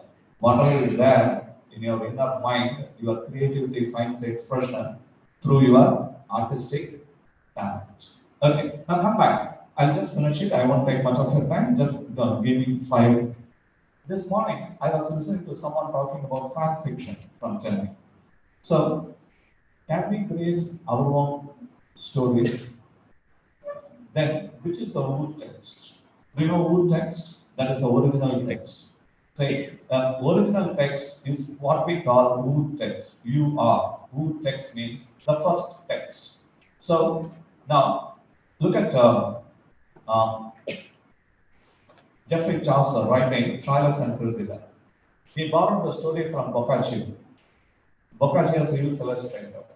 Then the same Troilus and Cressida was made into a play by Shakespeare. It was transposed. Then it became a BBC drama. So it keeps on changing. Every time the story is told, I have seen the modern day Tempest. Go and see the modern day Tempest. Do you know Prospero is not a male? Prospero is a female. Have you read The Tempest? Are you familiar with the story, The Tempest? Yes? Prospero is a man in Shakespeare's original story. But Deepa Mehta's film, you go and watch The Tempest, the story begins with, her crying, Mama. Where did Mama come from? He was always Dada. And Prospero is a woman. Prospero is a woman. Because the director's contention is this. Only a mother can understand a daughter, not his father. And how could Shakespeare make a play? So you find a variation in the story. You are talking about experimental story. Here, Prospero undergoes complete sexual transformation and becomes the mother. It is all possible in this digital era. In the form of a film, in the form of storytelling, in the form of rewriting, in the form of reworking. I have seen modern day Romeo and Juliet. In a modern day Romeo and Juliet, it is not the modern cowboy style film. It is not the same Romeo and Juliet of good old times. So, now, the possibilities, the digital era has given us possibilities where there is this marriage of literature and technology. And as students, we have also completely altered our research in literature. And we are trying to compare films and literature. Or the film version of the text, or filmic version of the text, or filmic adaptation of the text. And what is happening, and many people say, this is the bane of cultural studies. They have included this as part of cultural studies. Our culture itself is controlled by technology. Don't think culture is always about caste, culture is always about community or gender, but there are many points of intersection. Technology is the latest one. You talk about gender, you talk about race, you talk about other categorical identities and so on. Those things are fine. But there is a new element that is called technology. And this is as important because when we talk about points of intersection, it is not just gender and race all the time. It is not a caste and class all the time. It is also about technology. And we need to be conscious of this. And we are also talking about environment. So, someone was talking about the cultural hegemony, and someone was dwelling at length about the dwelling space and the consciousness of where we dwell, about the Adivasis and others. So, that is the possibility of the physical world and the virtual world. I'll talk about this virtual world or virtual reality, what we call VR. So, I was abroad and I was in a museum in Melbourne. So they gave me a helmet-like thing for virtual reality. It's a 4-dimension. So there was a poetry, a piece of poem that appeared on the screen, and I was literally transported to the Aboriginal living space. So now, of course, there was this voice-over. It was coming at the back, and there was music and the land. So when someone tells me about the Aborigines dwelling space, their living space, how they lived on with nature. And when they showed those things, using that virtual reality, I was able to understand. If only someone could show us Robert Frost poems like that, which is full of local color, which is enriched with localist rhetoric, we could understand using virtual reality.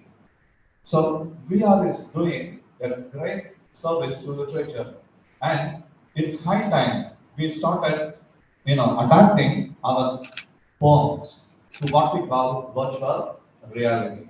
So the generation is going to be different, backed up by music, backed up by visuals, strong visuals. Suppose you want to show the distinction between Guruji, Moonlight, Madhukar, Neidal, how do you show the distinction to a newborn child? How would you show? Will you take that person to a seashore and show us, create something like VR and try to show them, no, this is called Guruji, this is called Moonlight, this is called Madhukar, and this is called what we call black cotton soil. Black cotton soil belongs to which land? Kalsalkar. And no one knows what Kalsalkar is in Tamil. So show them. And this is what people have been doing in the West when they have married technology with literature. That is one. At the same time, I went and watched in an IMAX theater another film, right? With a 4D. In an IMAX theater, you watch a film with 4D using all those powerful glasses. Your entire watching experience, film watching experience undergoes change. We have IMAX effect because they use a special camera, IMAX camera, to film certain things. So everything is changing. And keep it at the back of mind. I'll finish this. Now, look at this.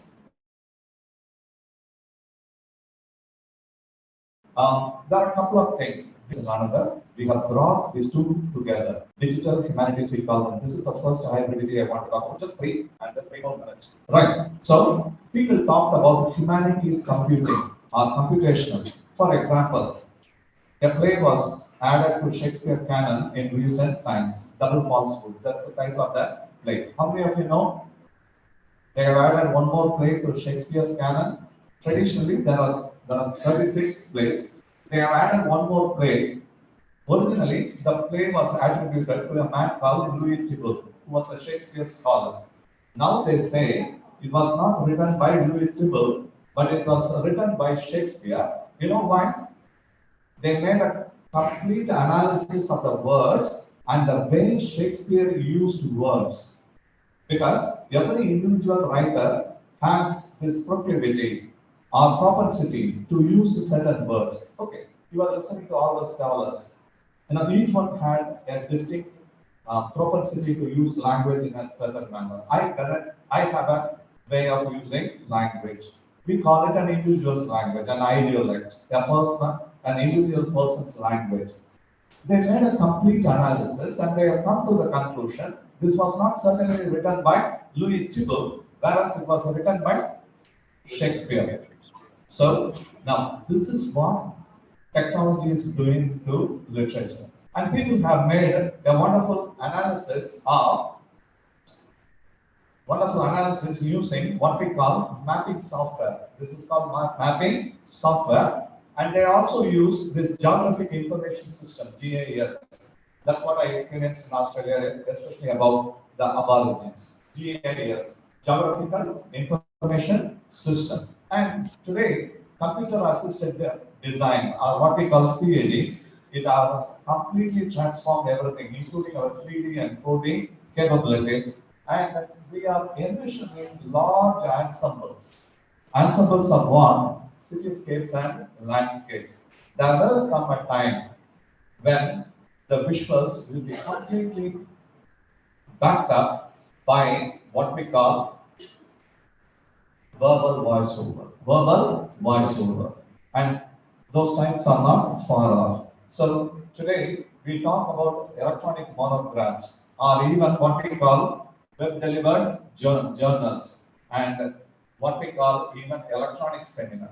Even this is a hybrid seminar. This is certainly a hybrid seminar. One or two people like me have come over here to deliver a lecture, and others are making their presentation through a technology. This itself is a sign. It is a hybrid seminar.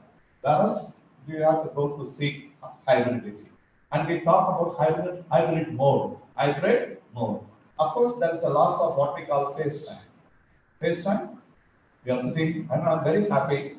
You are sitting facing each other here. I saw the seating arrangement. Okay, right. And remember this hall, in rows.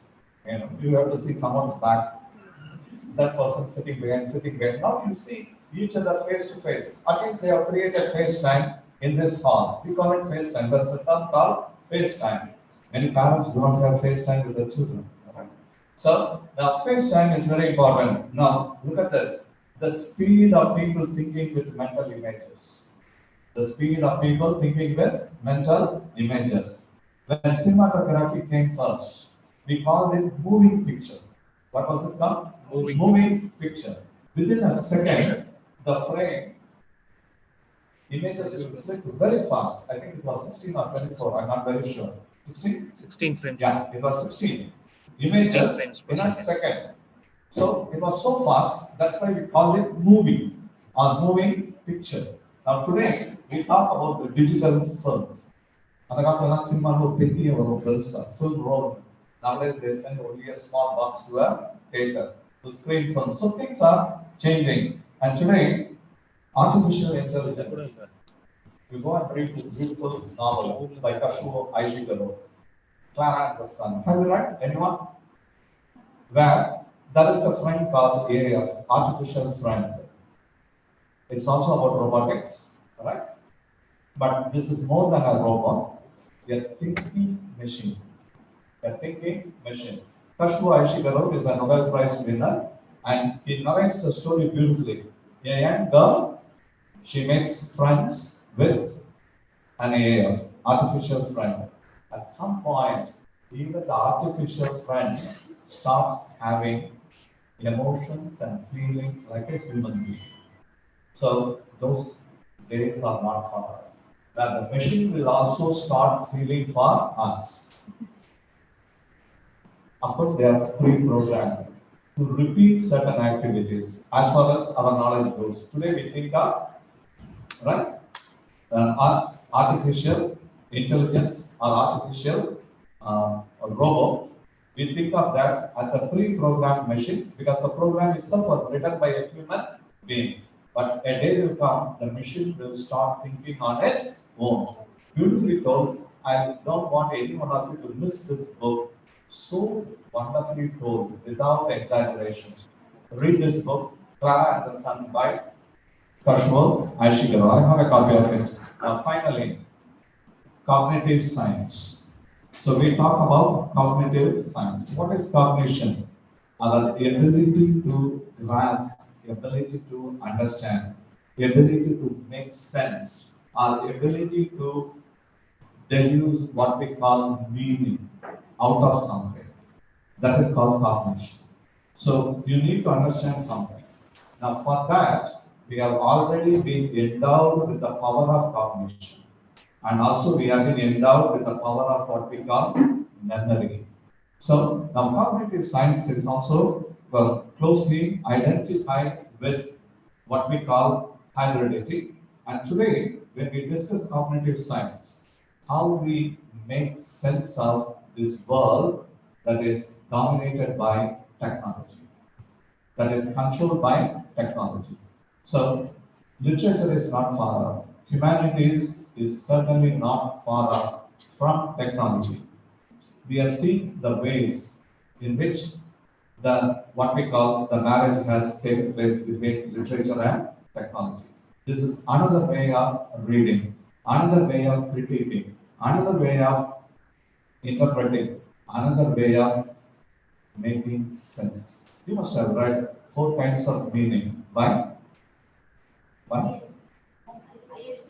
I.A. Richard. He says sense is one.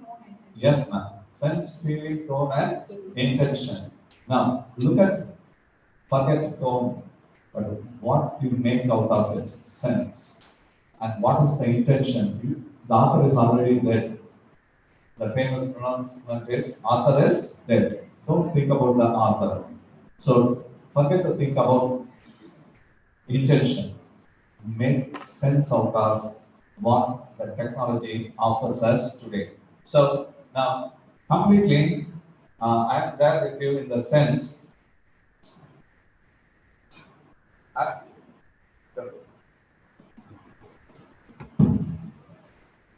this, right? Okay. So don't think of all this as techno-solutionist models. Instead, think of all this. That is the paradigm shift from critical thinking. Now, critical thinking, you offer your critique of something, technology, this and that. Now, people have shifted towards techno-solutionist model. Now, what is this techno-solutionist model? Techno-solutionist model for our reading, for our writing, for our critiquing also, or even meaning winning. So, technology is redefining even our sense of poetics and sense of aesthetics. So, this morning, Arulal was talking about aesthetics. So, what is aesthetics? Sense of beauty in something. It may be in dress, it may be in building, it may be in natural scenery, or it may be there in reading a text. So, our aesthetic sensibility is undergoing a complete change. And our whole idea of composing something, that is poetics, that is also undergoing change. That's what it has done. The digital era has done. And publication, today, there are so many self-publishers. It is called self-publication, do-it-yourself, DIY publication. So, do-it-yourself publication, do you know how many novels are getting uploaded every day? In the year 2015 alone, 220,000 novels were uploaded. Not English, all over the world, in all the languages.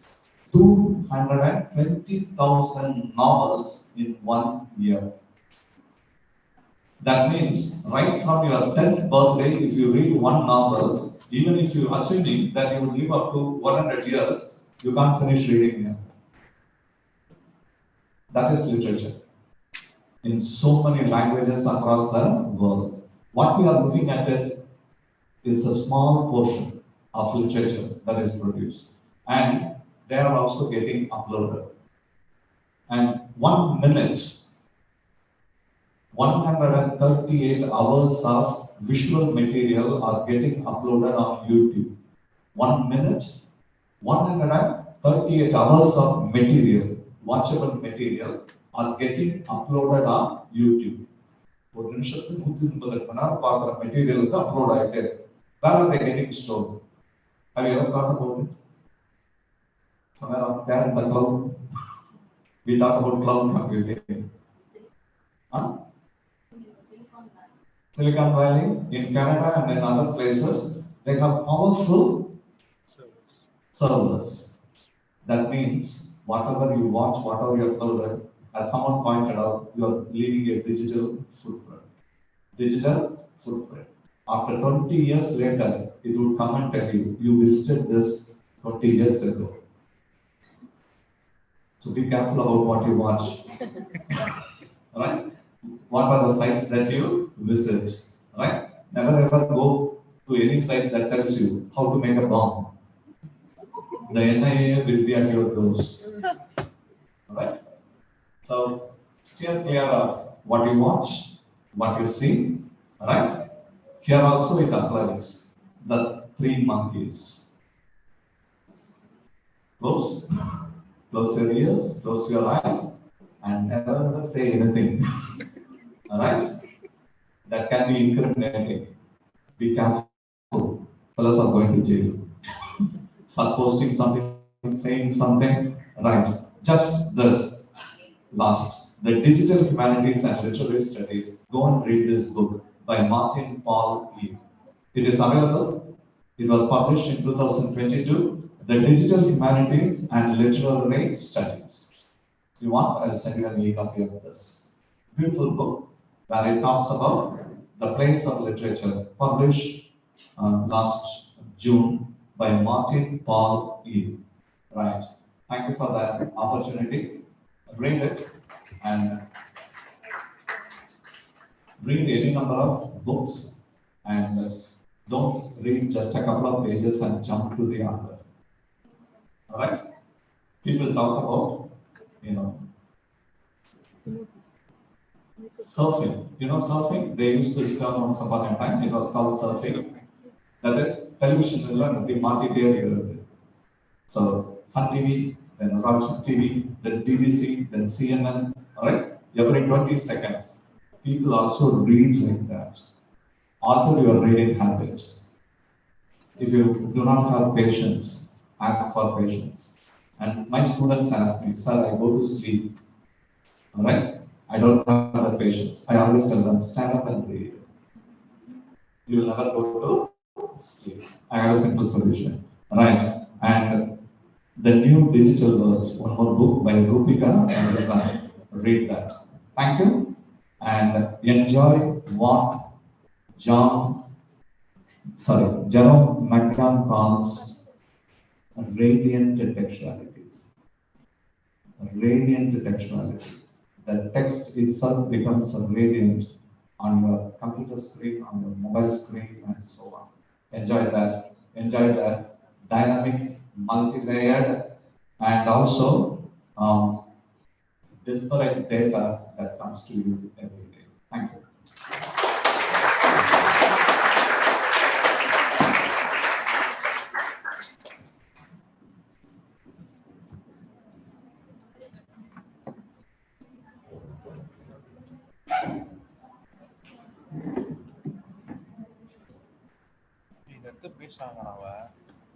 Thank you so much, sir.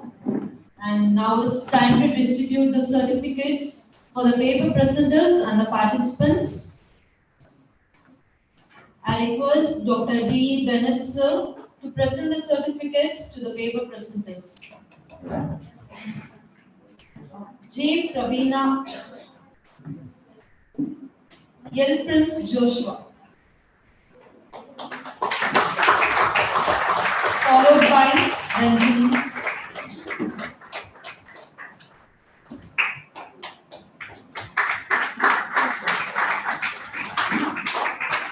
followed by Shasti Hasini,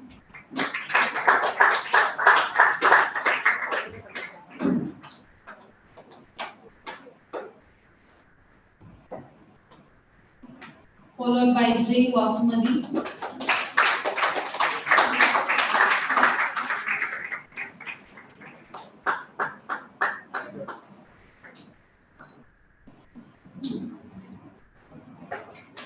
followed by L. Komali,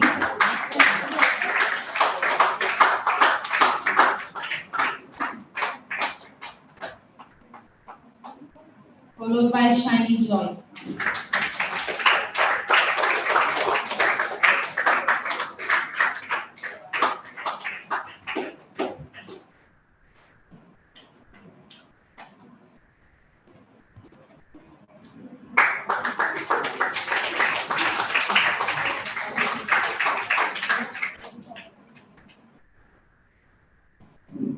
Thank you so much, sir. I request Dr. K. Kavita, ma'am, to present the certificate for the participants. Marco.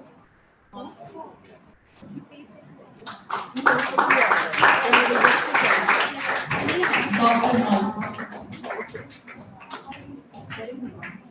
From New College. Next, followed by Swarna, Logashri, followed by Jiva Darshini,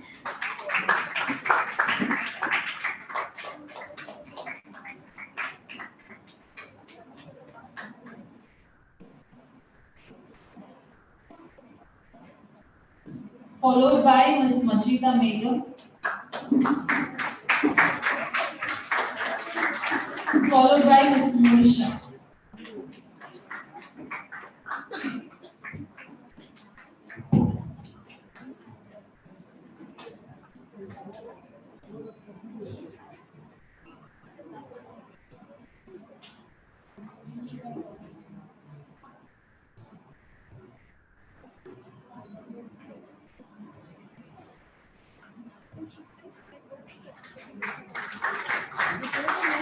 Thank you so much, ma'am. Now I request Dr. P. Bindu, ma'am, to present the certificate for the participants. Ms. Asha Singh, followed by Joshua Praveen Kumar.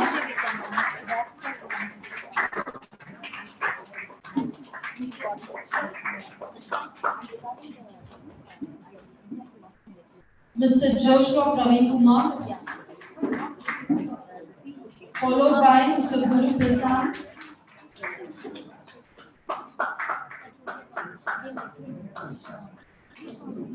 Followed by Ms. Makia Delphi.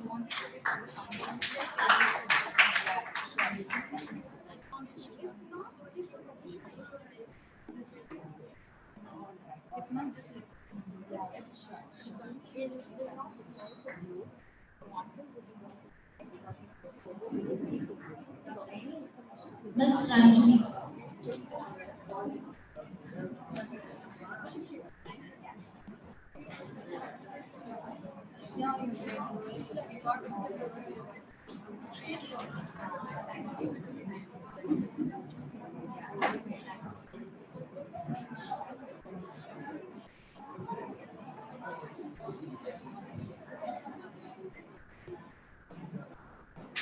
Thank you so much, ma'am.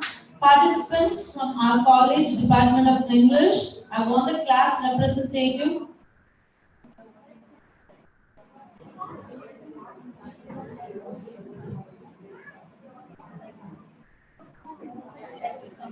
I request Dr. V. Bennett sir to present the certificate for the participants. M. Teguri. Yes, Lavanya. B. Priya.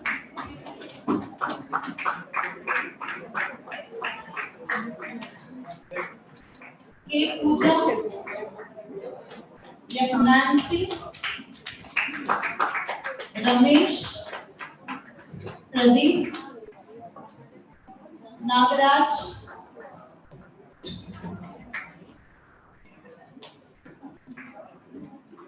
John Monrose.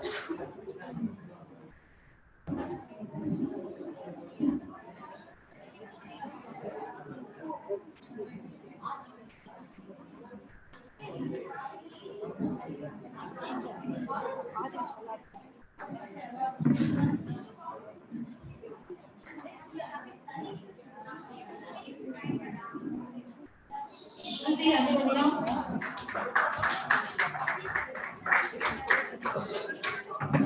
Second BA English. Narmada. Kavya. Ritesh.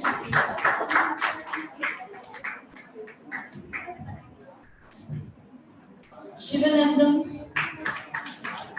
Shivanandam. Mohammed Ali.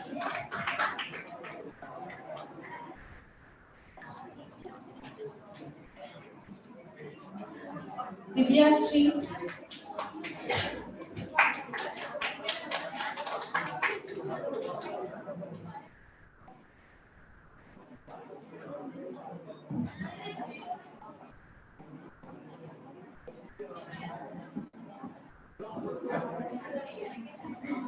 Third BA English.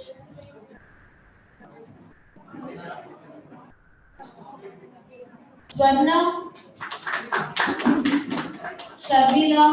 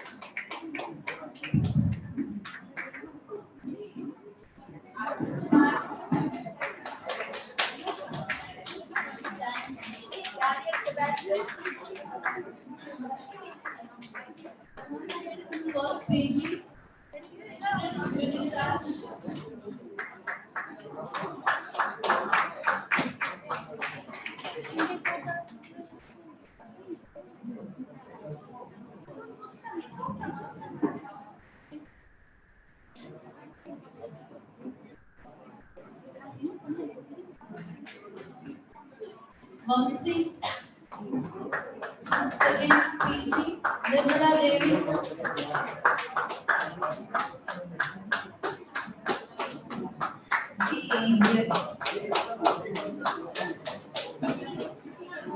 AI,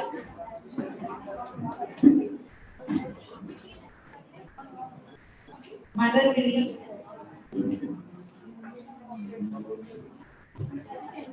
Timothy,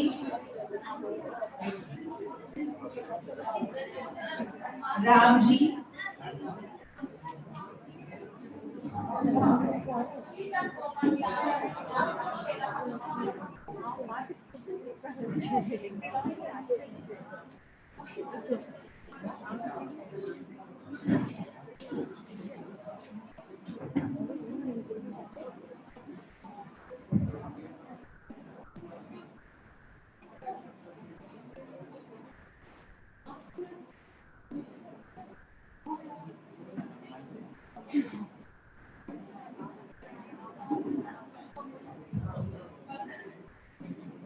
Thank you so much, sir.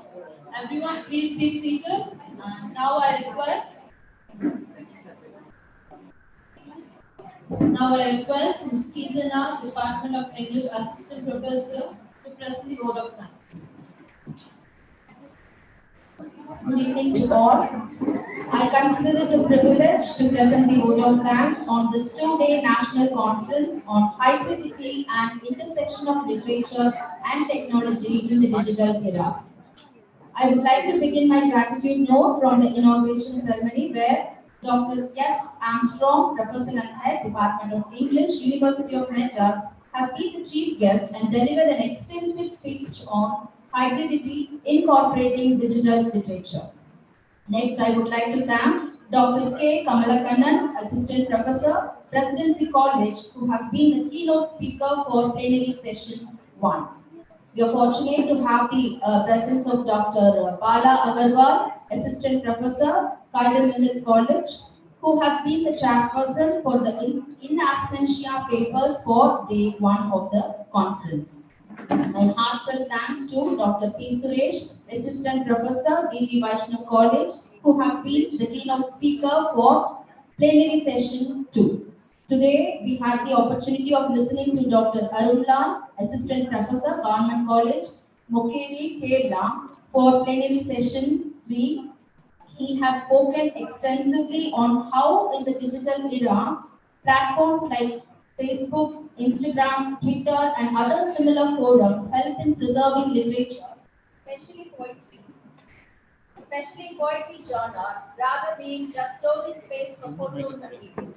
I thank him for joining online all the way from Kerala. I would also like to thank Mr. Velu, Assistant Professor, DRBCC.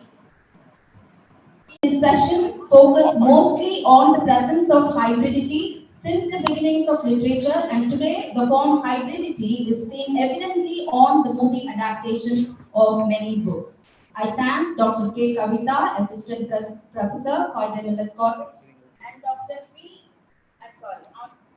P. Bindu, Government College, Nandanam, for chairing the paper presentation sessions and for sharing their valuable inputs post the sessions. I extend my humble gratitude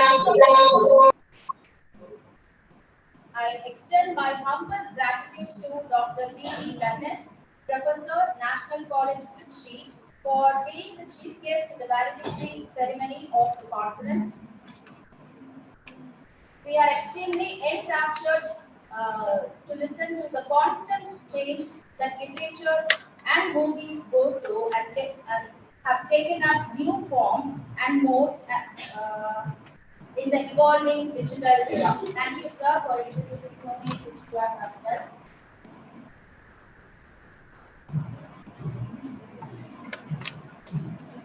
I take immense pleasure in thanking the faculty presenters and participants and student presenters and participants from one university and more than 15 colleges. I would like to name a few institutions. Annamalai University, Presidency College, the New College, Dr. Ambedkar Government College, Ethiraj College for Women, Millet Government College for Women, the Millet College for Men, Soka Ikeda College, Apollo Arts and Science College, SRM and King's Engineering College. Thank you so much, participants, for making the conference. I now would like to thank the management, Chairman Shivalia Dr. N.R. Ganapalan, Secretary Mr. N.R.D. Prem Kumar, Joint Secretary Dr. T.E.R. Premchand, Principal Dr. C. Inika Lebanon Evency, Vice Principal Mrs. Jacquia Solomon for their moral support in the conduct of this two-day national conference. I take the opportunity of thanking the head of the department, Mrs. Sajila, and my colleagues for lending their support in organizing the conference. Special mention to Mrs. Shivaranjani ma'am, who is not well, so she's not here, and who initiated the work of this conference. So we thank you. At this juncture, I would also like to thank the undergraduate and postgraduate students of the department for assisting us in various committees. And this is the very first time we have made use of all the students in one committee or the other. Thank you so much, students. Finally, I would like to thank Ramji from 2nd MSc Computer Science for helping us technically throughout the conference. I thank the attenders and for lending their spontaneous service and hospitality and others. I'd like to conclude with a quote by Bertrand Russell, a British mathematician. Right discipline consists not in external compulsion, but in the habits of mind which lead spontaneously to desirable rather than undesirable activities.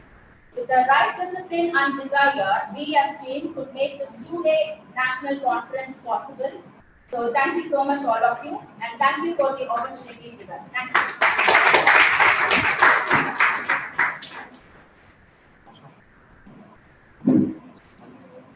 With that note, we are winding up the conference. Thank you, all of you.